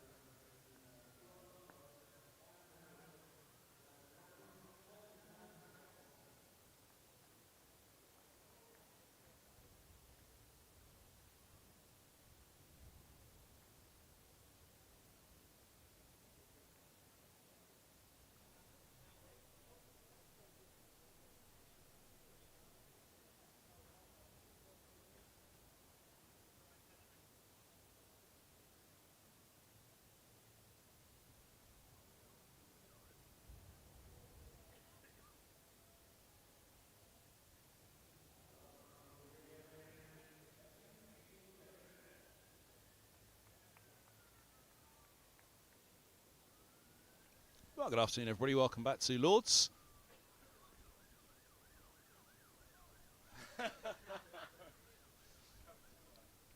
(39 for 1), the score as we resume after tea. Ground delay, as you can see below, that burst of rain hung around for a little while. There's a glorious shot of the plane going through rain clouds to the left.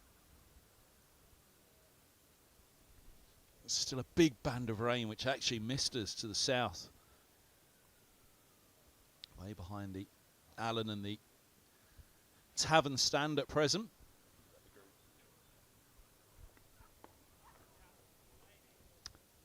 A bit of a break for Max Holden and Sam Robson. Holden only been out there for 6 deliveries now. Let's go again. 40 for 1. The score, Middlesex leading by 108. Gotta fancy they'll want at least 200 more. 42 overs remain today. 5 and over, that's where they'd be.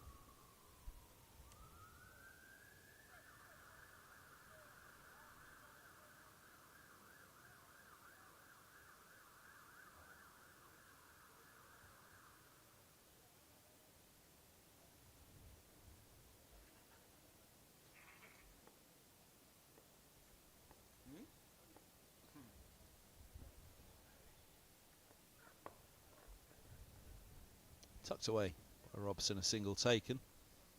Onto a leg gully and a mid-wicket early for Robson, interestingly. It's the end of the 8th over of the innings, 41 for 1. Holden with 4. Robson with 27. I'm Kevin Hand. This is the live stream at Lords from Middlesex in association with Daffabet. Alongside me in the commentary box, Dom Ford. Good evening, everybody. Thought you were all talked out there for a moment, Dom.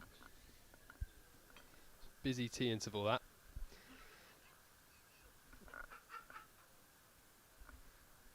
Archie Bailey then from the nursery end. Picked up that big wicket from Mark Stoneman. His first class wicket. Caught at second slip. Cam Bancroft. So he'll be joyed and buoyed, ready for more.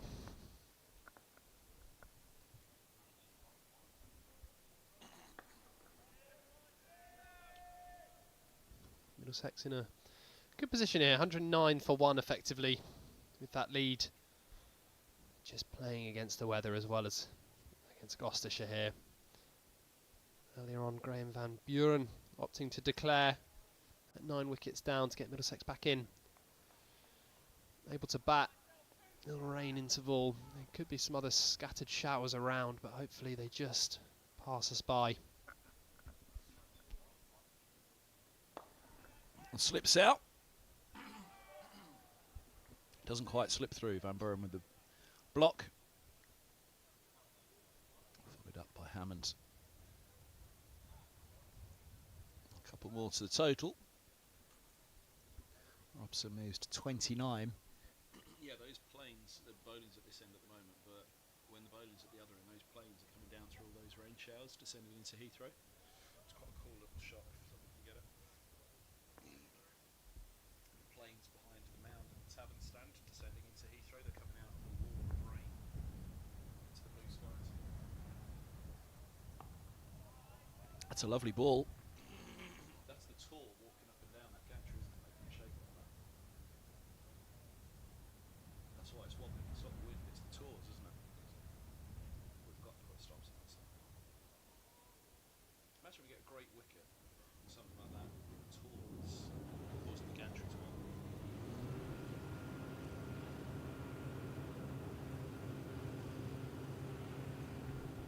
Rain again here at Lords.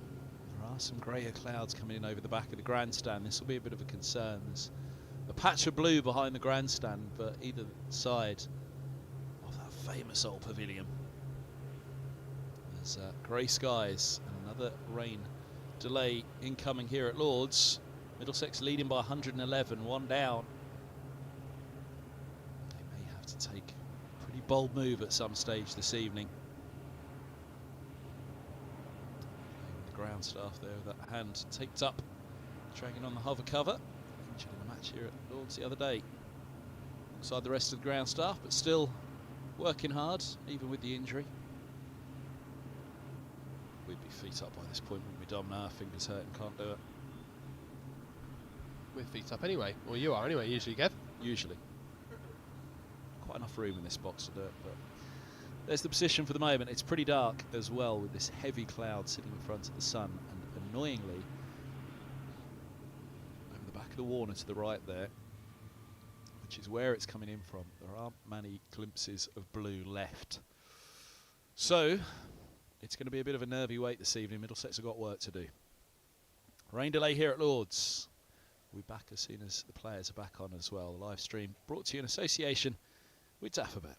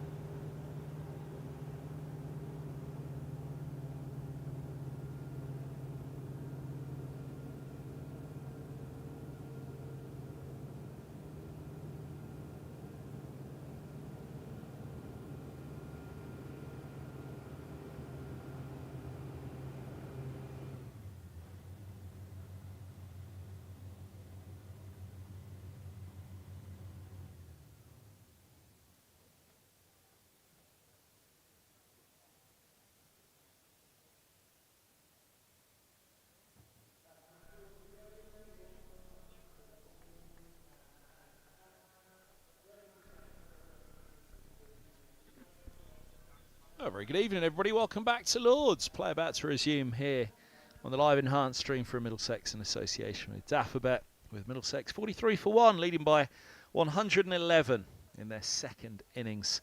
377 posted in the first dig. Sam Robson 29, Max Holden 4. Holden at 77 in the first innings. Robson won't thank me for lingering on his first innings. Duck with the first ball of the match. Mark Stoneman dug in to get into the 40s. 91 from Jack Davies, the top score. Middlesex under a little bit of pressure here to get on with it. Their run rate's 5 and over. I'm not sure that was quite something they intended. But it is something that they're probably going to need to maintain now. 25 overs remain today. But there is another grey cloud on the horizon, which, if not rain, certainly light will become an issue. But sunshine at Lords for now. It's an extraordinary skyline out there at the moment. It's biblical to our left. Blue skies up above and not looking great to our right where it's coming from. Here's Bailey. Down the leg side and a good take by Bracey. So Robson, what can he do? He's lost Stoneman. Still deploy Higgins, Davies, De Carey's, Holman, Roland-Jones. A lot of batting. Hellman, Brooks. That lead 111. You'd fancy Middlesex have got to get that now somewhere close to 300. Time in this game is an issue. Yorkshire on their way to victory against Leicestershire at Grace Road. Sussex in a very good position against Glamorgan at Hove. Lovely ball from Bailey right into the block hole, but dug out. So Middlesex need to make the running here at Lords. How do they do it? How much time will be lost tomorrow? How much time remains this evening? Middlesex go for a T20 style innings from here on in through to stumps, get 300 ahead and see what time they get tomorrow to try and bowl. Gloucestershire 309 the visitors made. Zaffa topping up the total for his team. Fine effort.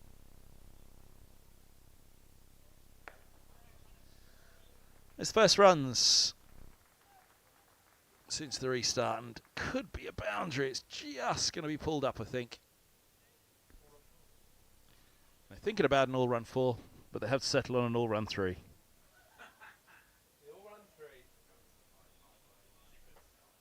46 for 1, end of the 9th.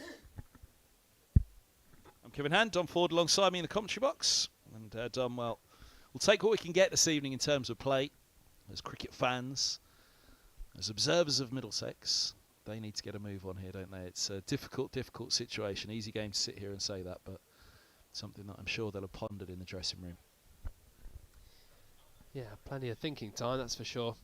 Frustrating afternoon. A little bit on and off. Can disrupt the rhythm of both bowlers and batters. But the important thing, and the good thing, is that Middlesex are batting again and building that lead. And currently the sun is shining. I reckon maybe got hopefully half an hour or so to an hour. There's a menacing looking cloud to the right, but it's not blowing too quickly at the moment, so hopefully we're good for a while. Middlesex can build on this lead. Leg side and put away. Robson clipping between the two mid wickets. He does get his boundary, brings up the Middlesex 50 as well. We've seen this a few times this season from Sam Robson. Some impressive strike rates. 36 from 33, lovely clip off his legs. There is a couple of short mid wickets in play, and it wasn't too far away from that, but just got it over and in between the two. Lead 118.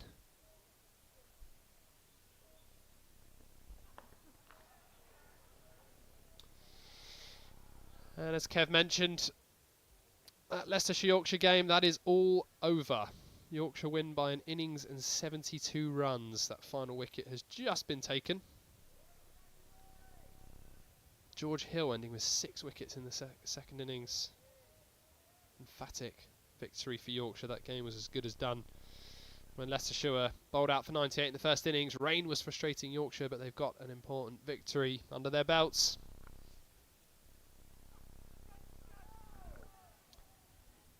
That's just going to add even more pressure on Middlesex now to really try and push for a result, because if this game ends in a draw and Yorkshire now have that victory, Middlesex will be in third.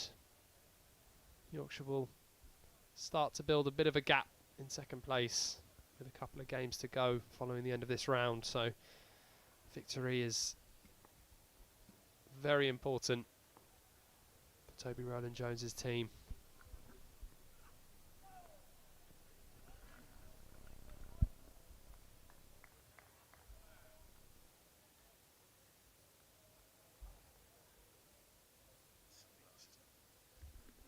Need sunglasses this evening now.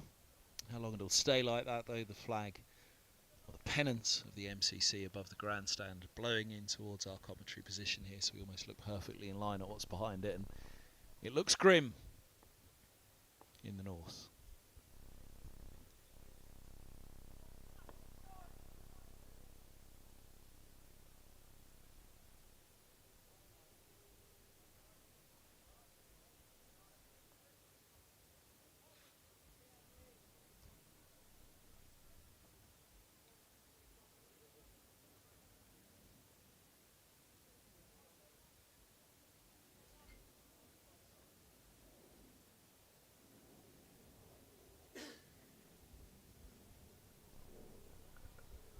They've certainly got the batting lineup for an aggressive style of play to Middlesex. Max Holden in at 3, good stint in the 100, followed by East deploy Ryan Higgins.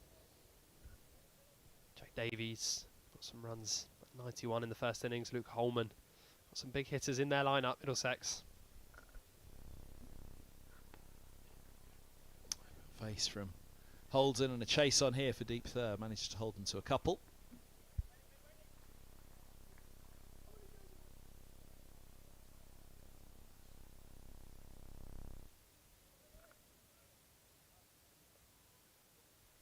End of the over, Middlesex 53 for 1, lead of 121, so effectively you could say Middlesex 121 for 1. Just got to try and get as many runs on the board as they can tonight to put themselves in a position where they can go hard tomorrow morning. You would expect maybe it's going to be around 250 to 300 lead that they're going to want to ensure they don't lose this game on the final day, but while also giving themselves enough time to get 10 wickets, which with a Kookaburra ball is not an easy thing to do.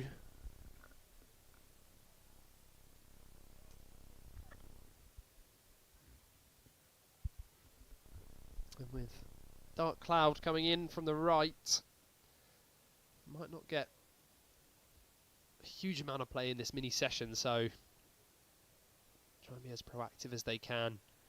Robson and Max Holden, they've got off to a good start. Middlesex scoring at 5.21 and over.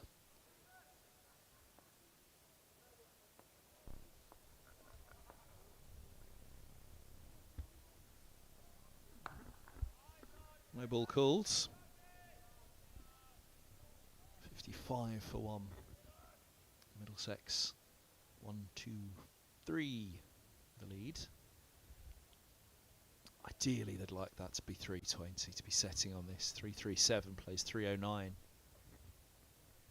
Oh, well, ideally they'd like to be setting 400 or so, but for weather in this game you'd have thought that Middlesex would have been thinking something around that. Score 300 themselves and set somewhere around 350 maybe.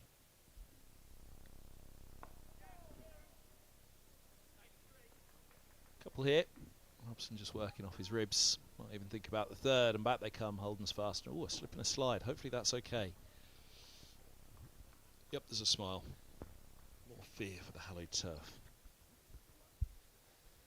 Yeah, there's been a lot of divots this outfield. A few in the media centre as well.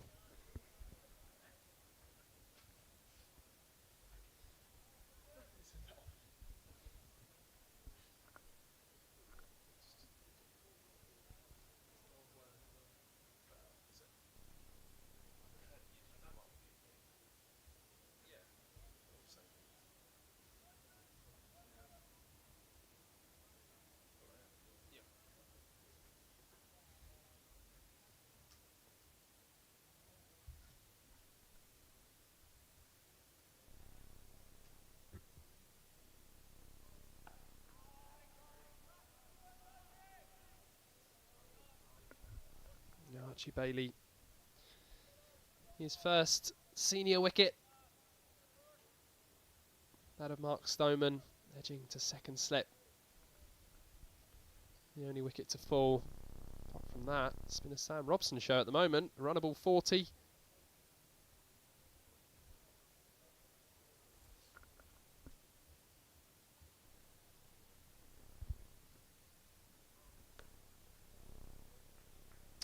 More runs here.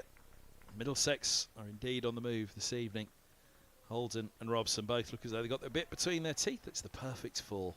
Just nudges the boundary rope. Actually, no, it's not. It pops over. Up to the Warner stand. Every chance that was going to stop on the rope, but just had the legs to go up and over.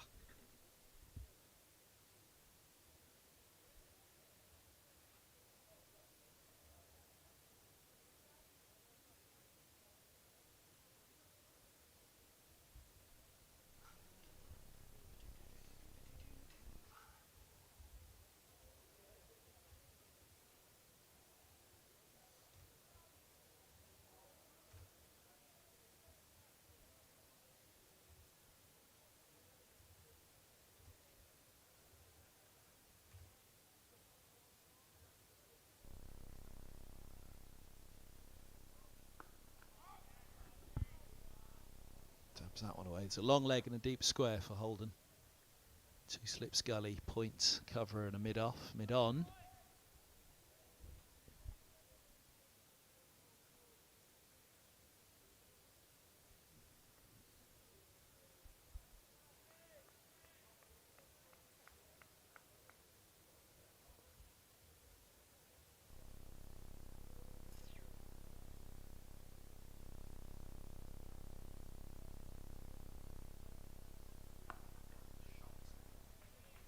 That's beautifully punched. Up the hill it goes all the way. Ramps up over the rope. 66 for Warner's. Holden moves to 14. It's a beautiful piece of timing.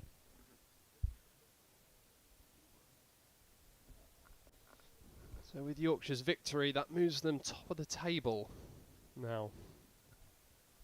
Sussex obviously in a very good position against Glamorgan, but they're starting to get a little bit frustrated by the weather, and down on the coast tomorrow could also be further disruptions. Glamorgan 191 for 6, still trailing by 114. So Sussex should push victory there, but as long as the weather doesn't get in the way, if it does, Yorkshire will be very close to top spot. Sussex, even with a draw, will move back first, but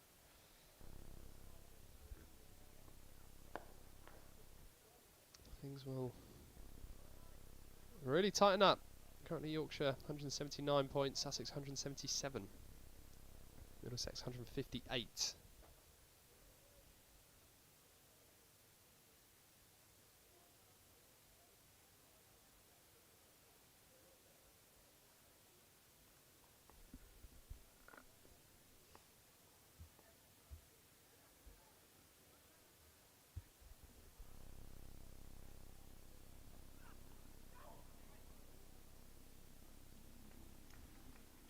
Get away down to the ropes. Umpire signal leg buys, just drifting onto the pad. Singdale.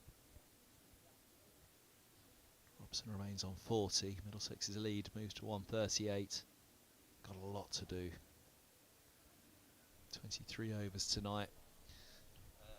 Horrible cloud coming in over the back of the grandstand, so it goes down this end or square on, I guess, could look up, but probably this end.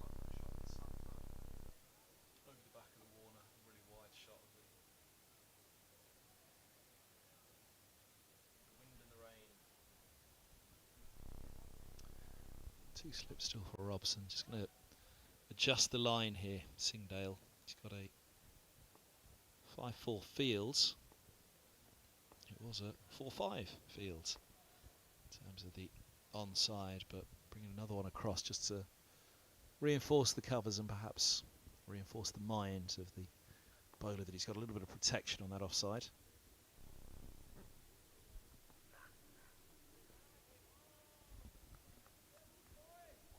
Wide signalled. was a no ball.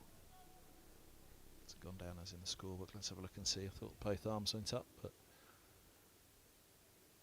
yeah, too short. No ball it is.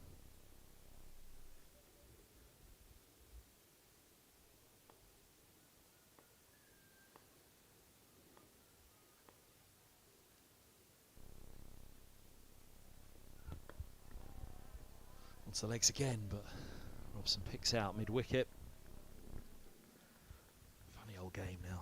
We know what the setup is. It's just how hard will Middlesex go? At what point do they really move through the gears? 6.2, very good rate. Goodness me, if you could see what was behind the, well, you might do in a moment, behind the Warner and the grandstand. It's truly looking grim. There's a little bit more blue sky a little further north. Robson gets that through. Mid-wicket may have got a fingertip to that. It's not enough to take the pace off, though. And it's another boundary. Robson's on to 44. Yeah, Singdale just dropping a bit short. Robson did well to actually get that where he did, because it was quite wide outside the off stump. Usually one that Robson would hit to target square on the offside, but pulling it through mid-wicket to the boundary, 44 from 45, and there is that dark cloud you can see. That's unfortunately, it's grim and it's imminent. yeah, there's where the weather comes from.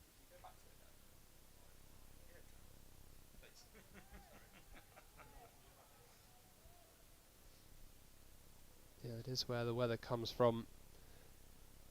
That is not looking nice. We did have one of those that just slipped behind the pavilion. So hopefully the same happens. That will just slip below us and we can carry on. But if that comes over Lords, you would expect a further delay.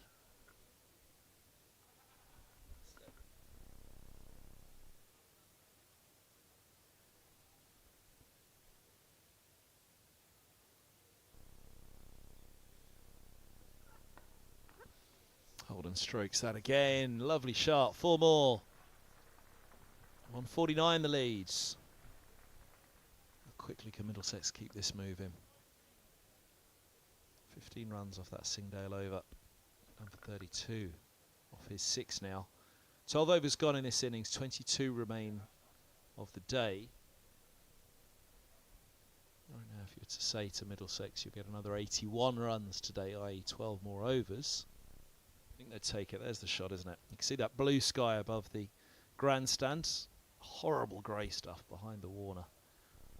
Behind the pavilion, that's what we've just had. So as long as that creeps away to the south, one in terms of the rain, but also in terms of the sun, we've got a very good position here. And the top of that cloud is just going to skirt the sun. We might be okay. But the rain within that cloud, if that comes anywhere near us, we're in big trouble, and that'll be it for the day.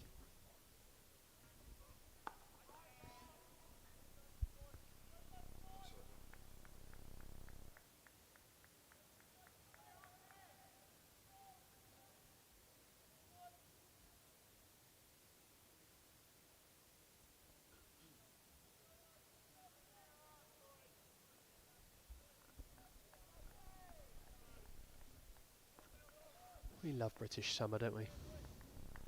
Always entertaining.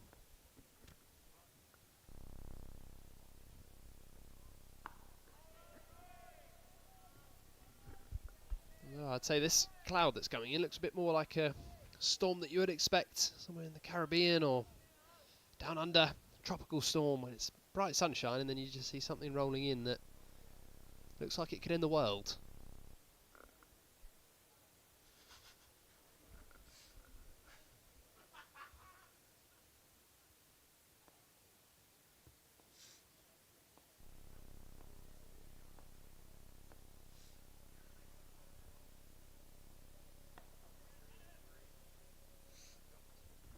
Look at that for timing. Classic Sam Robson. The lead moves past 150. Middlesex 85 for 1. Robson nudges towards a 50 himself. Only 49 deliveries faced. He's on to 48, but that's Robson all over, a bit of pace onto his hip. He's rarely happier, is he? Beautiful shot.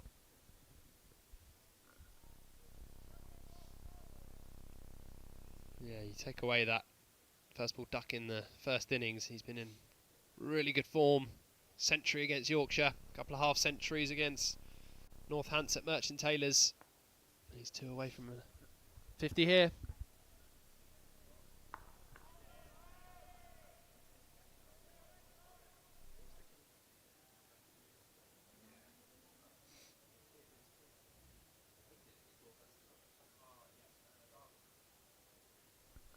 Yeah,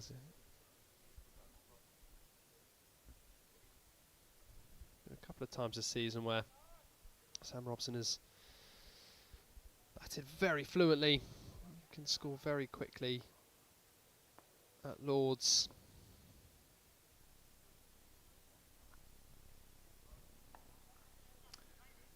I'll certainly get him to 49. I don't think he'll take on the arm.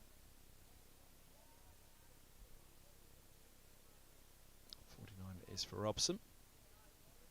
50 partnership for this pair, passed with that last boundary.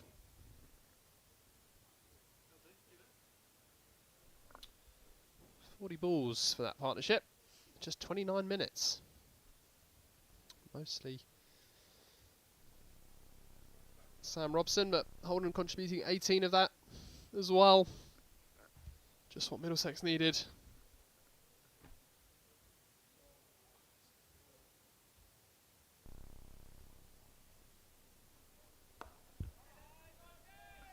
a good line from Bailey. He's bowling with good pace again. And Middlesex moving on to 86 for 1, so lead is up and above. 150, 154 for 1 effectively.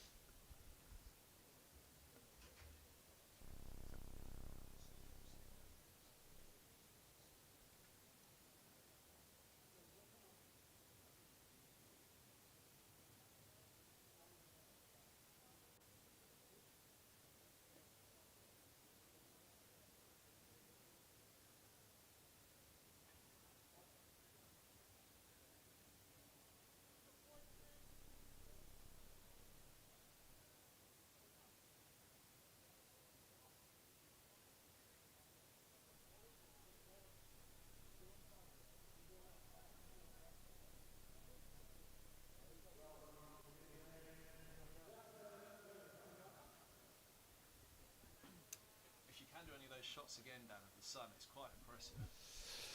So we're going to have a bit of spin. Zafar Goa, the man who batted beautifully today, scored the runs for Gloucestershire.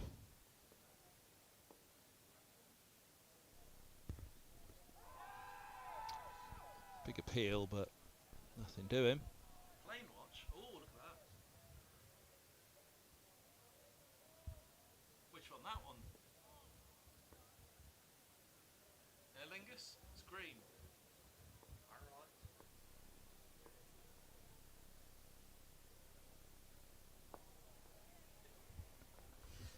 There it is. Single. Moves Robson. 250 from 53 balls. Raise the bat to that pavilion. First baller in the match for Sam Robson. Made up for it here. 6 fours. Leads his side to 87 for 1. The Devils' number, of course, for Australia, 87. 13 shy of 100. The lead's 155. And he's got a former opening partner at the other end in Max Holden, and indeed former T20 opener Holden as well. How much will he open up? That's how much. Away it goes fine with a reverse sweep. He likes playing spin. How much will he enjoy facing Zafar here? Great start from Holden. Beautifully executed reverse sweep. He'll enjoy this situation. Bit of a license to bat positively, look for the boundaries. That's a shot that the modern day professional just plays with ease.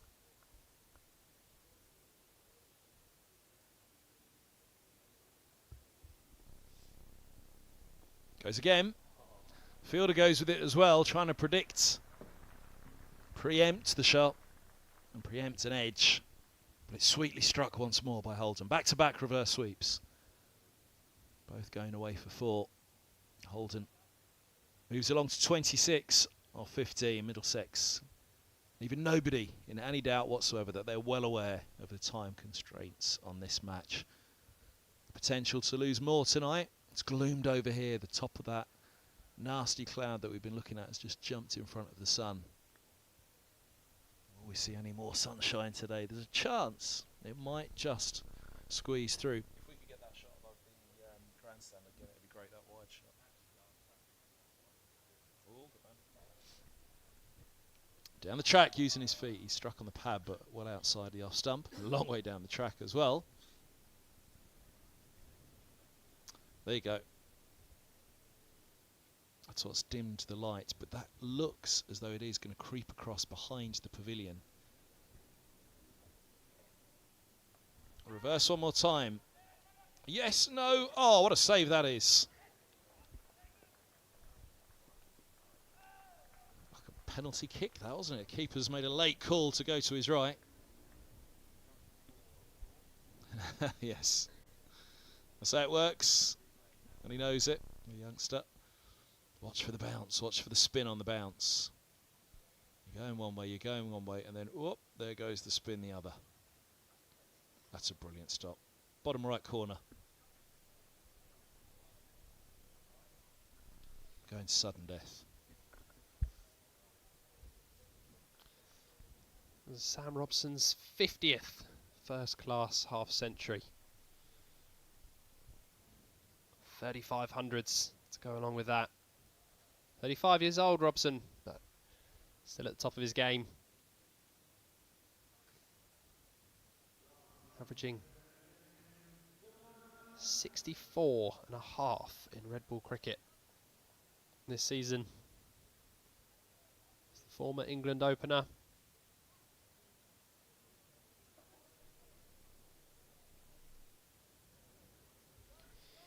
Change of bowling for Gloucestershire. Zaman Akhtar, man who played a big part in that partnership with Zafar earlier on today. Bowled well in the first innings, picked up 1 wicket.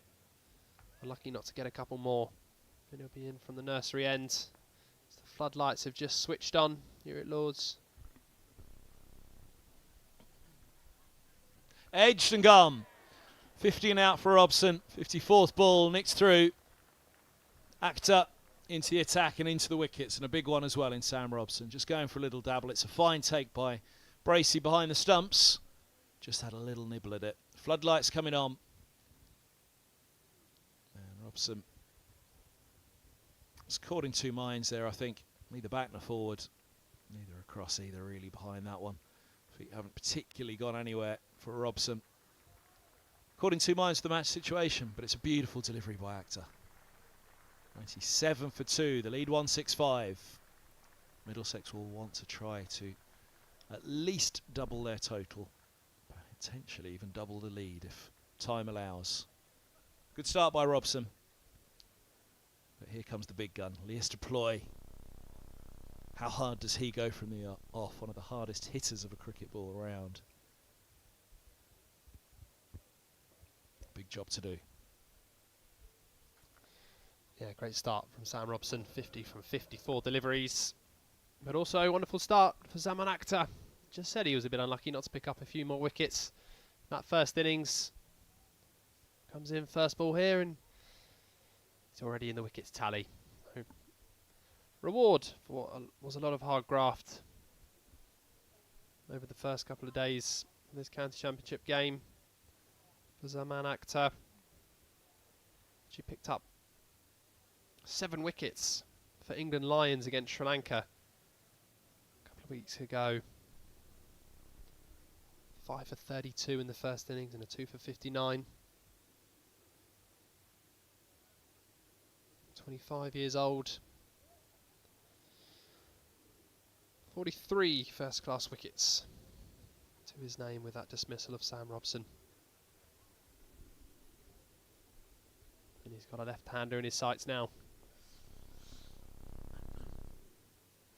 Slip in a gully, deep backward point, covering a mid-off, mid-on, short mid-wicket, deep square and long leg.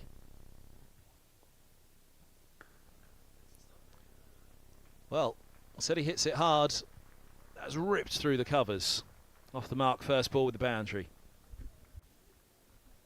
How entertaining is this cricket game? It's been frustrating with delays, but when the players have been on the field, it's been high quality batting and bowling, and that is quite the start from Lewis Deploy.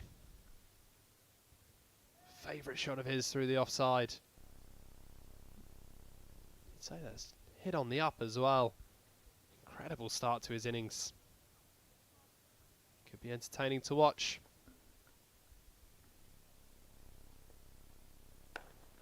Get that one through. Mid-off's just a fraction deeper than usually. Comes around to get it. Look at the floodlights now. You can see the glints on the helmet. Should just about be able to make out in the static there the foreshadows, certainly of mid-off, the bowler coming back as well. You can just see them stretching out. Rain hammering down in the distance behind the pavilion, behind the Warner. We're lucky at the moment. It's to the west of us, heading across the south. We might be about to glimpse a little bit of sunshine again over the top of the grandstand and the Warner. We need it. Just about right at the moment. Umpire's looking up.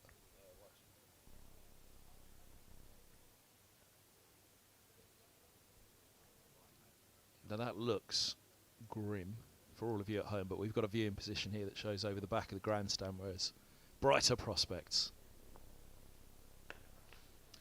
Nice shot by Deploy. Picks up a single, moves to 5, 102 for 2. That is the end of the 15th, is there? Is it one to come? One to come. So a warm welcome if you're joining us this evening, wherever you may be tuned in. Yorkshire finishing their match against Leicestershire, so we might be picking up a few viewers in the Division 2 promotion race. Hoping for a bit of rain here at Lords, as Middlesex fans would have been hoping for rain at Grace Road. Couldn't save the Foxes. Yorkshire powering up the Division 2 table with that win.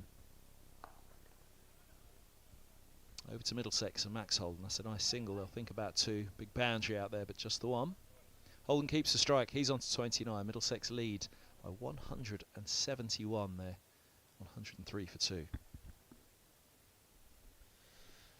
Yeah, I say this with bated breath, but I think we should be okay. That storm just pushed below us. The top of it is brighter. We saw Alan Coleman at the back of the box there. Former friend of the mic. He doesn't seem to like me anymore. Get away from him from a distance. Every now and again. I think he's using all his fingers when he waves as well.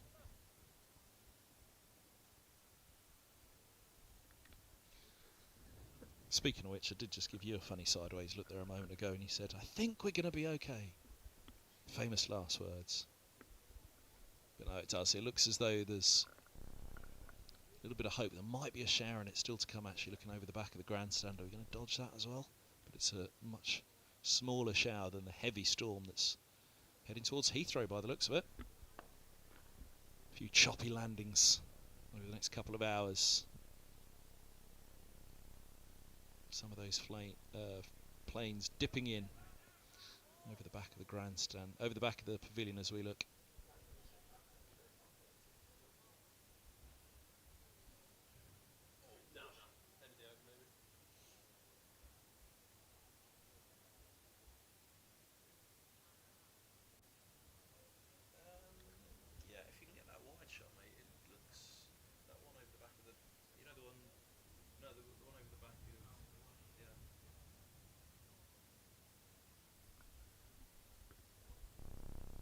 We love talking about the weather in England, especially when it's to do with cricket.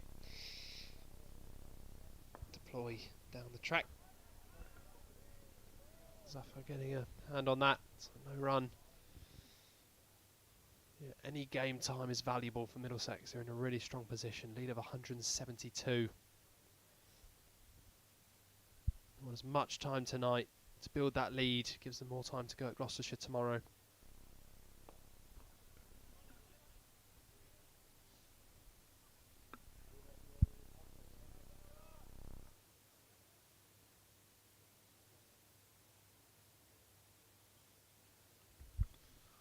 The interesting part of this is even if Middlesex were to collapse, let's say 8 for 100, that's still a lead of 273. So that's why they're going to get on with it here. It would have to be a catastrophic collapse for them to really feel in jeopardy in this game. So they've got to go after it like this. They've got to put the bit between their teeth and get going. And Max Holden's doing a wonderful job of that. It's another reverse sweep that gets away off Safa. And he moves to 34, the lead 177. 109 for 2. You're going to reinforce that offside fields to protect against the reverse sweeps. There's a deep third, a deep backward point, cover point on the boundary. Deep and wide mid-off. So there's a fair bit of space if he wants to hit with the spin. There's a long on back, deep mid-wicket, deep backward square, and 2 on the single. There's one of them, the mid-wicket, who will have a shy only into the gloves of the keeper though. 110 for 2. Over to deploy.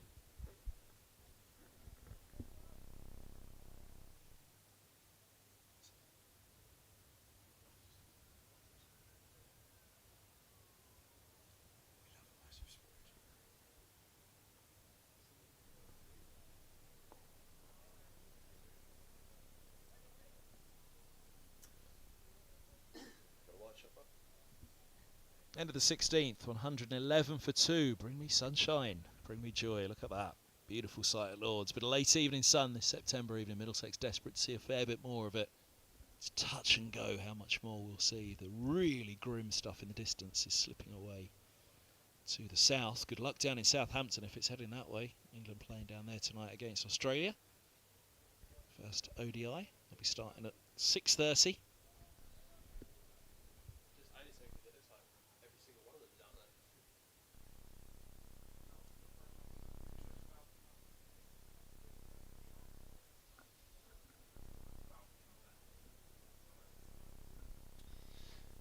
Everyone involved in Middlesex will be hoping for no more rain. As will those guys up there, players and coaching staff, all watching on from the balcony, watching their team get into a strong position in this game.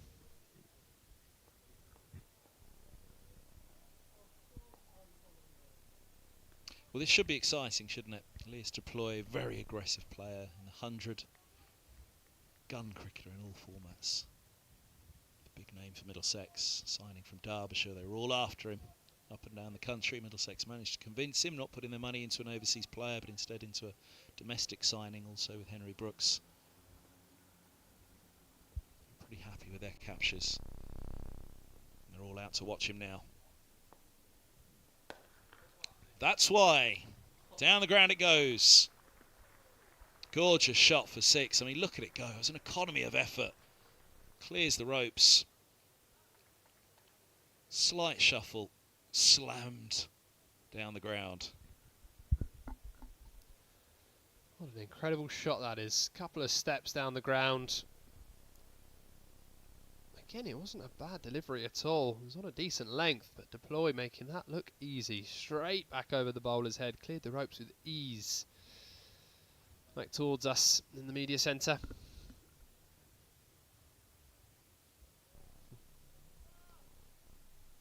Where's he going to go this time around? Very inventive play, Elias Deploy.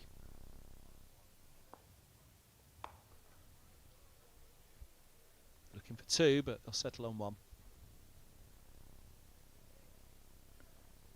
It's turning into a productive session this for Middlesex. Lead is now 186. I think they'll be eyeing up something around that 300 mark. So as many of those as they can get tonight, the more time they can have at Gloucestershire tomorrow with ball in hand. Forecast looks okay for the morning. Potentially some showers around in the afternoon.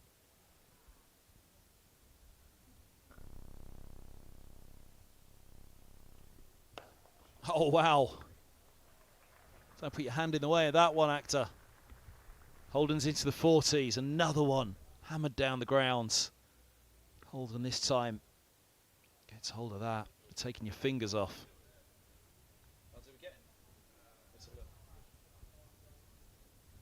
Any fielder anywhere near? Come on, somebody. Hey, it's Bob. How many years has Bob been the steward now? brought some tomatoes from his garden for us up in the media centre, say the media steward Bob. Oh, that's cleaved out to deep cover. Holden falls, got underneath it, up and under from Holden, but straight to the fielder, sweeping out on the boundary. Holden has to go, he can't believe it. Hammers it down the throat of Tom Price. Actor has his revenge. Holden gone for 39, 122 for 3. That's a really good catch out there. Wasn't expecting that ball to come to him, and then difficult as well to pick up that red ball. Gloomy skies coming out of the stand. Not easy to pick that up. Tom Price, good angle of it here. Holden really getting hold of it. Couldn't believe that he had picked out the man. The only man deep in the offside. 5 yards either side, and that would have been another boundary, but he has to go for a well-made 39. He's done his job. Strike rate of 169. Almost like the Blast, this. Another man that naturally bats aggressively, Ryan Higgins, in wonderful red ball form, with bat in hand, over 1,000 runs. He'll come out with Leas deploy. Left-right hand partnership as well, which will benefit Middlesex. 2 gun players now in the middle order. With one thing on their minds, that is to get runs on the board. Look at that run rate, 7.25. Gloucestershire struggling to rein this Middlesex batting lineup in, but they've taken 3 wickets. Zaman Akhtar has his second. 122 for 3. Lead of 190. Who says that red ball cricket's boring?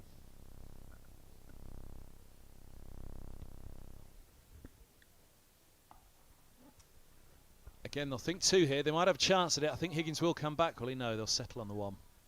End of the over. 1, 2, 3, 4, 3. 191 the leads. Another 100 Middlesex. Can they do it tonight? That'll be weather dependent.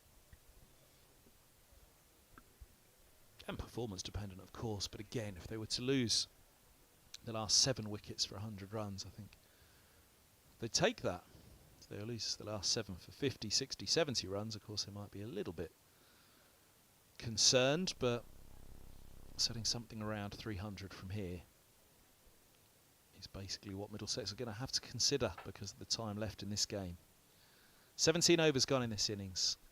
Can they get another 17 in tonight? They have obviously increased their scoring rate as well as they've gone along. Only marginally though.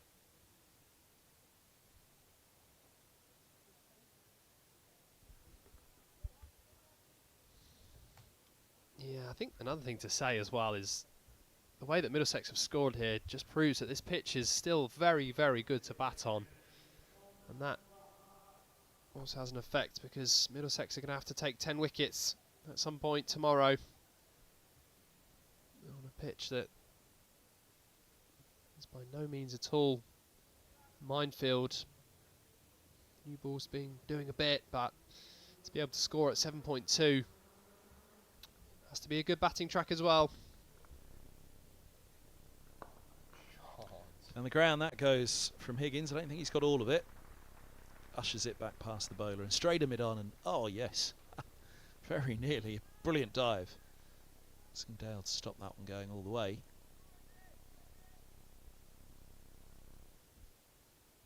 And they've run 2, 3.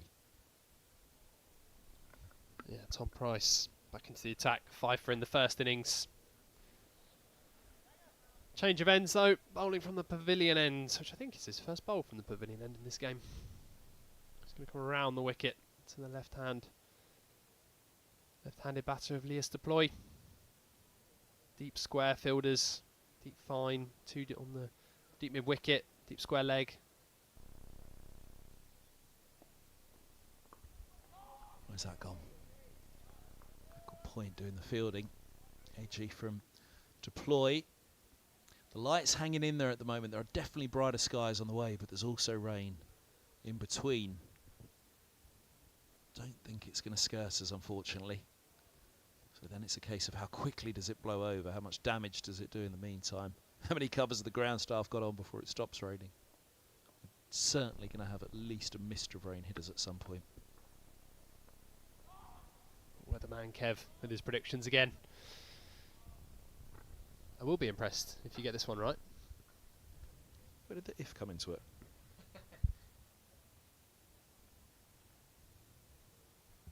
Told you by the light that it was raining earlier. I mean, it's time to get a new job, really, when you know it that well.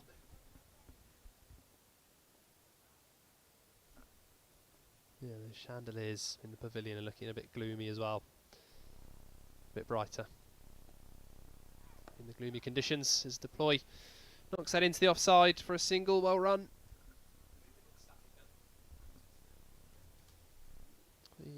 That's the behind the pavilion is the worst of what was coming in, and that's what we were worried was going to come over, but it's just slipped below us.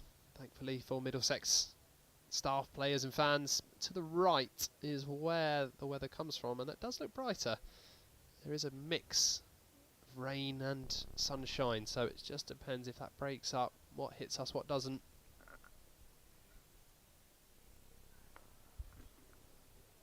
Let's hold of it with the fielders back. Just a single for Higgins.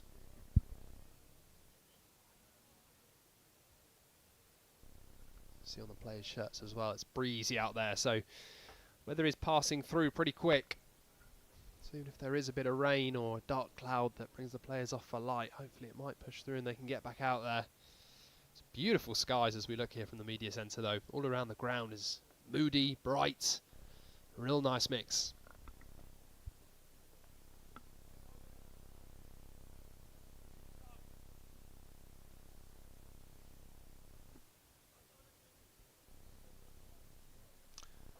.29 for 3. 5 off that over. So they'll want Middlesex from the remainder tonight. 5, 6 and over. We'll have them at around about 100 more from here and getting close to something they'll feel happy declaring with. Well, not overly, but optimistically happy about. Maybe optimistically unhappy. They'll be optimistic about. It's been a long day. So it's too late in the day. Off my head that. But nice to see there's a few spectators still in the ground. They've braved the cold conditions, bit of rain and bad light around, but they're getting entertaining cricket. Zaman Akhtar in again. Picked up 2 wickets in 2 overs, gone for 18 runs. So all action cricket from the nursery end. Unfortunately, umpire's just having a quick look at the light. I think it's okay at the moment. It's borderline, I would say. Now they're having to go. Taking them off, are they? Oh, not at the moment. Problem is they've taken a reading already on the first day, and look at the fielders coming in there wanting to tell the umpires what they think.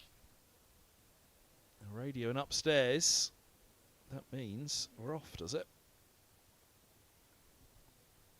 Incredibly reluctantly, Higgins and Leas Deploy explaining and clearly saying there, you can see there's brighter skies around. The last thing Middlesex want is more time to be taken out of this game. The umpire's call is final. For now.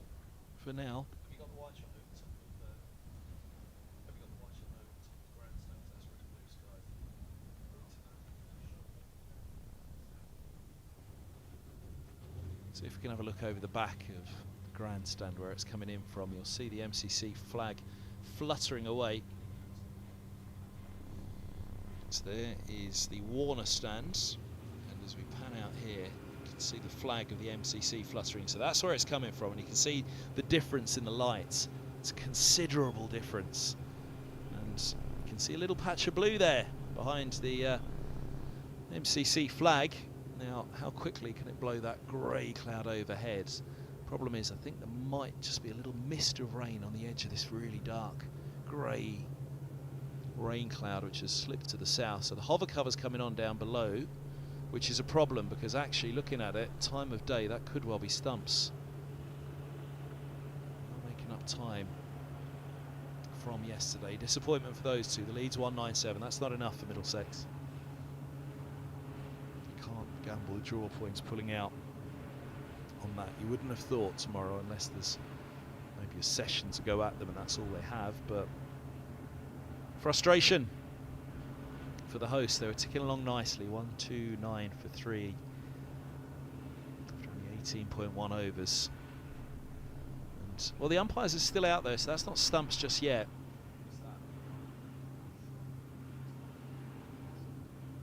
You can see that that's moving across 2/3 of the ground at the moment. There's the shadow of that cloud falling down on it, but it's that other third that's coming in pretty quickly. It needs to come in quite sharply though, or it will be stumps for the day. The fact the umpires are still out there suggests they haven't called it just yet.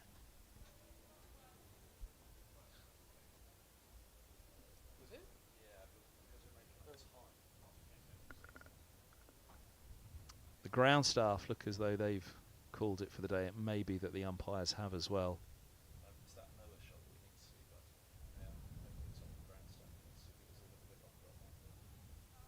You can see how quickly it's moving already, actually, over the north turret there. It's almost the west turret, we call it the north turret, but weather blowing in. It needs to blow on pretty quickly. This has been threatening to get us. The sun is threatening to break through this very second. So the ground staff need to slow it down a little. The umpires are looking at it now. There you can see the sun is about to break through. We're about to have sunshine at Lords, and they've been a little trigger happy here, the umpires. There's still 16 overs to bowl tonight.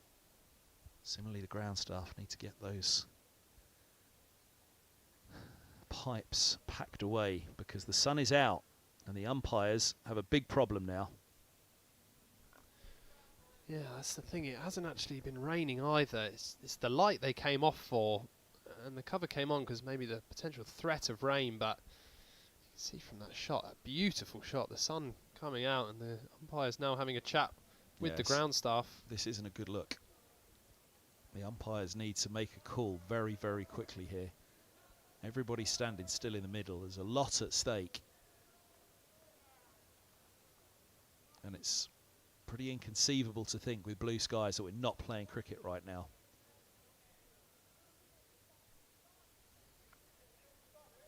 Smiles down there, but I can't imagine the Middlesex dressing room will be smiling too much looking at this. Glorious sunshine at Lords, and they are not playing when it is a crucial, crucial moment in the season. They need these overs. I think the ground staff have just been told, pack it up. And that hover cover will be coming off. Wide shot of there you go, back on. Well done, umpires. We need to get this moving. It looks as though we're going to be okay for a little while still, but they do need to get out there quickly. Middlesex would take even 5 overs from here. Yeah, any time lost in this game is not helping Middlesex. Any time they can play is, and the rate they're going at,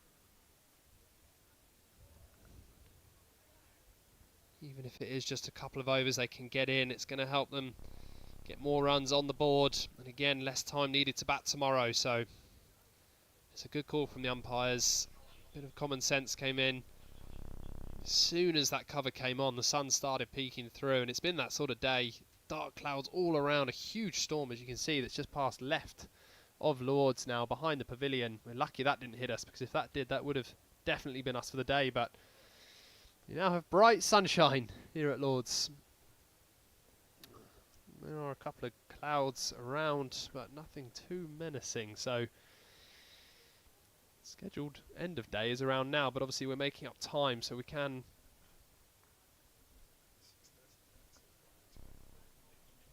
actually play until 6:30. Looks like we could get a fair chunk of that in. We might just get lucky here, or Middlesex might just get a bit lucky. He's deploying. Ryan Higgins didn't want to leave the centre. No, I think they're unlucky as well, though, aren't they? I think, you know, they were making that point. Look, there's blue sky right there. That's where the weather's coming from. Look at the flag.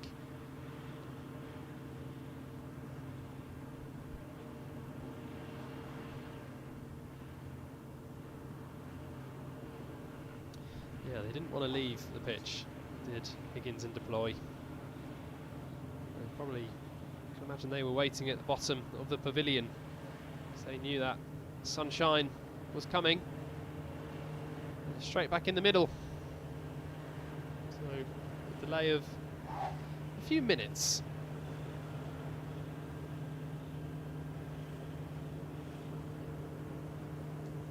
Done the right thing here, the umpires. It maybe wasn't the right decision to take the players off, but because they'd taken that meter reading, they have to then stick to that. And if the light was below the reading that was taken on the first day, then by law they have to take the players off. But very quickly the sun is back out, the players are back out, and we're going to have more cricket. There's spectators in the crowd. They've been treated to a frustrating but incredibly entertaining day. And it's about to become even more entertaining.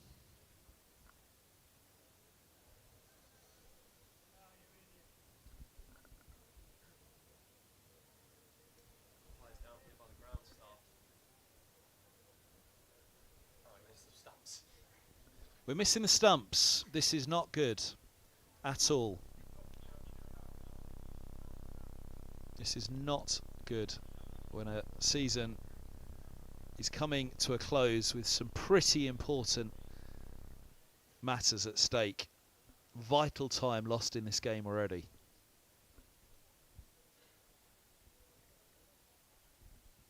Oh, cricket. We love it.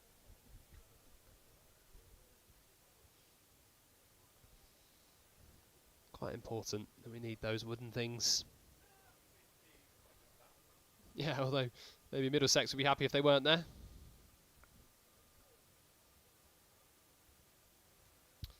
We are going to get underway shortly.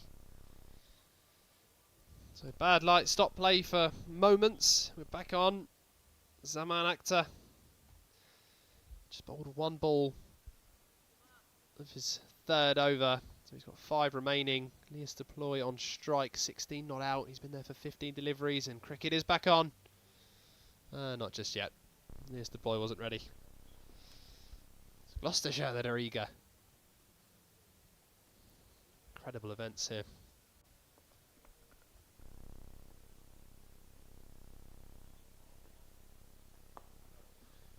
There's the first ball after the resumption. Inside out, throw at the stumps. He'd have been gone.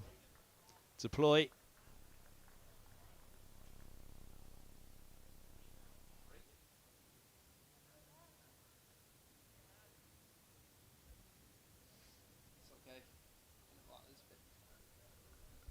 He would have been well gone there, Elias Deploy.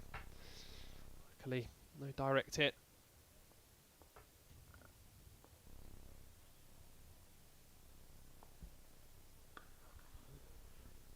So not tall to drive that full toss. Deploy, you'll get a single.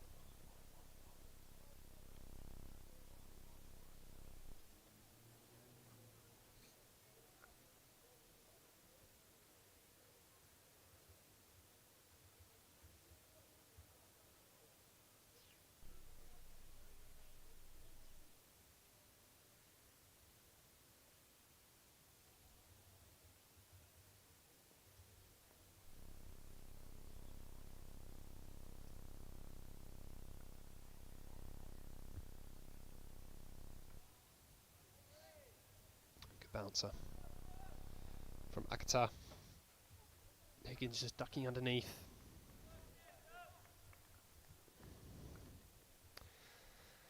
Middlesex trying to give themselves every opportunity of victory on day 4. Lead is 198, so any more runs they can get tonight, less time needed to bat tomorrow. Oh, he's pulled that. Possibly even toe-ended it down to mid-on. They'll know that Yorkshire have wrapped up victory at Grace Road. Sussex just 2 wickets away now from victory against Glamorgan. Glamorgan trailing by 99, 206 for 8. Looking like victory for Sussex as well. So Middlesex need to try and match those scores, match those results.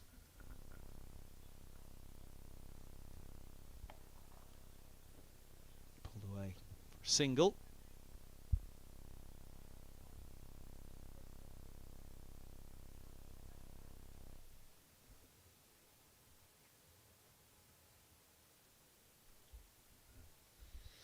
And ends the over. An eventful over at that.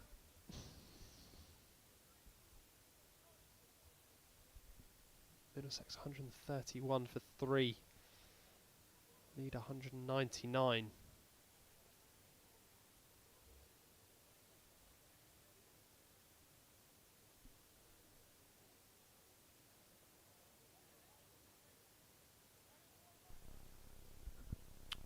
Twelve overs remain in the day. Whether we get all of those in or not, we'll have to wait and see. There's still time left in this day, weather permitting. Currently that sunshine is shining bright. A little bit of width.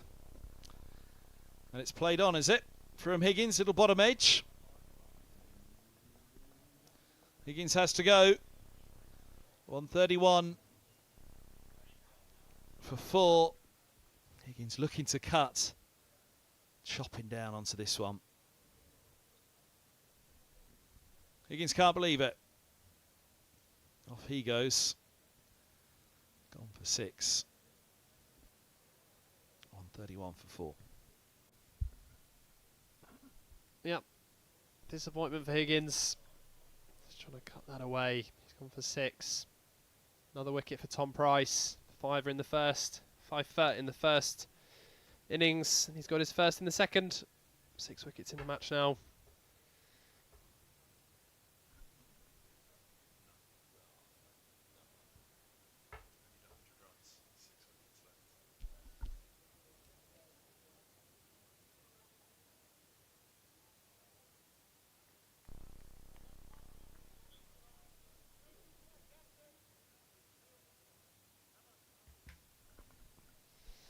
New man, Jack Davies. Brilliant innings first time around. Highest first class score, 91 from 137 balls, 11 fours and 2 sixes. When did he hit that then? The way this game's gone, it could have been 2 weeks ago or it could have been yesterday. He's back out in the middle. Another left-hander. Another positive player in good form. He's going to go out there with one thing on his mind, and that'll be to score runs.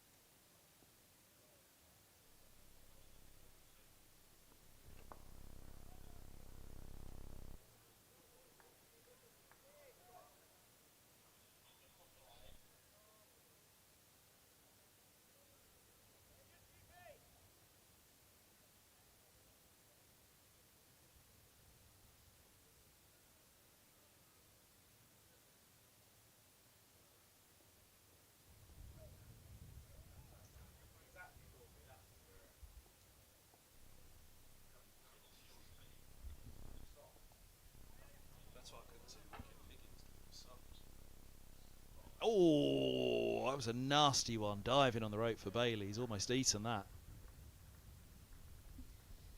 Right in front of the ground staff as well. Davies just hooking that run round the corner. It's a good effort from Bailey. With the audience right in front of him. I think he'll be quite thankful he didn't take one of those big divots that we've seen. Carl and team watching on right in front.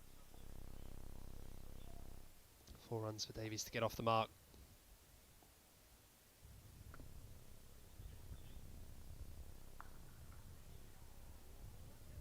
Has he bisected them? No. I'll get 2 though. Leads 205.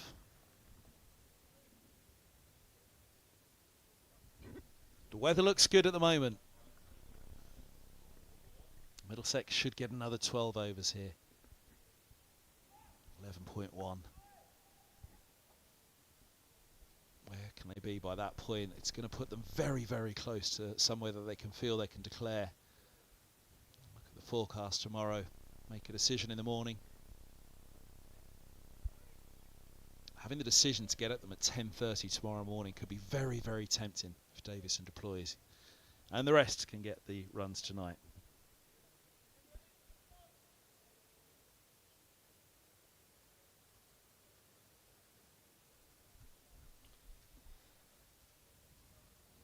Yeah, forecast, depending on which one you look at, looks okay. Morning especially, afternoon could be a chance of a shower, but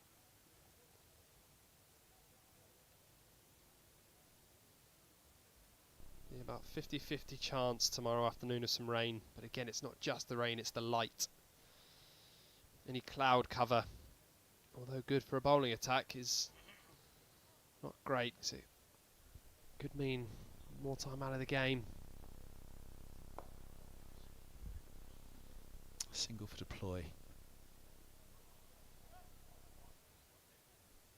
Absolute freedom now for Davies. To Carey's, Holman, Roland-Jones, big hitters to come. Even Hellman Brooks. Where's now Cornwell when you need him? Clear the grandstand. Or Cracknell, yeah, hit the dent.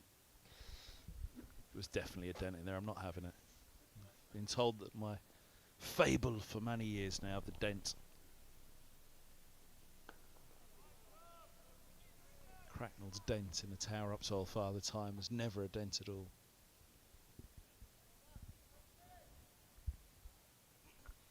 Sussex 1 wicket away from victory. Glamorgan 212 for 9, trailing by 93. So you think that game will go the extra time tonight? Full bunger, just a single though. Yeah, Yorkshire and Sussex winning. If Sussex win, they are 99% of the way there. Just going to make, is going to make day 4 here at Lord's even more entertaining. Middlesex pushing for victory.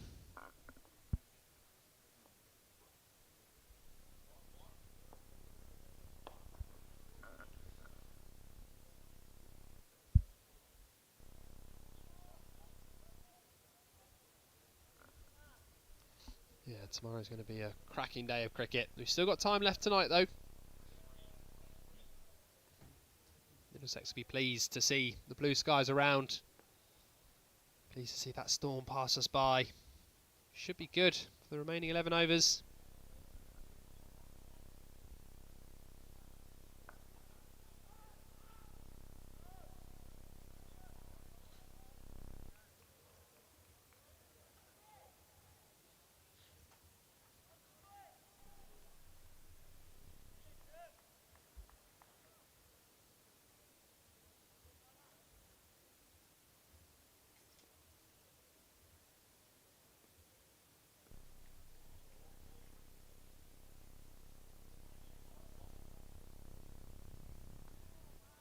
Nicely bowled.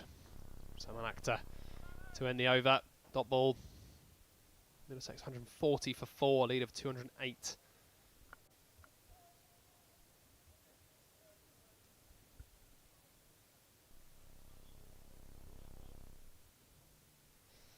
That man will have seen it all before. Blowing in the wind.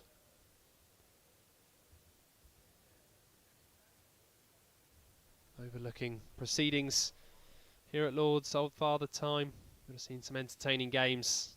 We're going to be set up for an exciting day 4 tomorrow as well. The race for promotion and for the Division 2 trophy is well and truly on.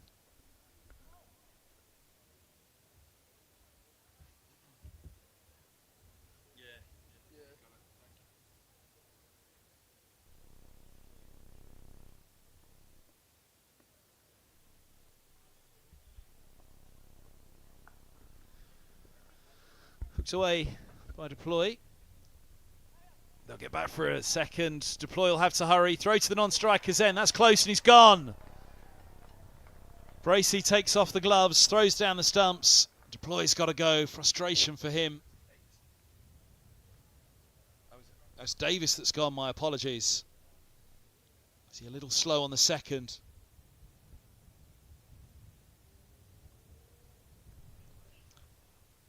Deploying shot, the disappointment shown for him, but yes, Davies. Deploy runs the first hard, and then Davies sets off the second. Yes, no, yes, the call, go on. Too late. Fine throw from Bracey. Back goes Davies. Gone for 7, run out. Credit to James Bracey. What a game he's having with the gloves. Not so much with the bat. Second ball duck, but 7 dismissals in the first innings, which is a new record in Gloucestershire history. The first man to ever take 7 dismissals. And he's got a couple here in the second innings, including the run out. Took the catch off Sam Robson. Now the run out of Jack Davis. He's having a great game with the gloves. We'll have a look at that run out again. It looked close.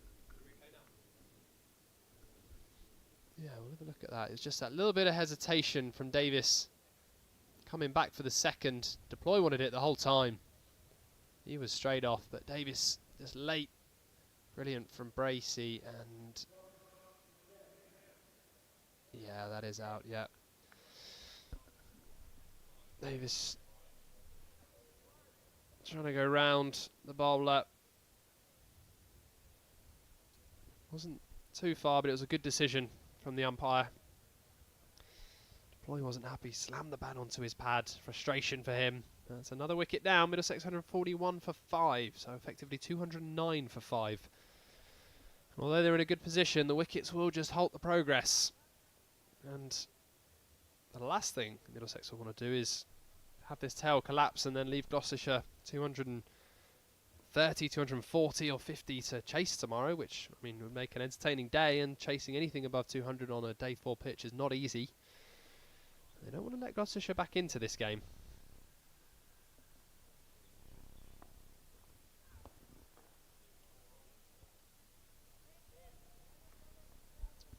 Getting off the mark. That brings Mr. Carey's to the crease. Man in great form with the bat. 151 in the twos against Zimbabwe A just last week. 64 in the first innings for Middlesex, so he's in good form.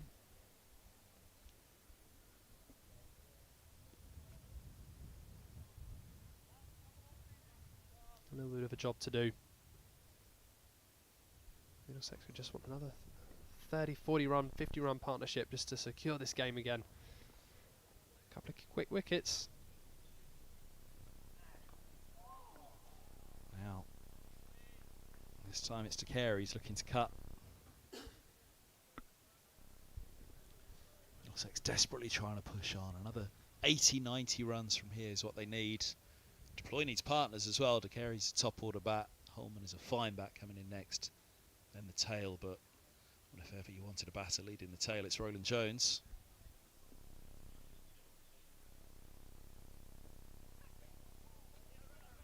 Gets through. Bracey gets a glove on it. They'll get back for 2. Umpire signals nothing.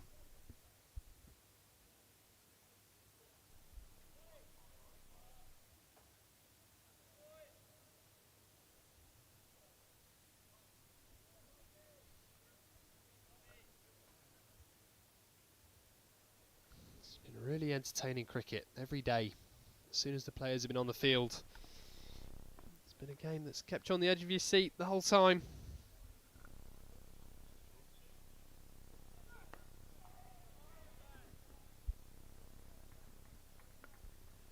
It's running, nicely played from De Carey's.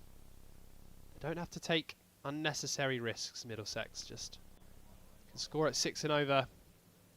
just through singles, rotating the strike. Find the boundary as well, pick the bad ball. There's no need for unnecessary risks. Gloucestershire very much on the defence, especially in the leg side. 4 fielders deep on the boundary.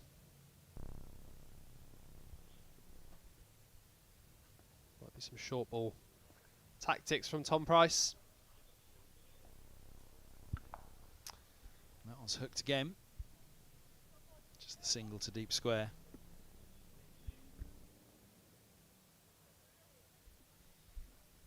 Another entertaining over. 9 overs left in the day. And pleased to say that the weather's looking good, so we should be fine for those. Blue skies around, sun shining down on the players.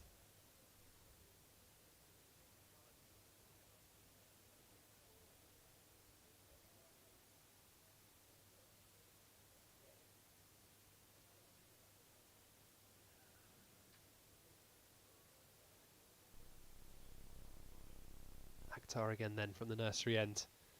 Deploy on strike.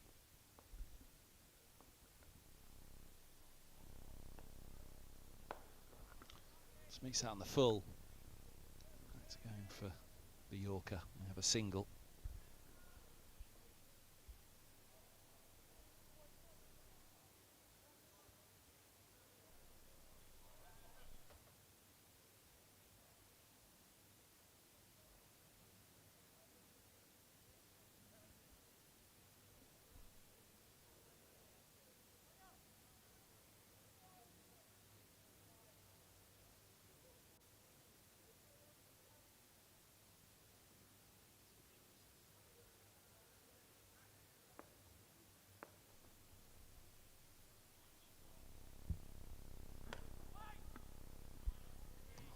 Picked out mid-wicket. 9.1 overs to go on the third day. Can Middlesex find another 70 or 80 runs tonight? It will take some. But if they can, then they'll be close to a position to consider pulling out at 10:30 tomorrow when they look at the weather forecast.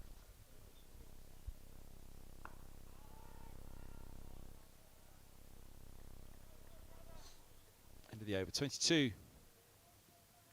Is it not? The scoreboard's frozen on the far side. I need to focus on our stream, the one that's correct. 22.3 bowled. There we go. It's catching up on the far side. 147 for 5. Lead 215. Another 80 runs, really. We'd like in the overs remaining. 10 and overs. A bit of a task from here. Although with the least deploy, anything's possible.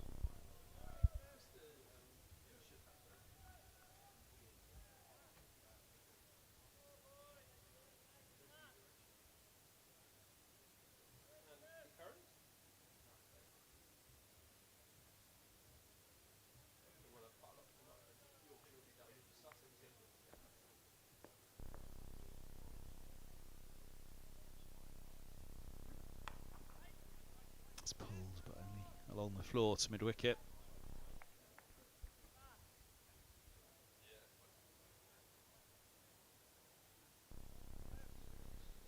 That storm that might have been heading towards Southampton has had some sort of effect. There's a delay in England versus Australia, the first T20 tonight. That match will be having a delayed start.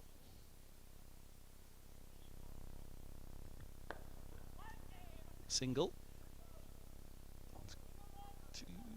One's come of the over. The scoreboard's completely in disagreement here. That is over now. 23 done, 148 for 5. It carries 4 from 8. Just has to get a feel of it. But Middlesex probably be looking to tee off with the batting that's still to come. Holman, Roland-Jones, Helm. Deploy at the other end. Some might say every ball counts. You've made a 100 reference and an Oasis reference there, Kev. Some might say. Did you get Oasis tickets? Dictator Dan is a bit disappointed at the back of the box. Sorry, Director Dan.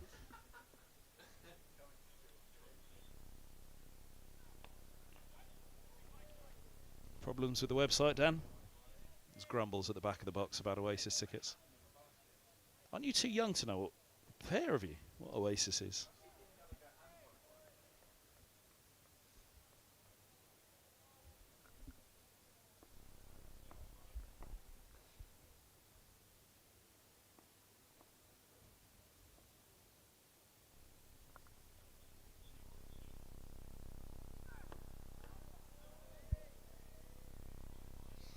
There's another race hotting up. Top of the table clash between two members of the stream team. Well, three members of our team actually. Director of Communications Stephen Fletcher and who?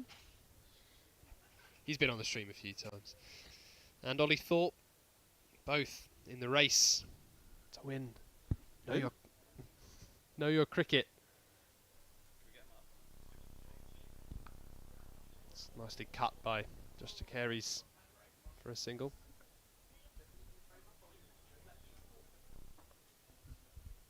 Yeah, so those two are currently in a slight argument or bicker because they're both in the race for winning on Know Your Cricket prediction game. A bit like a fantasy game. They're just debating. They both went deploy with the runs. Higgins wild card and Roland-Jones with the ball. So they are pretty much neck on neck in terms of points. What does the winner get? Signed shirt, I think. Single down to deep backward square.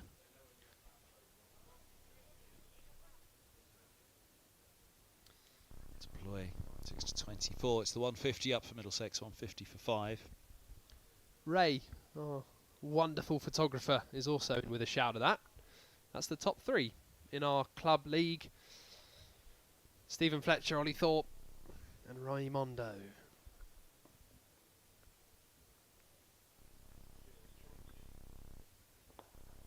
On the sides. Just a single though to deep square.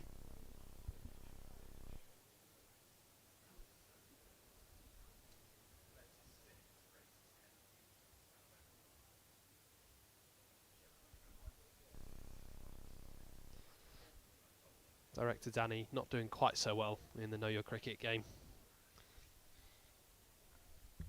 Dictator Danny.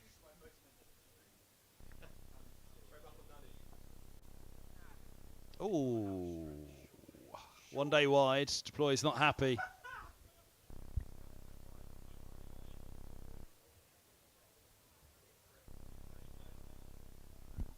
Yeah, that is very much a wide in one-day cricket.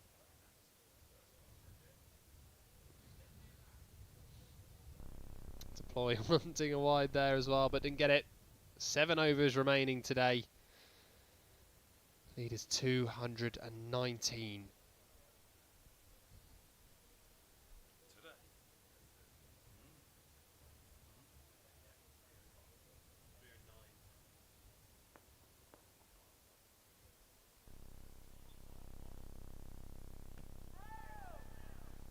Muffled appeal. Going well down the leg side. And the single brings Leas Deploy back on strike. Glamorgan still holding on against Sussex. 9 down. 214 for 9. That might go into a day 5. Depending on what the weather's like down in Hove.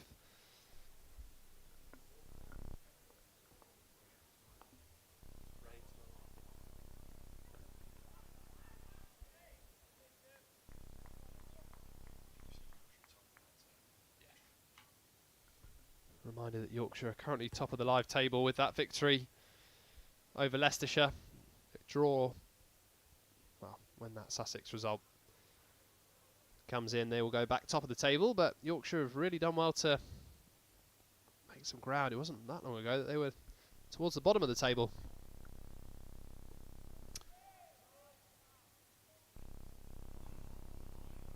Deploy frustrated. This one's wide outside off, but not given. Look at the umpire.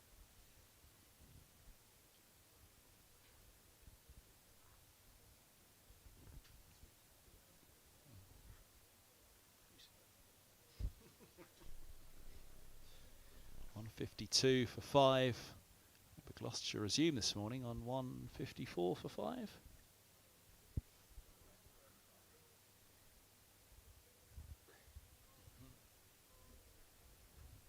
Lead 220.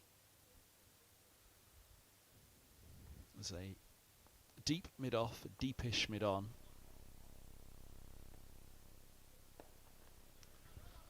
And a determined deploy, gets a single out to deep point. They're hiding this ball well at the moment, Gloucestershire, trying to upset deploy, unsettle him.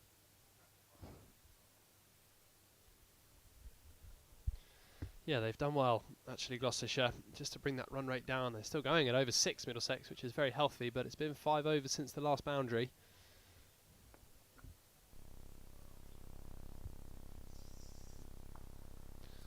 His toes, deploy, punches that one backward a point. Sorry, De Carey's.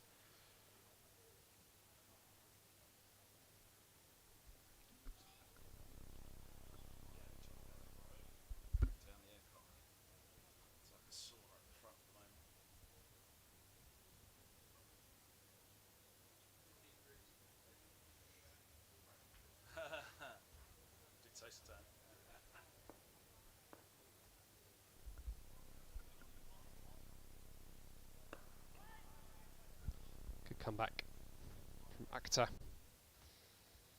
End of the over. He's through 6 overs, 2 for 31. Price 7 overs, 1 for 37. 6 overs remain today. What can Middlesex do? 36 deliveries. Can he get another? Well, they'll probably want another 50 runs from those 6.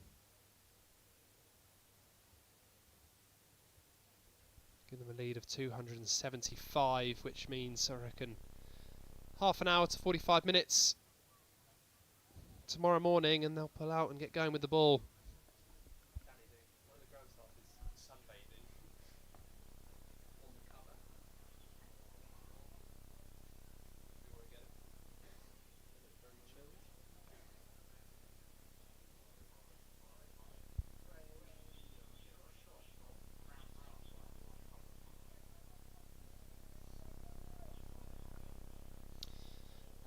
Nice relaxing time, deserved relaxing time for the ground staff. They've been busy in this game, catching some rays. That's English weather summed up for you. Sunbathing with your coat on.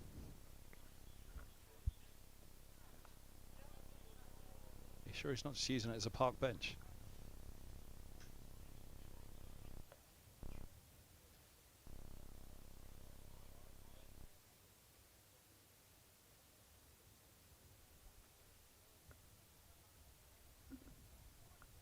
Yeah, they've been busy, that ground staff.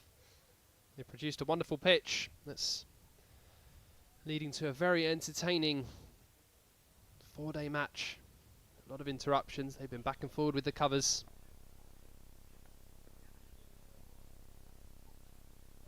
Just a single again.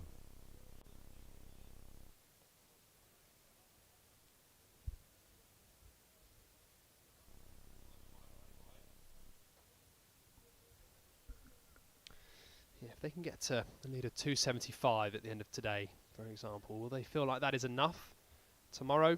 That would be a bold declaration, but if there's an afternoon with a bit of rain, they might feel like they need to get bowling.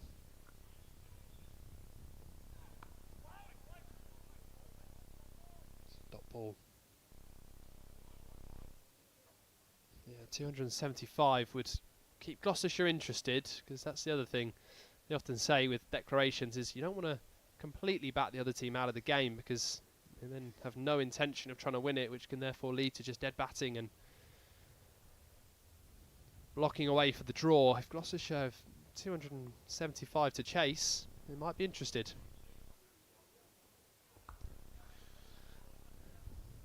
Carries gets a single. 61 for 5. News from the south coast, Sussex have won. So victories for Yorkshire, victories for Sussex. They're the 1 and 2 at the moment. What can Middlesex do?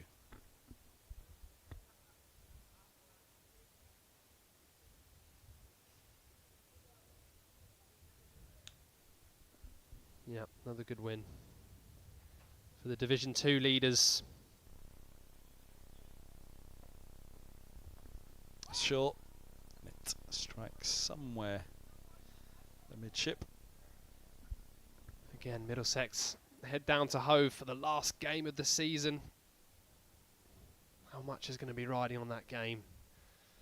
Will Sussex have the trophy by that point? Or will Middlesex still be in with a chance? Will Yorkshire be in with a chance? I think this one might come down to who's getting that second spot, Middlesex or Yorkshire. Huge importance on that second spot as to who will be playing Division 1 cricket and who will be playing at Division 2 cricket again next year. It's the business end of the season, and we're getting to the business end of day 3. 5 overs remain. Archie Bailey back into the attack.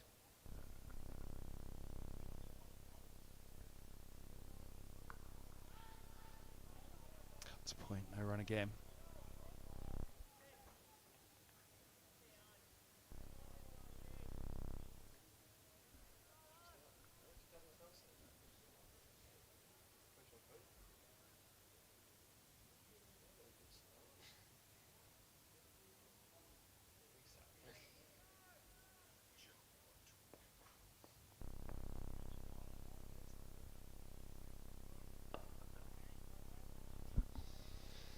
Yeah, a couple of dot balls to start this over. Gloucestershire have just done well to rein things back a little bit. To Carey's 13 from 20.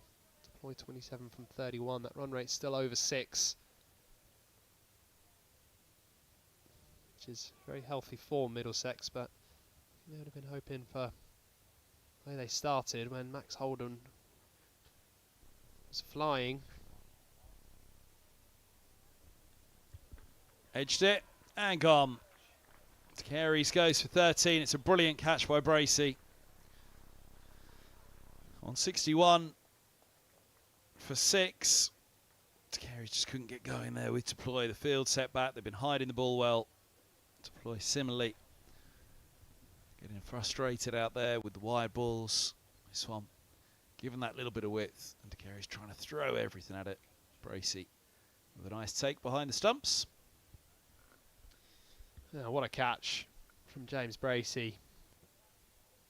10th dismissal in the game now for the wicketkeeper. Incredibly talented behind the stumps.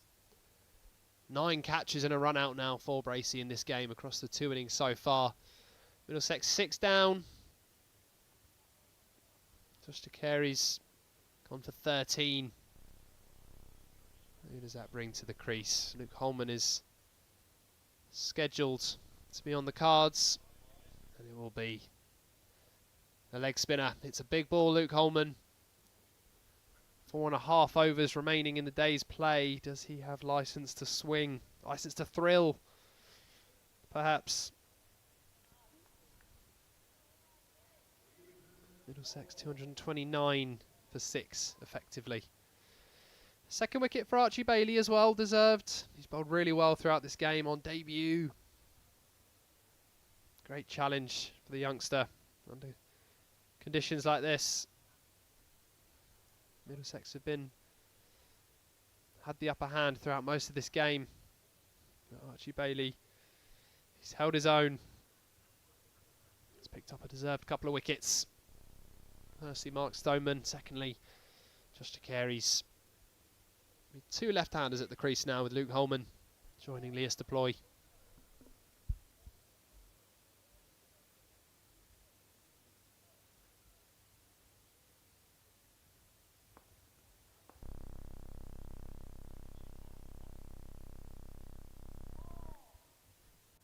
Another dot ball.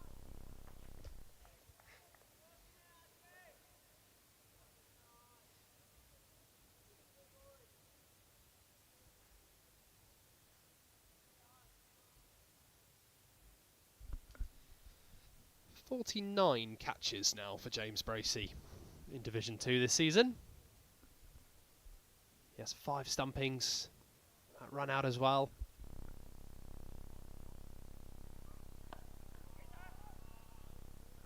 Good again from Bailey. Gloucestershire just putting a squeeze on now. Don't want to let Holman off the mark. If they can get through, get out of this over. Be a wicket maiden.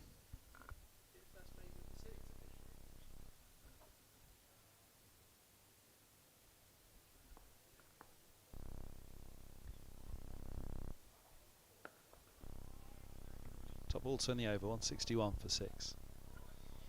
Yeah, well bowled. Archie Bailey, a wicket maiden.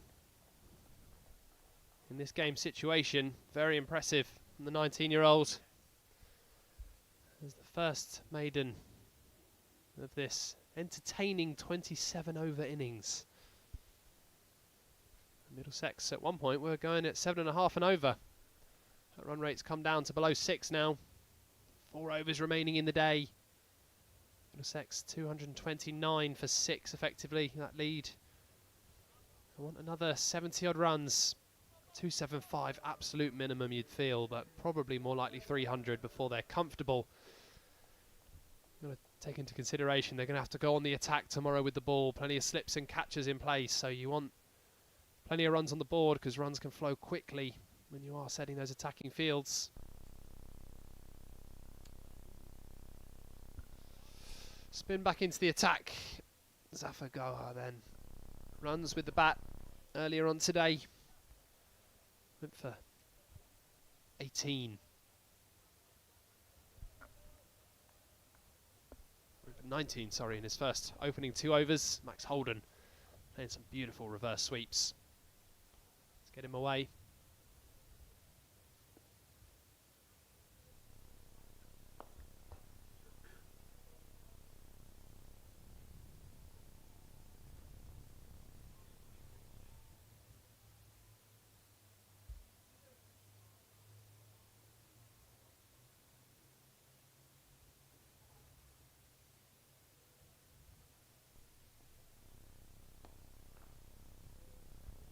Gloucestershire happy to offer the single.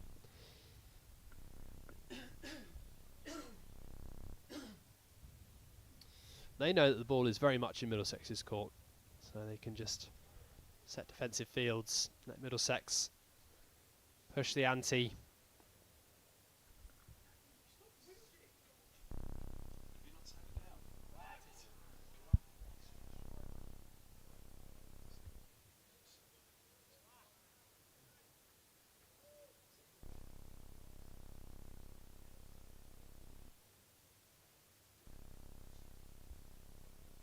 Oh, has he nicked it? He has. Holman departs for 164 for 7. Middlesex's lead 232, 3.2 overs to go tonight. Still Roland-Jones, Helm and Brooks to come with deploy. Well, matters of a declaration may well be taken out of Middlesex's hands. Do they open up tonight? Roland-Jones and deploy. Try and cart it around for a few overs. Get this moving. And then perhaps think about that 10:30 declaration tomorrow.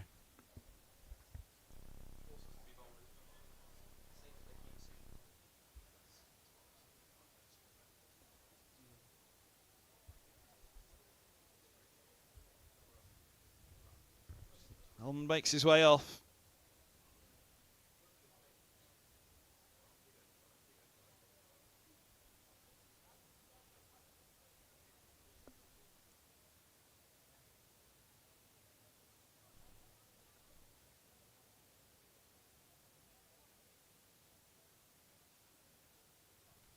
So, out to bat comes Tom Helm, not Toby Roland-Jones. Now, is this a night watch? Can't be. It might be. Thought they might just go for the long handle, but maybe they're going to save Roland-Jones back for the morning. Yeah, I think Tom Helm, I think this could be... Yeah, does he maybe go to the end of the day? I think maybe it would have been Henry Brooks if that was the case, but because Helm does like to give it the long handle as well. And just a change up. Roland-Jones will want to come out, maybe in a sign that Middlesex will be coming back out in the morning. Holding Roland-Jones back. Come out again tomorrow morning for a few overs.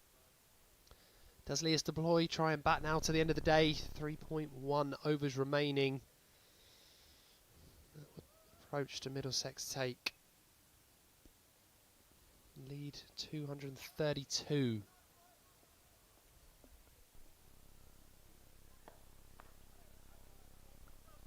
And that was yet another dismissal for James Bracey. 11 now for the match. 10 catches and that run out.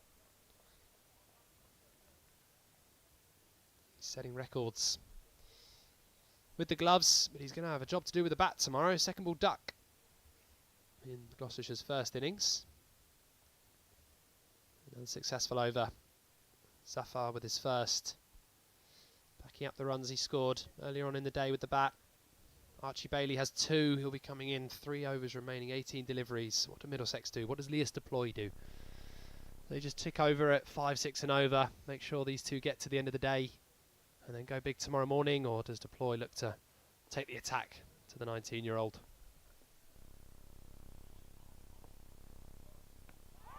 Oh, now. Gone. Deploy's gone for 28.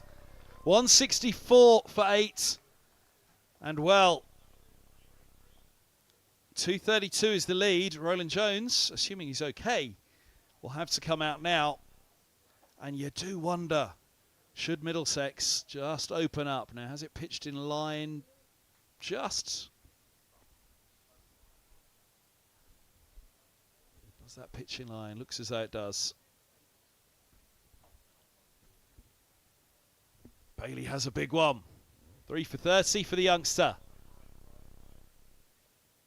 Is this doing Middlesex a favour? Taking the decision out of their hands. 2 wickets standing. Helm, Roland-Jones and Brooks. 2.5 overs tonight. Deploy drags himself off the field. I don't think he was too happy with that decision. It did look, at first, I thought maybe outside the line pitching, but on replay, did look straighter. Certainly no doubt that was hitting the stumps. Well bowled again from Archie Bailey. He's got some big wickets. He'll be chuffed with that. Lias Deploy.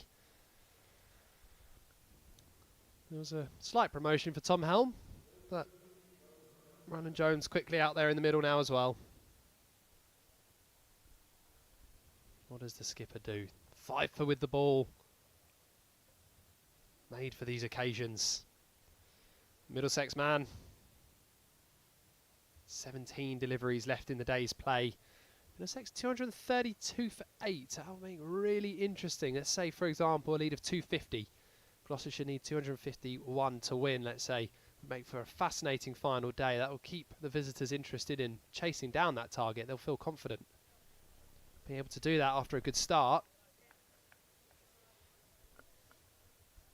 which would also maybe help Middlesex, because the last thing they want is Gloucestershire just to dead bat for a draw tomorrow. We're in for a fascinating final day, as this evening session has been really entertaining cricket. Archie Bailey now has 3. Toby Roland-Jones on strike.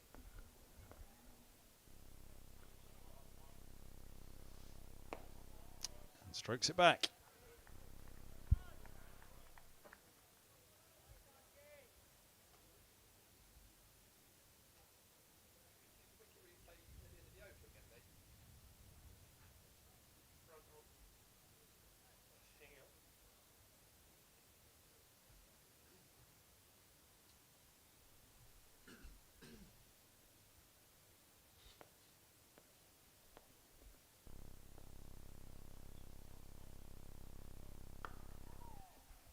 Really good from Bailey.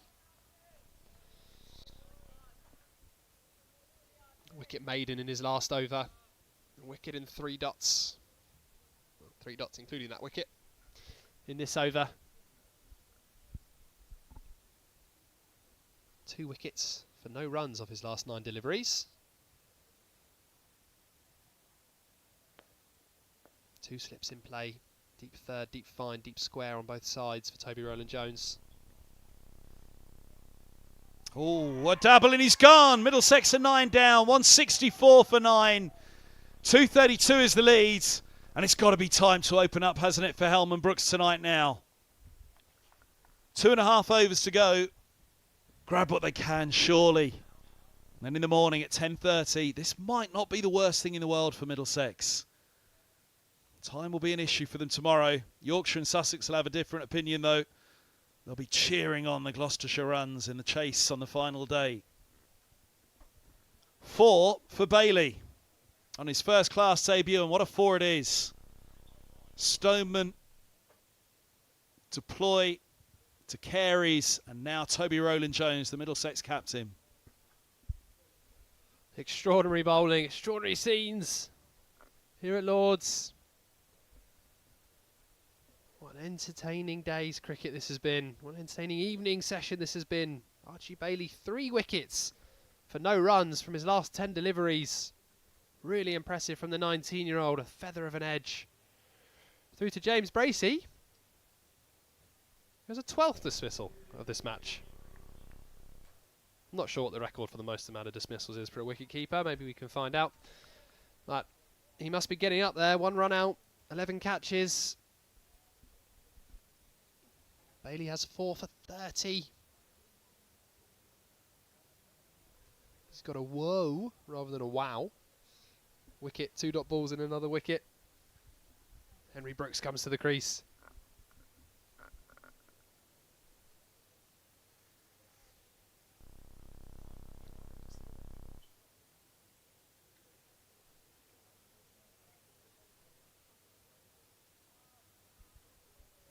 Brooks and Helm, 2.2 overs. There'll be no chance. I mean, we're only an over away from Gloucestershire, having had to perhaps face an over tonight. 2 slips go down. Oh, Brooks has a little dabble. 1 to go this over.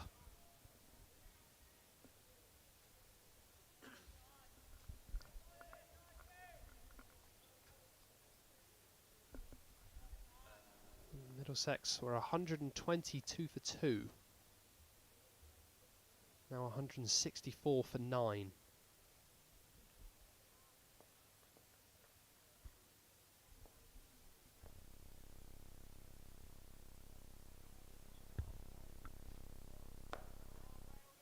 Stroke back again. And the over. 2 in the over. A double wicket maiden for young Bailey. 4 for 30 for him. Middlesex 164 for 9.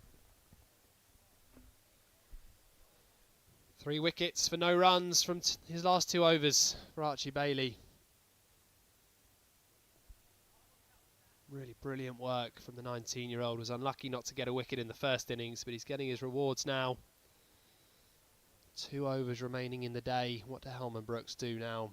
I think there's not much point in trying to bat through to come back out tomorrow morning. You think just try and get some more runs in these last 12 deliveries and then come out fresh first thing tomorrow, ball in hand. The good thing about this is that it gives Middlesex as much time tomorrow to bowl. Helm cuts that away for a single. Takes the lead to 233. Yeah, this takes the decision out of play. Middlesex would have had to have decided when to declare tomorrow, and that can be a difficult decision and runs the risk of maybe batting a bit too long, but this takes that out of the equation. I think they'll be coming out first thing tomorrow with ball in hand.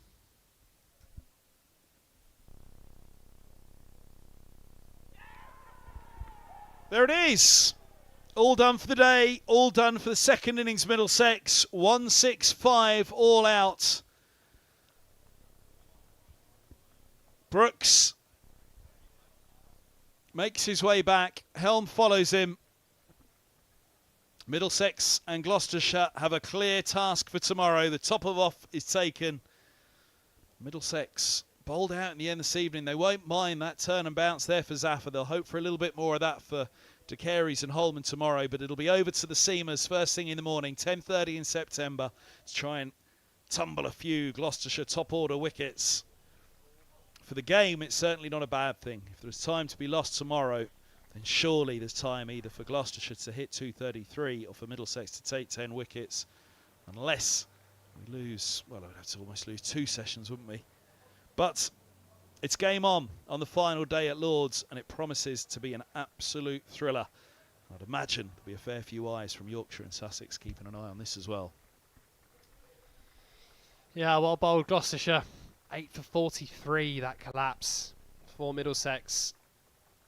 Maybe not a bad thing for the game situation, but I don't think that is how Middlesex were planning on that going. They would have been looking for a lead of around 300, 350, but the situation is 234 to win tomorrow for Gloucestershire. And like Kev says, that's going to just push things forward for a result. Middlesex will hope it'll go in their favour. 10 wickets they'll need.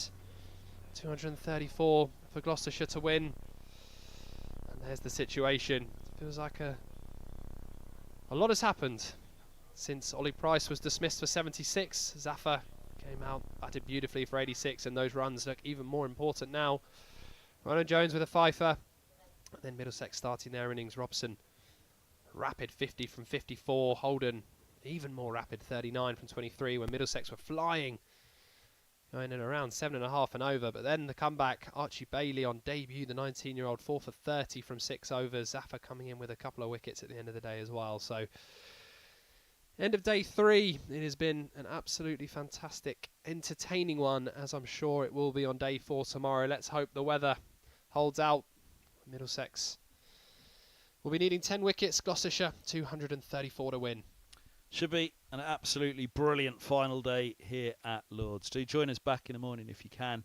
Be on air just before 10:15 with the highlights, and what a day of highlights it has been. The overnight interview as well, and then we'll pick up the live stream tomorrow morning at 10:30 from here at Lords. The live enhanced stream from Middlesex with Don Ford, myself, Kevin Hand, and the stream team in association with Daffabet.